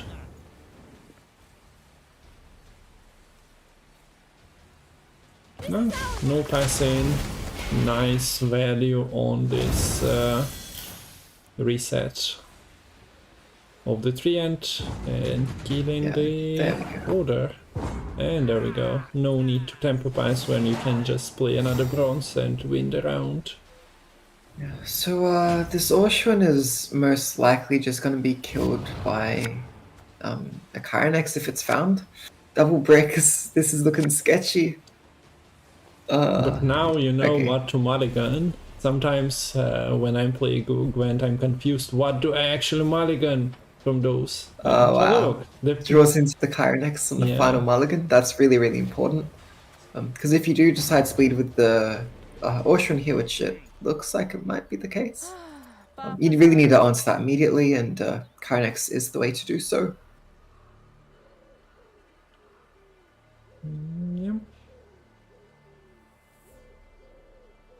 Do you want to do you maybe just thin your leader out if you see Orkven? If you want to avoid the bricks? Yeah, that's fair. Yeah, you could just use like a skirmisher and some leader charges even, that would be fine as well. But that's like just one of the ways of dealing that and preventing the waste of the buff from the unicorn. And Chillfire, thanks for the follow. Sorry? I feel like you kind of want to preserve your leaders to be able to answer like some of these fledglings or some of these other sort of smaller engines as well. Okay, so the squirrel goes for the harvest here. Yep. Eating all the wood stores from the harvest. There we go. Okay, so the bricks coming back for both players. Not really amazing card that Peller is, but maybe... Ah yeah, there was a break on a break on a break, so Peller purifying some vitality is not even that big of a break. But on the other side of things, Magpie has missed a few things. Mahakam Pass is not found, Eskel is not found. And note that it's called the Forest can only find the Nai Pond Keeper because Eskel is not a neutral card. Sorry, Eskel is not a Scoia'tael card, he is neutral. Yeah, so both players missing like two big cards in 6-7 cards left in the deck, plus Danirai finding a brick. They're both missing their Toll Punish and Artifact, basically.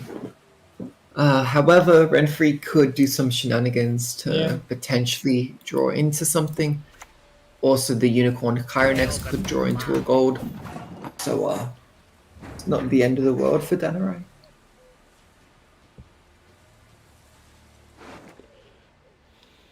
That's an early... wait, yeah, that's not a seamless, that's fourth.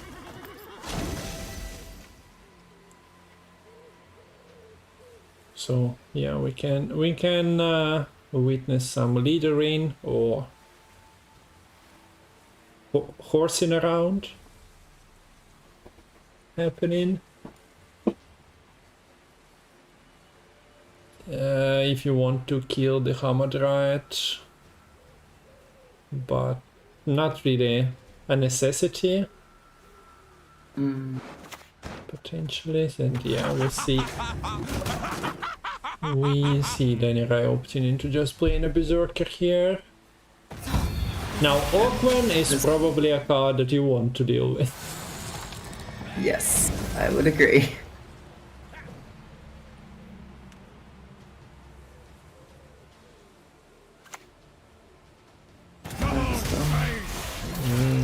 Might also with the leader as well. Yeah.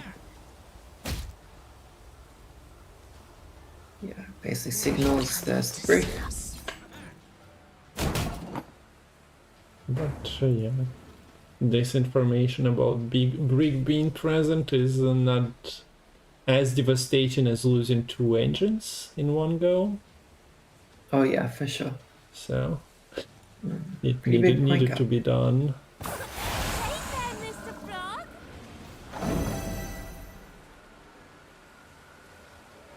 It's also an annoying card to see your opponent play, knowing that more nature cards are incoming. And it's just gonna be generating vitality. Gets out of hand pretty quickly. Yeah, and yes, you can answer it with a Chironex here, draws the Oxenfurt Scholar. Probably the second worst draw you could have gotten there. Yeah. So, yeah, sometimes thinning is not winning too much, but yeah, we see double Renfrey gank, we see Sentinels being thinned out in round 3, so of course that's... and even... like, Eudora was kitted out, but at least Eudora is kitted out hiddenly. With no break potential, yeah. So that's the design we have to have for every card that is breakable. There we go. Just make them banished. So Saskia should stick here. Yeah, unless Renfrey rolls an answer. Which without Rune Mage, there's is it 50-50-ish chance? Oh, it's literally, it's a bit more complicated.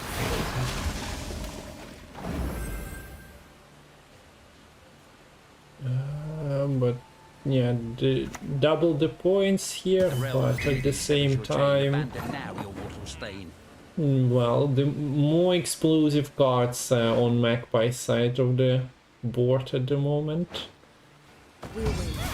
So Hela able to get rid of that Symbiosis tag. Now's the Saskia, probably the Renfrey in response. Ooh. Damage the entire board or destroy 8. So both of those pretty decent. Play your lowest unit is not really brilliant. So yeah, we see just the options with the damage being taken. And Feldy, thanks for the raid. Welcome everyone into the final game number 1 between Danirai and Magpie. Welcome, welcome. Nice death blow.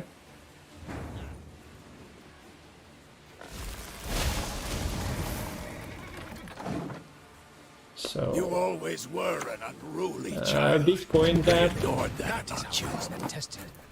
double Equinox is incoming, but that's only like 25 points. So not exactly enough. And Squirtle control wins over the, or like partially control wins over the Yeah. Nature's Gift. So more like nature's gifting the win to Danirai. I approve of that phrasing. So Squirtle is true for Danirai has Nilfgaard and an arc for him to choose from now. Blue coin. I mean, you could go Renfree. I think you probably just choose whatever you think is better into warriors. I'd be guessing. Yeah. Which might just be the Northern Realms. Like, I don't think warriors have a fun time into Yeah, Erland, warriors struggle with a big Erland quite often, and I don't think there are any tech cards. I mean, yeah. I look, maybe the warriors could just outpoint the Erland pound for pound, because like their raids can become quite like efficient. But the round 1 is rough playing into the mutual generator. Okay, so waiting for game number 2 to start. And here we go. So, this is the final game number 2. Danirai is in front, and we see Erland going against Nilfgaardian Empire. Nilfgaard doesn't really have too many things to deal with Erland as well, right? Yeah, this is... Yeah, not so much. However, they can put out quite a lot of assimilate engines in a long round. And that actually is a lot of engine value which can sort of outpoint in Erland. It's actually quite an interesting matchup.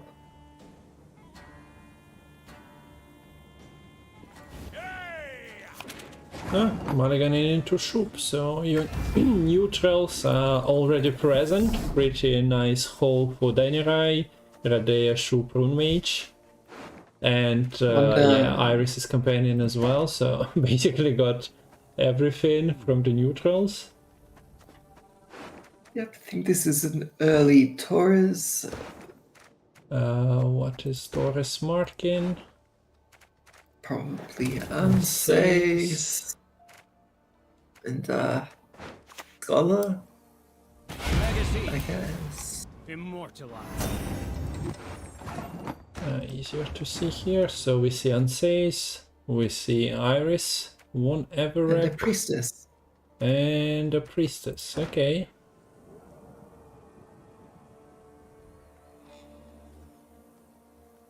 My lead. And let's start generating some carryover, says Danirai, starting with the Squire. I shall not repeat Emir's mistakes.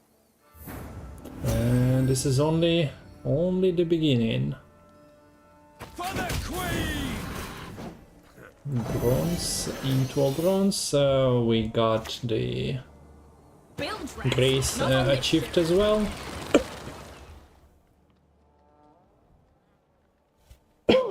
Sorry.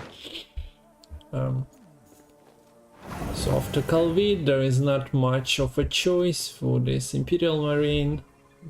Starting working as an engine, there is another one in hand. That's a pretty talented draw as well. Like, look, the thing is, Danirai hasn't played Temple and is already starting to fall behind tempo-wise, especially with the second Marine. So, Yeah. if Magpie can get a very opportune pass here to either say, okay, if you want to, like, bleed me or something, you need to not play Temple phase 1. Yeah, point Or wise. if you want to play Temple, you're going to be going down at least 2 cards. Yeah, tempo-wise and temple-wise it wasn't great, but now we have the temple in. And, well, you don't have... You have a bronze to give the zeal to Selkirk, but that's not really reliable. Philippa should be alright. So... Yeah, Philip is just sketchy because of Kieran. It's also a pretty good spine target, but yeah, I think it still makes sense to take. Yeah, so Philippa, Adalia, and Selkirk. Selkirk was taken, yeah. Maybe you can combine it with the siege support. Maybe even in this round.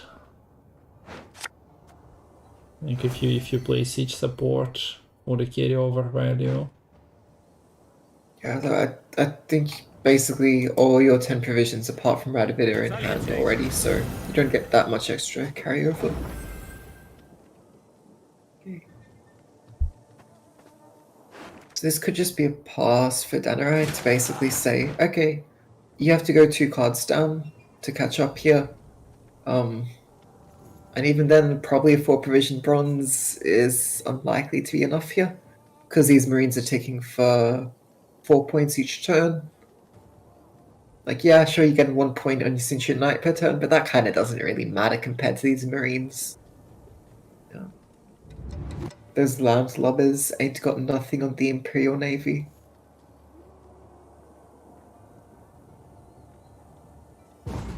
And yeah, there we go. Pass. And you are 6, what, 9? You need a 10 here. Rune Mage should make it. Yeah. This is quite nice as well, because it's a chance to play Rune Mage without letting the Assimilate have an opportunity to put spying onto it. Because it is a very, very good spying target. So many Assimilate procs coming from a Terra Nova all at once. Is Yes, it we don't- enough though without a leader charge? 4 Yeah, point that's cards. the maths for players to So we worry even about. get a reverse card. Yeah, that's cheeky. Okay. That works as well. Yeah, that's a couple of extra points. Trouble approaches. Not bad, not bad. So winning round by 4. Yeah. Yep. Yeah, they needed that little play to save a leader there, so very well played. Because yeah, you did not really want to use the leader there because you had all your hand was full of gold, so you weren't really getting an extra gold as carryover. But yes, there's the Philippa. Philippa could be quite scary towards the start of a round. Like if you try to open like a Vigo as a Assimilate, Philippa Yeah. could just clean it all up. But if she gets mulliganed, maybe scared of the crew, scared of having Yeah. spying put on Philippa. She is known to change sides a bit, isn't she? Yeah, so if you are trying to set up your Erland in a shorter round and your other cards getting like stolen and Stephaned, then you are Seems doable. in some troubles. We also see that being a card down is no problem here for Danirai. Continues to Yeah. push. And yeah, as we talked about, not much you can do about the big Ireland, so might be forcing some things out if Danirai decides to play Ireland in this round. Yeah, I'm a bit concerned because I don't know what short round Magpie is gonna have here.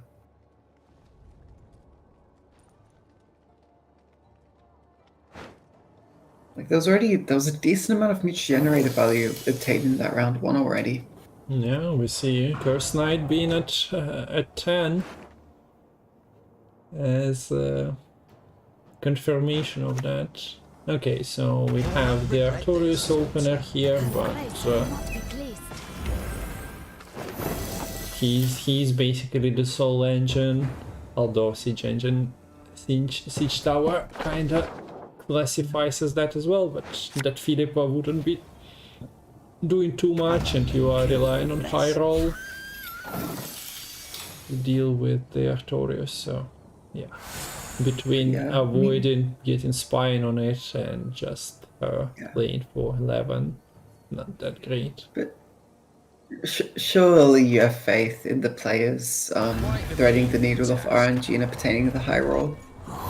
Yeah. Look forward to use on the Radovid, probably trying to just deny an extra tutor in case Danirai is missing stuff in his hand, make it a little bit awkward. Does pull a Redanian Agent, which I guess can start getting even more deck boosts going.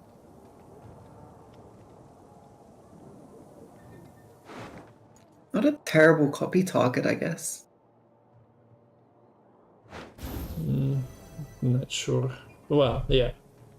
Now that you also got the Cintrian Envoy, you can buff something like Full City and nah.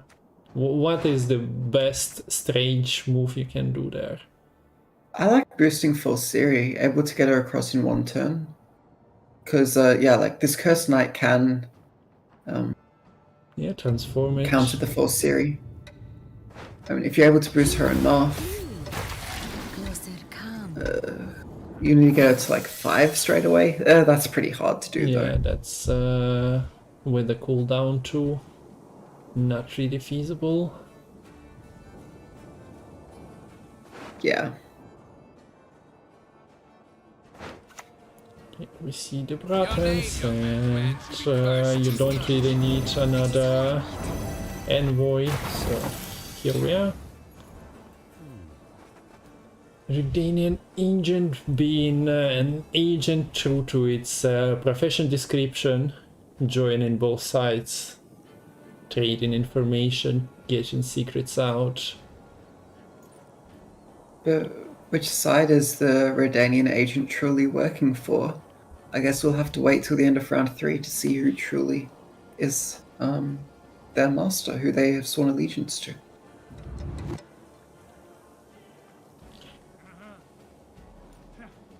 So... yeah, Danirai shouldn't be too happy being 2 cards down. No. So something has to be done about that predicament. You could... There's the Cursed Knight now. The Force series completely safe for Magpie. So, are we seeing all in or not? Well, next turn will determine that, and whether the Erland is dropped or not. I'm not doing the points. There are some. It's like buffing by 3 on quite a few units. Yeah. And there's what, 11 units available, so that's a lot. Yeah, floating the Anses is quite nice with this Boo Hurt coming up. Yeah, that's a massive duel. Lock or damage. I mean, lock would really be the best play there. Alternatively, you could just Anses it, but that feels like a waste. I quite like that Anses back row there. Like, yeah, you're kind of losing potentially 4 points on the order.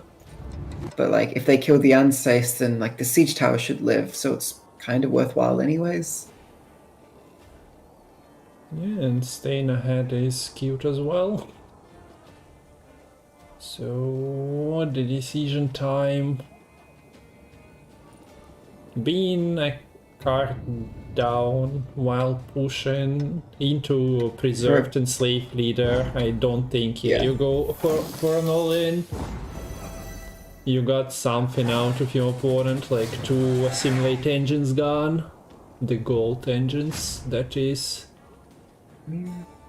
But you lost extra cards, so... Yeah. I mean, the full series can't be dealt with now, right? No. And she's a 2-power, Like- cute. Yeah. Yeah, full series, brew her, no curse knight on the opposite side.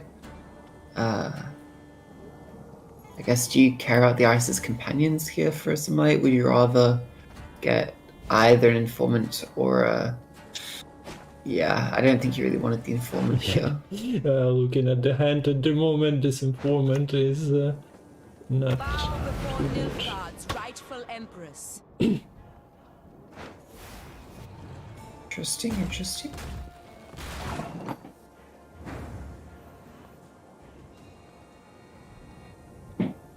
So I doubt we'll see an early Philippa, like not to deal with the battering ram, but yeah, you kind of don't want to risk anything. Yeah. What is this Selkirk doing? Like, is that not just like a prime leader? Can you do anything about it with the bronzes? Not really. Well, there is a Cadwene Surgeon, but there is also Stefan that erases all your efforts, basically.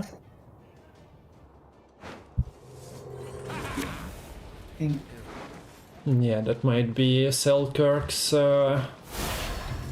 adventure for this game.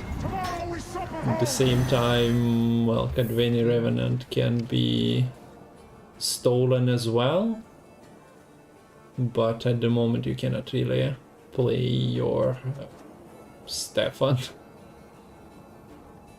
Yeah, And still Nan and Pasha are mentioning shoot mage is the correct play here. You're able to get the 13 damage, you kill the battering ram, but you also kill the full series. And the full series is basically just gonna be so many points on the opponent's side of the board in combination with the brew hurt.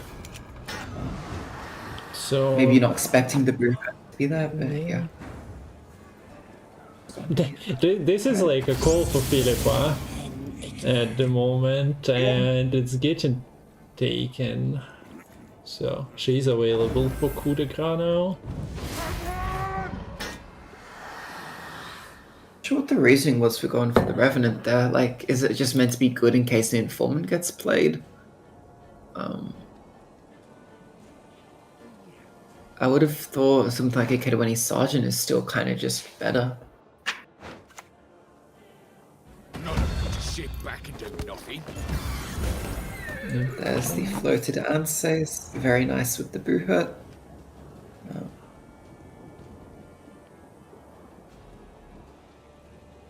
Maybe would have preferred to see that come down a little later, just to try and force out either like the Anses or the Sheep earlier.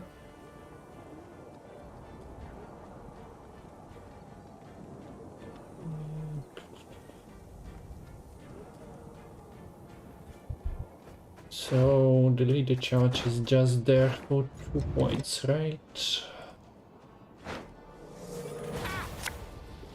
Yeah. Selkirk trying to make a comeback, but after the rehearsals he's getting sent back into the deck. No, not his day. He tried though. Suffering? Our suffering binds us. Okay, so enough units around, and also like pretty bad if you hit your whole city. So yeah, we're not seeing Philippa snipe in this game. No high rolls allowed. That's, yeah. I'm a bit surprised you go for the Bruhut there over the like Sergeant. I would have maybe, yeah. I guess it makes sense actually. Just you're worried about not giving a too big target for the enemy Anses. And you would be forced to brew her like a turn after, I think, because of the false Siri Grace trigger almost occurring. Shoop locking full city would have been bad, right? Like, not bad, but you can also... Oh, should not look any... Yeah, okay, yeah. that's what I was checking. Maybe that was the line of thinking. And that well, would have been... it's not really too bad, if we are completely honest. Yeah, that would have been good for Danirai getting that lock through. Yeah, I mean, false Siri shenanigans often do just come down to a game of chicken, it feels. Okay, there we have the unsays or nonsays. A fair fight, one would say, but in the duel only one survives. Shoot mage, so not feeling confident here.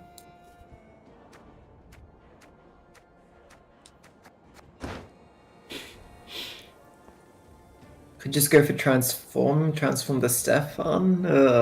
Yeah, but there is a coup on Philippa anyway, so... Try to go for a Shoop Seize, hope you've rolled the 1 in 9 to hit the Revenant.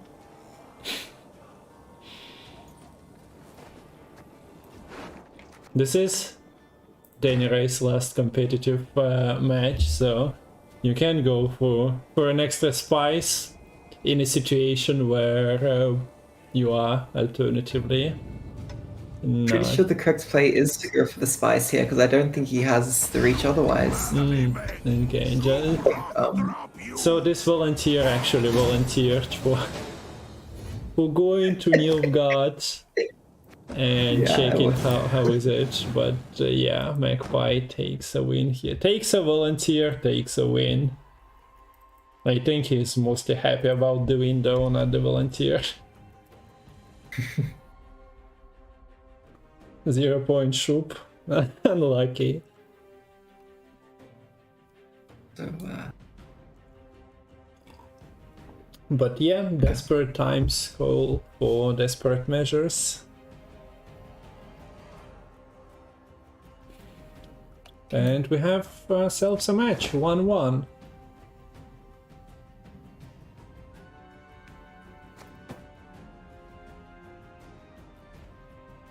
Yeah, transfer might have been good if there was like only volunteers on the board. Although I'm not even sure how close was it. But with Go and Philippa not getting there. So, yeah. Final, ongoing. Nobody wants to get themselves into the situation where you have to reverse sweep. No. Yeah, it's look. There are silver linings, as I always mention, for reverse sweeping. Be able to choose your coins. You get to basically control the rest of the game. However, like play what you like when you like. But you'd much rather have at least a win or two on the board in the first half of the series for sure. And they both managed to get a win on the board. So we'll see who is able to keep tallying up those wins. Magpie will be blue coin next. Probably see the gift again. And Danirai in response, I'll be expecting the Renfrey. That's sort of my immediate guess based on the coins. I wonder if we'll see some kind of like counter Q shenanigans.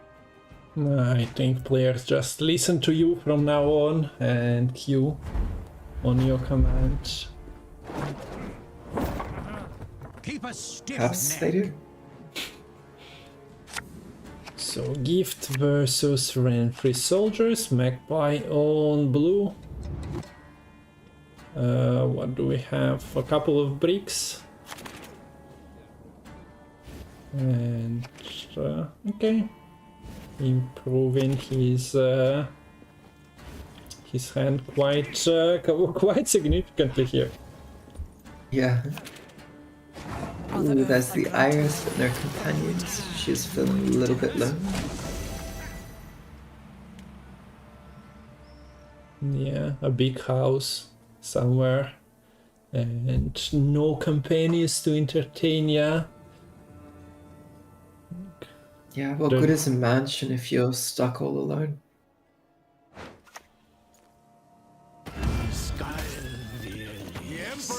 early on.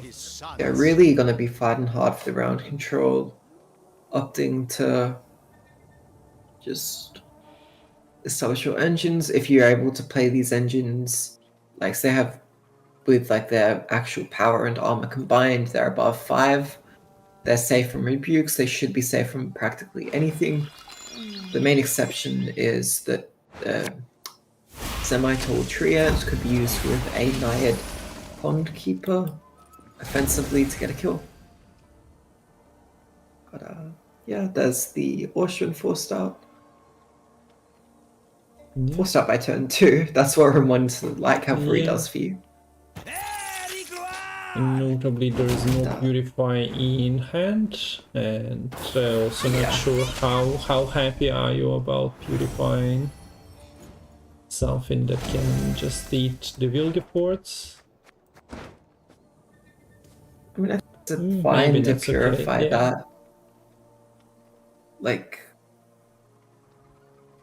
I mean, okay, like, what the alternative is, if you had a Dryad's Crest, you would hit like a 2-power Treant, then it's basically the same, like you only sort of lose a couple points and you threaten, you get the Vilgar. I think it would be fine.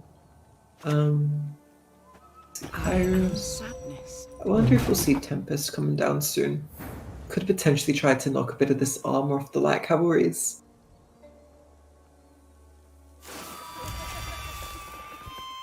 Okay, so we see no Purify from this. Elven Sea would have been so good. Actually, it wouldn't have been, because you just play second light cavalry and kill the Elven Seer. Never mind. Theoretically, it's amazing though. Yes. And that would have cost you a leader charge to try to keep it alive, so no. We see that the neophyte is dying, but that's it for Danirai's round 1. Finds the pause button, gets his Iris into the graveyard, and now companions coming looking for the Iris. Yeah. That's a bit too late, and nobody's taking a risk anymore. Trying to fish for a gold, risking to discard something like a rent-free. Right.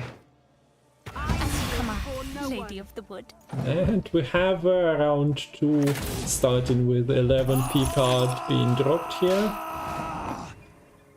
We see the Danirai skill. Purified. I think we might just see the Similis being used for the Dryad's Cresses here. Yeah. Think so? Yeah, maybe.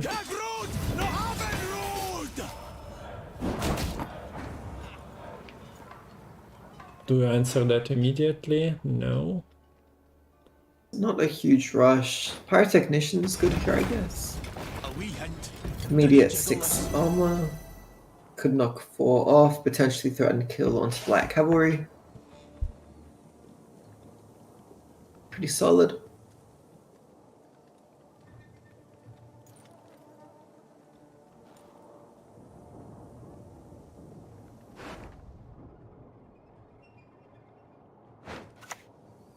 So that's a Blind Maker, wasting no points, hitting a non-armored and not 1 power unit, but dropping back row, and the Magpie doesn't even go for the back row. Partly just there's so many more units on the front row, and partly just trying to ensure these light cavalries require consistent input from the leader to get them out of range.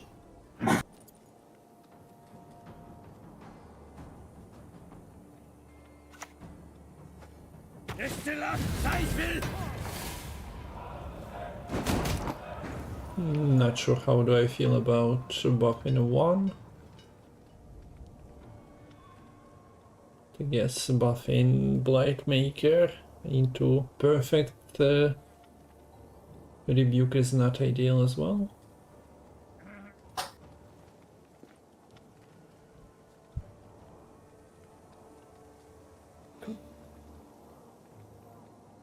I mean, I feel like Symbols here for Dryad's Crest to get the Purifying Saskia would be very, very strong.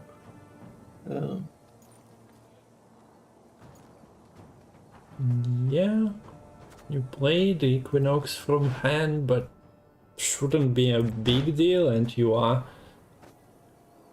fueling your round 2 push even further. But no.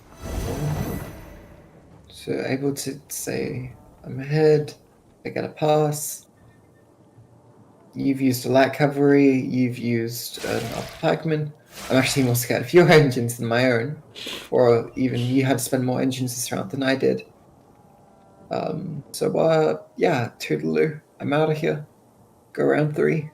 Yeah, got yourself a Mahakam pass as well. Back in line!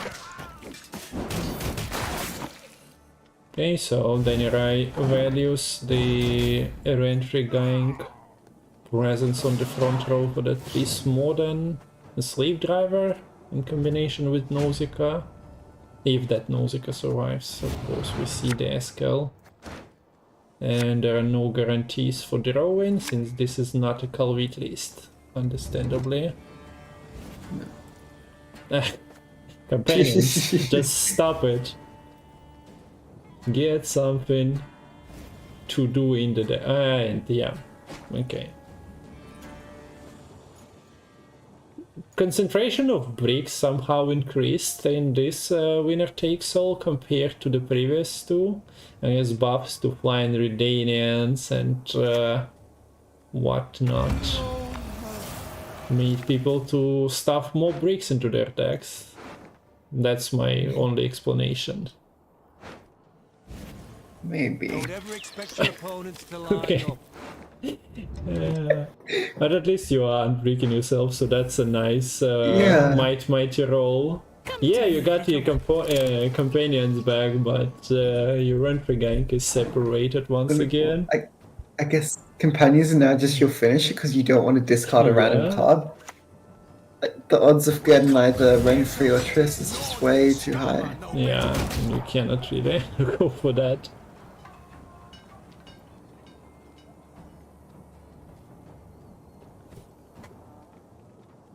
But what a talent, really. Zoria Runestone into a hand fix.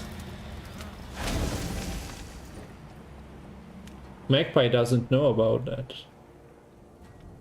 But he should be impressed as well. Yes. I wonder if these players go back and watch through the VODs these games. Yeah.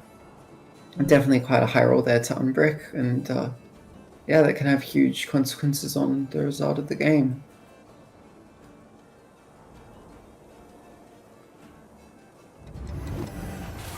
Okay, so leader is fully out, no engines for you to protect, and for Renfrey we go. What's your target? Well, you can destroy Hamadryad if you are afraid of that, but you have Vilke for it. Can go for that. That's alright. Play your lowest provision unit. Might amass to something, but once again we see Danirai just going for damage into damage. I think that's second time or maybe even third time today. Of course, with the room mage, it's quite semi-reliable at the very least to hit those.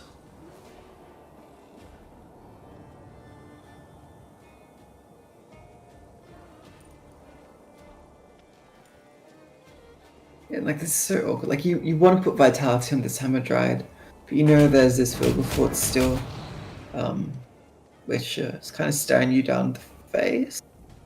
There might be a bit more of an opening now, though. A pleasure to bleed. 6, 9. I think it's fine to use the Dryad's Crest on the Hamadryad now. Yeah, I believe it should only go 12. It should get 9 effective boosts. Yeah, but can do that a bit later, so I guess after the second Naiad is landing. Oh yeah, for sure. Get all that symbiosis value. Yeah, I mean, you're not really giving a bigger toll punish because whatever gets the Spring Equinox from Simless is gonna be Yeah, almost as tall. big-ish. Yeah. And yeah, there is the companion, so you're going to have to like play the Yeah. Vilgefortz entries. So yeah, Magpie doesn't know that, but Danirai actually has a dilemma, and Kurtum loses at least some points here. But that is a pretty big tris. Yep. Do you Yeah, go last two for cards. Forest Protector, denying the... Yeah, okay, I like that. Just go for the Harvest and keep it as low as 5-6 points. Yeah, everything is basically fine. See victory for you. Farseer not able to get much value at all out of the deploy. But it's good enough, I suppose. Not asleep on Kalora, it's all good.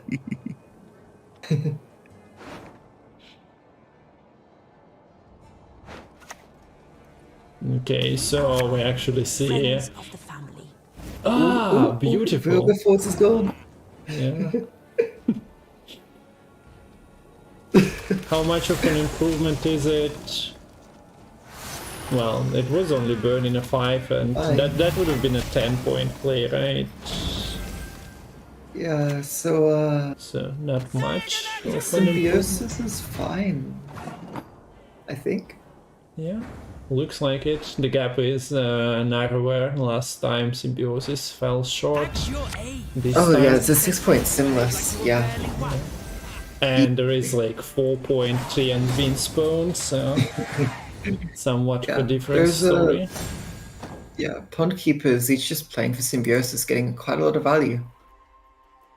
So I thought that was a really, really well played bleed, able to get a couple of the scary soldier engines out to start with, whilst not going down a card, and then just able to outpoint in that round 3. Also by bleeding, you do sort of shut down a little bit of the extra Triss Meteor Shower value. So I thought, yeah, that was masterfully executed by Magpie. Yeah, in the end I don't think the Iris's companion being in hand really influenced it. Like, yeah, you get not 3 extra too much. points from your Triss, for example, by playing something else on the front row and then Triss in, but I guess fair, it influenced if the it was- Vilgefortz. Yeah. Although, like, if you want to talk like a bit differently, like if the companions was in hand like round 1, Oh, well, yeah, I mean, the maybe- round 3 situation. yeah.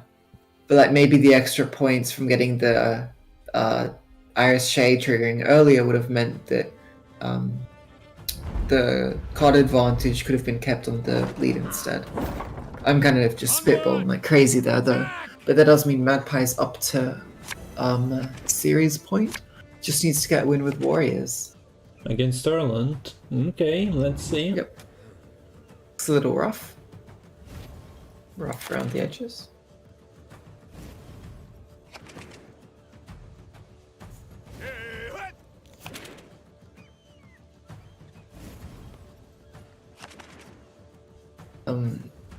Yeah, as Marsh says, like there's no council votes this in-game season.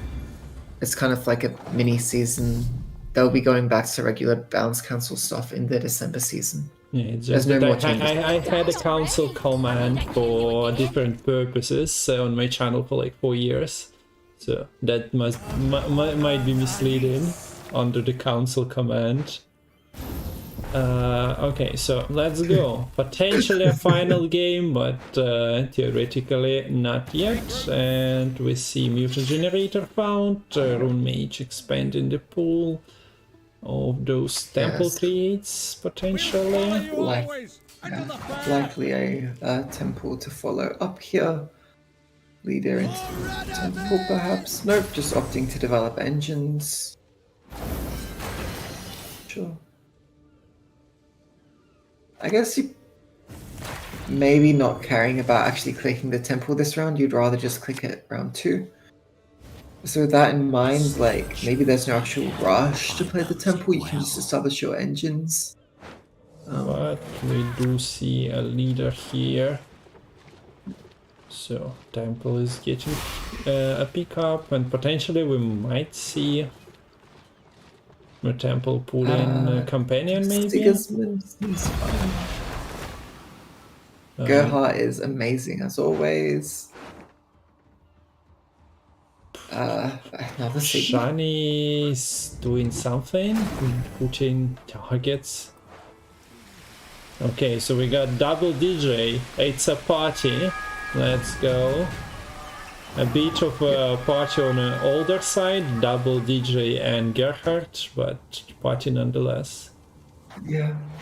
So, we could also just see some discard shenanigans potentially happening in a long round 3. I'll be interested to see that.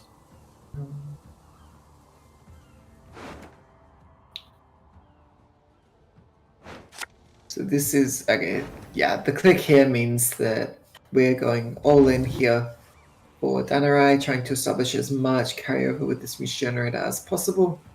And I think you'll also be able to preserve the Squire click. If you play like this turn, you'll be able to keep the to boost and potentially infuse the first unit you play in the round 3. Yeah, and doesn't actually play the Radovid here. Instead, just opts to maximize the Muta boosts onto the 4 how do you feel cards. about not playing Iris? Alright.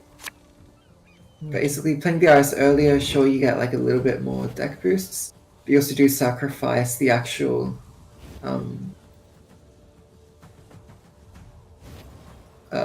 Muse Generator boosts as well by playing the Iris there instead. Additionally, if you're able to draw the Iris as companions now, that does give you a nice little tutor to get something like a Gerhardt or Decree or something. Okay, fair enough. Because, yeah, in case like the Radovid dies, you only have 2 actual leaders to try and handfix him. Okay, so nice pickups for Skideggy there. No location. But yeah, still missing a location, good point.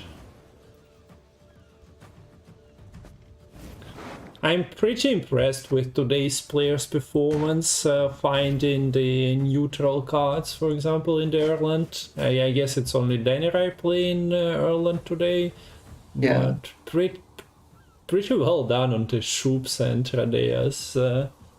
Oh, yeah.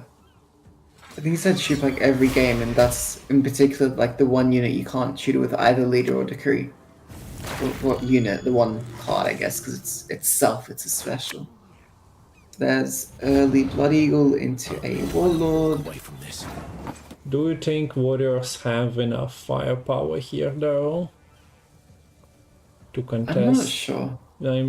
Yeah, if I were to make a call on the spot, it goes to Erland.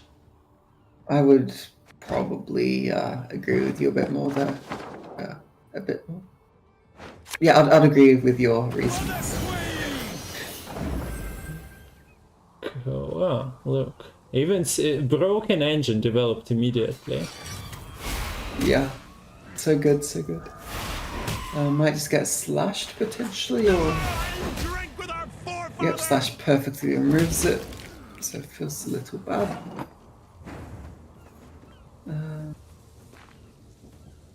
I mean, okay, this Kedwani Revenant would die straight away, but it would be so cute if it was able to stick and start dealing with these sirens, corrupting them into human cursed units somehow. Yeah, if only there was like Insta-Zeal. Well, maybe we should start playing like Ethereal. Yes, bring back Ethereum. And Kanek it right. Nobody believed him though.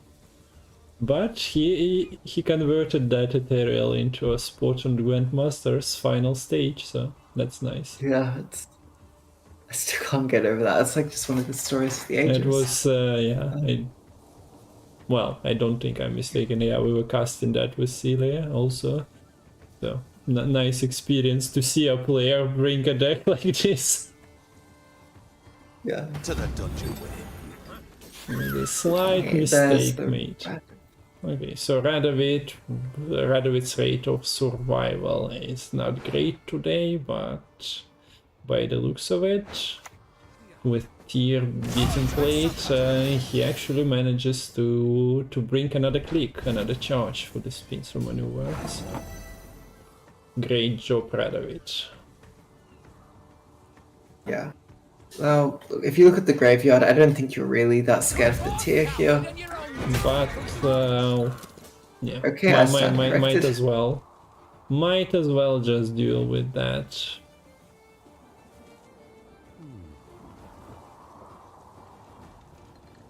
But yeah, speaking of the graveyard, there's a Brockware Yeah, I Warrior. think I'm pretty sure that is a bit of a mistake there.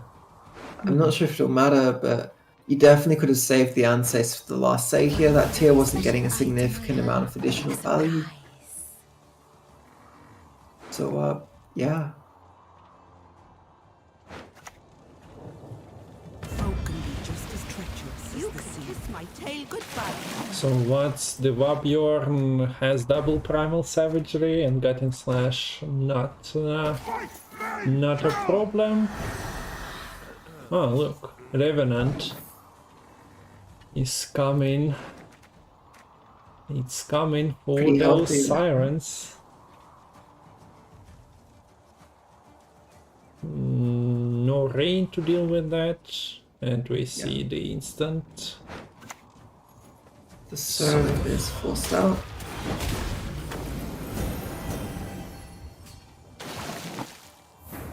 So how big is this Ireland? Looking at the amount of buffs, this wasn't as big of a mutant generator as we witnessed before. There is a DJ party happening in deck though. I love it. Tread carefully, lest this semester be your last. Oh, Revenant's value of the charts. Yeah, this is so nice. Just using the Gerhardt to protect the spawn Revenant, putting it out of range of... This one potentially is dying to the rain though. If we go for the Gutting Slash... No. Yeah, okay. Fabian would... Okay. Alternatively, no. Surprised they let it live. I mean, you are not guaranteed But- to get the kill, so... Yeah, and I guess it could slightly backfire in that case.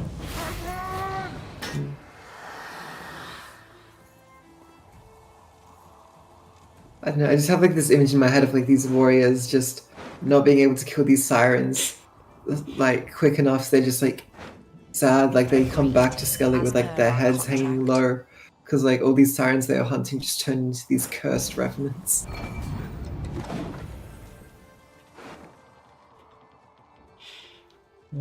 You can write a short story about that. Okay, so finally the Revenant infestation is over. At long last.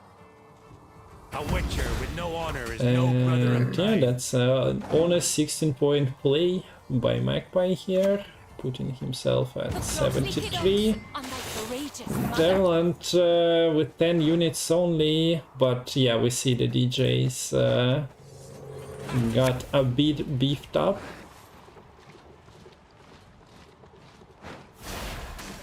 I think Erlen should be big enough here that you don't need to go for some crazy shoot, right? Is it 10 units? Yeah, just that's a go lot. consistent. Don't risk it. That's a lot. Big Erlen, and ties it up 2-2. Yeah, so what is the point gap in the end? 13. Yeah, I don't think there was Unlucky. much to do, and yeah, as you pointed out, that Unsafe was dealt with quite fast. I don't think that Yeah. really matters, especially since Tyr would be able to generate a couple more points. Okay, so we got ourselves a 2-2. That's a break away from 3-1s that we were getting in the semis. We're treading new ground here, and the final ground that we're going to be treading for these winner takes all tournaments in this year 2023 will be Magpie going first on the blue coin, playing as warriors against the red coin Renfree Imperial Formation list from Danirai. Now this will be interesting. Like, it's going to be quite a back and forth game of Danirai trying to build up his board, protect his units, slam tempo down, whilst the warriors of Magpie are going to be trying to just pick off the units, try to deny value on the Triss Meteor Shower, and just finish off as many engines as possible. Yeah. And So who can enact their game plan to the better degree here? yeah, that armor and leader ability to regenerate it might be clutch here for Danirai, but yeah, Magpie wants to see his and he sees double warlord already available. That's always a good start. I feel like they've gotten better at drawing warlords as these games have gone on tonight. Yeah. We need to check the decks. Maybe they're playing like 5 warlords per deck. And we just didn't notice. Ooh, bricked Mage Assassin for Danirai is a little unfortunate. No companions once again. Only Iris. Look, for round 1 hand, this is pretty decent for Magpie, I would say. But very, very bronze heavy. Has to get good draws into like the key golds for like the next 2 rounds for sure. Danirai once again decides to go for Ammonium. Yep. Yeah, so I think going to be pushing hard for a win on even here for Danirai. I'm not sure if you'd rather push the round 2, try to catch the warlords when they've not had time to trigger their deploys earlier throughout the game and establish all their carryover, or if you'd rather just let them do their thing and go into a long round 3, say, I can build up my board enough with Triss, but I'm fine, I don't care about your damage as much. Okay, But so double leader already. We see an investment. Yeah. How the leader, 2 engines, and yeah, this armor is huge. Denying the rate card value. Most of it, anyway. Yeah, looks largely useless here, except you probably do want to keep 1 to deal with the tier. There is a second lock in deck though, so just need to find that by the time tier comes around knocking. Yeah, and as desperate measure, of course, there is a Vilgefortz available, but yeah, prefer just looking at since the Skellige deck almost never runs a Purify. Like, people try it, but Premised is just actively bad. Yeah, particularly like in this kind of list, it's just not synergistic. Yeah, you'd much rather save the Vilgefortz for the tall warrior that the tier brings back. Just lock your doors against tier. That's the advice I'd give. But yeah, what is Danirai doing? Yeah. It is bad, but there we go. You are ahead. Your engines are doing stuff. Although now your engines kinda don't have targets to interact with. Yeah, and they won't now.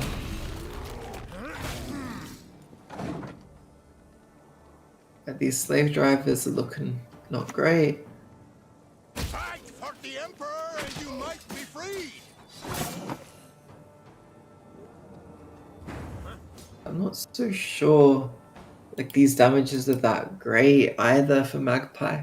Although the silver lining here is that since these light cavalries have been killing a bunch of these 4 provision warriors, the War of Clans is already online for Magpie. Like, you could very well just use it here and even bring back a warrior if you so choose. Yeah, the activation of War of Clans is pretty sweet. Having Blood Eagle well, you can go for Vabjorn if necessary for even more points, is nice as well. So, battle of somewhat bronze hands, but yeah, it never stops. We see that Danirai is deciding to invest Renfri gank into this round as well. Yeah.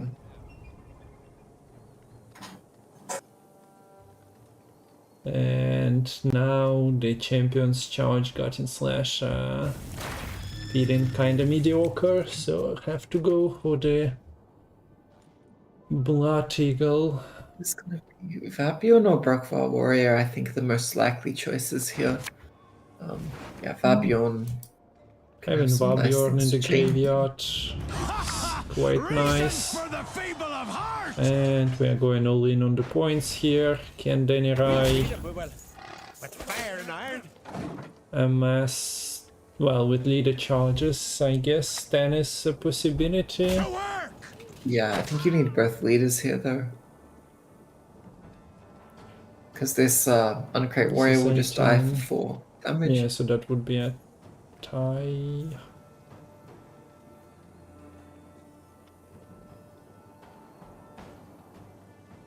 Yeah, okay, so that's a round 1. Yeah. The Emperor shall be proud. The hand is kind of decent to start with here for Danirai. But as the round progressed, started getting into things that were awkward and didn't have great either targets or just situations to be used, like this Norscutt's Wilgerforts. These slave drivers were really sad with the actual units for these light cavalries they called me to properly target. Okay, all in we go. Yeah. Well, yeah. Okay. And Wilgeforts, what can you do? Vilg should do it no matter what, right? Unless it gets served. It cannot Oh, get God. golds. Oh, okay, that's Yeah, fine. with bronzes then there I'm is fine. a replacement of a 6 for 6, so that's enough by a couple. Yeah. I'm gonna keep Unless- forgetting you can't pull. Unless Snake stars reflect. we even go for that. Okay. And that's cute, because fine. Iris gets triggered immediately. Yeah, and also just thin out a bronze. Like, your bronzes aren't great here. You'd much rather just try and guarantee access to your key golds. So that's the uneven.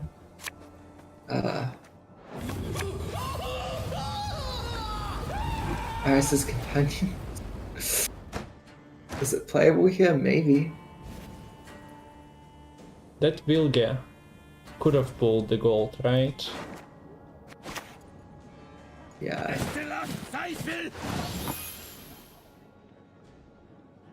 Okay. Okay, so there's one res. Look, if you're able to just get ahead here and force out the serve or leader, that would be amazing.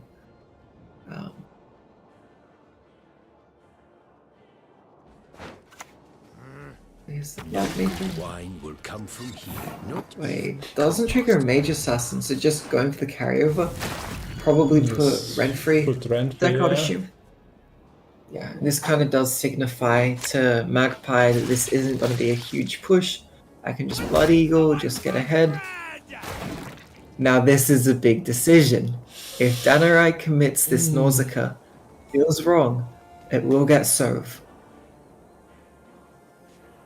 And considering Blood Eagle is the access to serve, maybe you're hand reading here that this last card is serve, because otherwise you wouldn't spend the Blood Eagle. You'd rather spend. How would you feel about the tier being played as a response for your Nausicaa on the dead blow? That would be not great, right? Yeah, that would be not great. I guess it's a risk that Danirai is going to take. And I think you'd agree that it pays off here. Yeah, tier would have been very bad there. I think you just do, yeah, a few leaders. At this point, you don't care about the bloodthirst. So you're just trying to minimize the points that your leader will give to the opponent's side of the board here. And just come down very much to a point slammy round 3. Gonna come down to top decks. To win, I think Magpie really needs to draw Fukusha, tier location. Okay, 1, 2. Lemon, Okay, wow. you got your Christmas present, but for some reason you gave it to Magpie. I don't know. Don't gamble. It's misleading. You think you got the numbers correctly once, your 4, your 9, and your location, but nice pickups from both players. Yeah, both players have drawn well. So Magpie definitely has to play around offensive trees for his best ability. We'll build up Skellige with our bare hands. Yeah, what do you sacrifice here? Probably, yeah, location. I mean, maybe it didn't matter if you drew it. You are expecting the offensive trees. It doesn't matter if you remove a unit from opponent's side of the board. So Okay. Feel it. 6 damage is already there. More damage. Split 6 damage. Danirai is very good, unless he doesn't feel like he needs the damage. No, it doesn't Yeah. go for it. Does go for the boosting lowest unit. Interesting. I mean, that Well, is the very nice siren. against this leader. It's like an extra 9 points. And then you go Fukusha, huh? And Yeah, I just mean, kill like- both sirens on the front row here. Look closely, kiddos, Oh yeah, for and sure. my courageous Okay, that's not available anymore. If Danirai plays front. But he might not want, because he wants the value from his trees. Yeah. Like at the moment the roses play, although you always know that you are getting like 10 damage through overall. Which runestone do you believe in? Goes for the Yeah, Skellige? for what? Bear? Raging Bear is not bad with the Triss.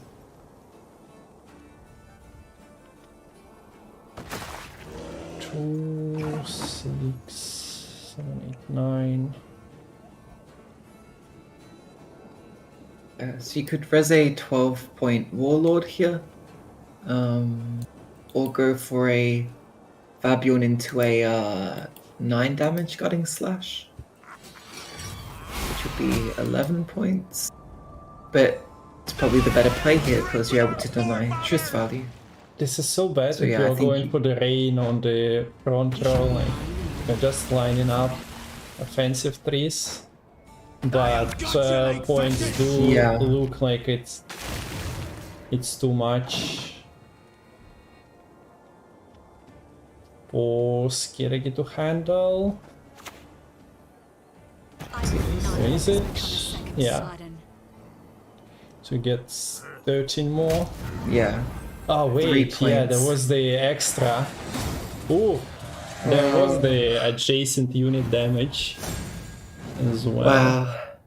So the math was not particularly correct, but Magpie turns out to be the winner. Congrats, поздравляю. Magpie, молодец. Okay, so yeah, close series. We managed to get a 5 game one. And that's winner takes all 5. Magpie takes all. GG Matol. Nice organization. Nice play from all 4 participants. And yeah, we got close games, not so close games. We got disconnects. We got punts from Lemon. Which is like half the reason to watch. So. Any impressions? Matol, any comments? Any resolutions for the next year of Matol shows? Okay. Thanks for joining me, Lemon. A Thank you pleasure as for having always. me. Yeah, Look a at lot what of the fun. That was a contract did. really, really great final series. Both Danirai and Magpie played absolutely amazingly. And yeah, went all the way. That was an absolute nail-biter for Game 5. And yeah, Danirai mentions that a proper throw to end things off. Saying yes, if you analyze, you'll find my Moshcraft was if Danny gets locked from Rune Mage, does he win? That's a question for mathematicians. But surely there were options here and there. Yeah, thanks for providing the opportunity, Matol. So yeah, guys, I assume that all of you are already following me, but you still can go and follow Lemon if you do not. Why is voting closed? Because we are playing Masters on the... Not we, but players are playing the Masters on the same patch, so no reason. And I think it's gonna kick in at the beginning of the month, and you get your votes and the system working monthly instead of just CDPR just adjusting it multiple times throughout the season for no reason.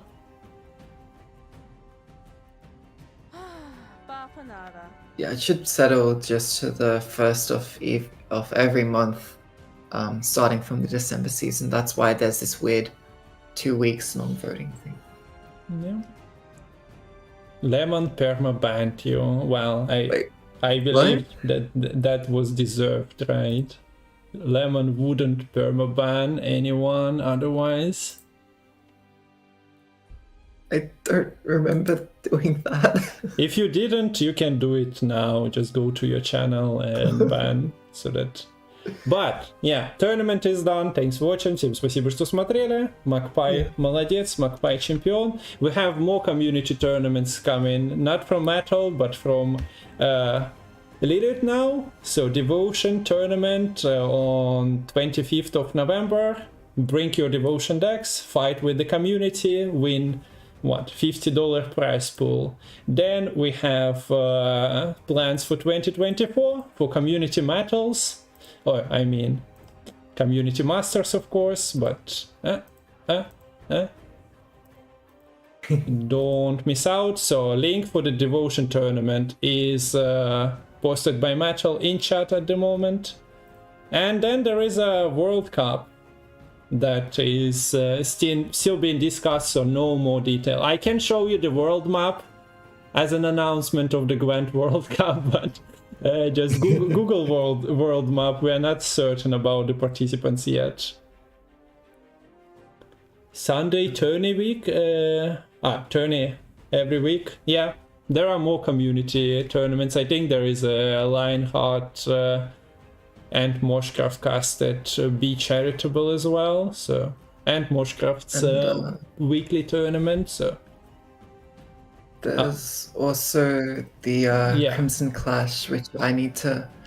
Now that the Team Out of Blood League Season 2 has finished, I will be reaching out to players and stuff and starting to confirm dates for the Crimson Clash, which is the top 8 players from leagues held in 2023. Probably looking at a weekend sort of just after Masters, most likely. Yeah, so we've seen the final of the league yesterday between Jamie and Karim. If you missed it, it's gonna be on YouTube tomorrow or Monday, so go drop and follow there if you are interested in more competitive stuff. But we also have Masters, and part of it will be on the weekend of December 2nd and 3rd, so keep an eye on that as well. There will be matches of the group stage, and hopefully most of them, if not all of them, will be casted, so should be a great entertainment. We have the patch locked in, so players, well, we just seen V being insta-banned everywhere, so you know what to expect. If you want to play 3 decks, you just add V into your Masters lineup and you are done. I hope Karim is listening, but he's not really taking that as a manifesto to act by. So yeah, hope you enjoyed, guys. And we're gonna be finishing here, unless my Lemon wants to go live. I will be going live. Matol is a big hero, but Lemon is a hero as well, because he's been casted on the same day 2 different tournaments. Incredible. I went to sleep in between, but Lemon never sleeps. Yeah, except very, very soon I will be. But yeah, also again, I wanted to ask, how did your well, exams go? I think they went fine. Okay. 2 of them were a bit on the harder side of things. So hopefully you won't be blaming Matol and the tournaments if you didn't get like a couple of marks, but hopefully you did well on those. Did you join too late, Liquid? Yes, a little bit, so you'll have to go to YouTube and watch it on a later date. But yeah, okay. Any final words? I just wanted to say a huge thanks to all of you, Kung Fu, for having me here. It's been an absolute pleasure, a whole lot of fun casting alongside you. To Matol as well. I mean, you've done such an amazing work with all these community tournaments you've been organizing, all the Winner Takes All iterations, all the other tournaments, and the plans for next year. It's really, really great, all the work that you've been doing. And also to all you guys in chat, it's such a great community we have here, and it's an absolute pleasure to be a part of it. Where you can watch the replay, it's gonna be on YouTube in the coming days. We'll upload the final of Team Elderplot League there that we cast yesterday, and those games. So tomorrow and first days of the next week, it's all gonna be up, so you can watch at your time, at perfect time for you. And the watch should be up on YouTube as well, or on Twitch for some time, but then it's gonna be evaporated from here and transferred to YouTube. So anything else? Yeah, I think we are done. So Moshcraft is live, so we're gonna send you there.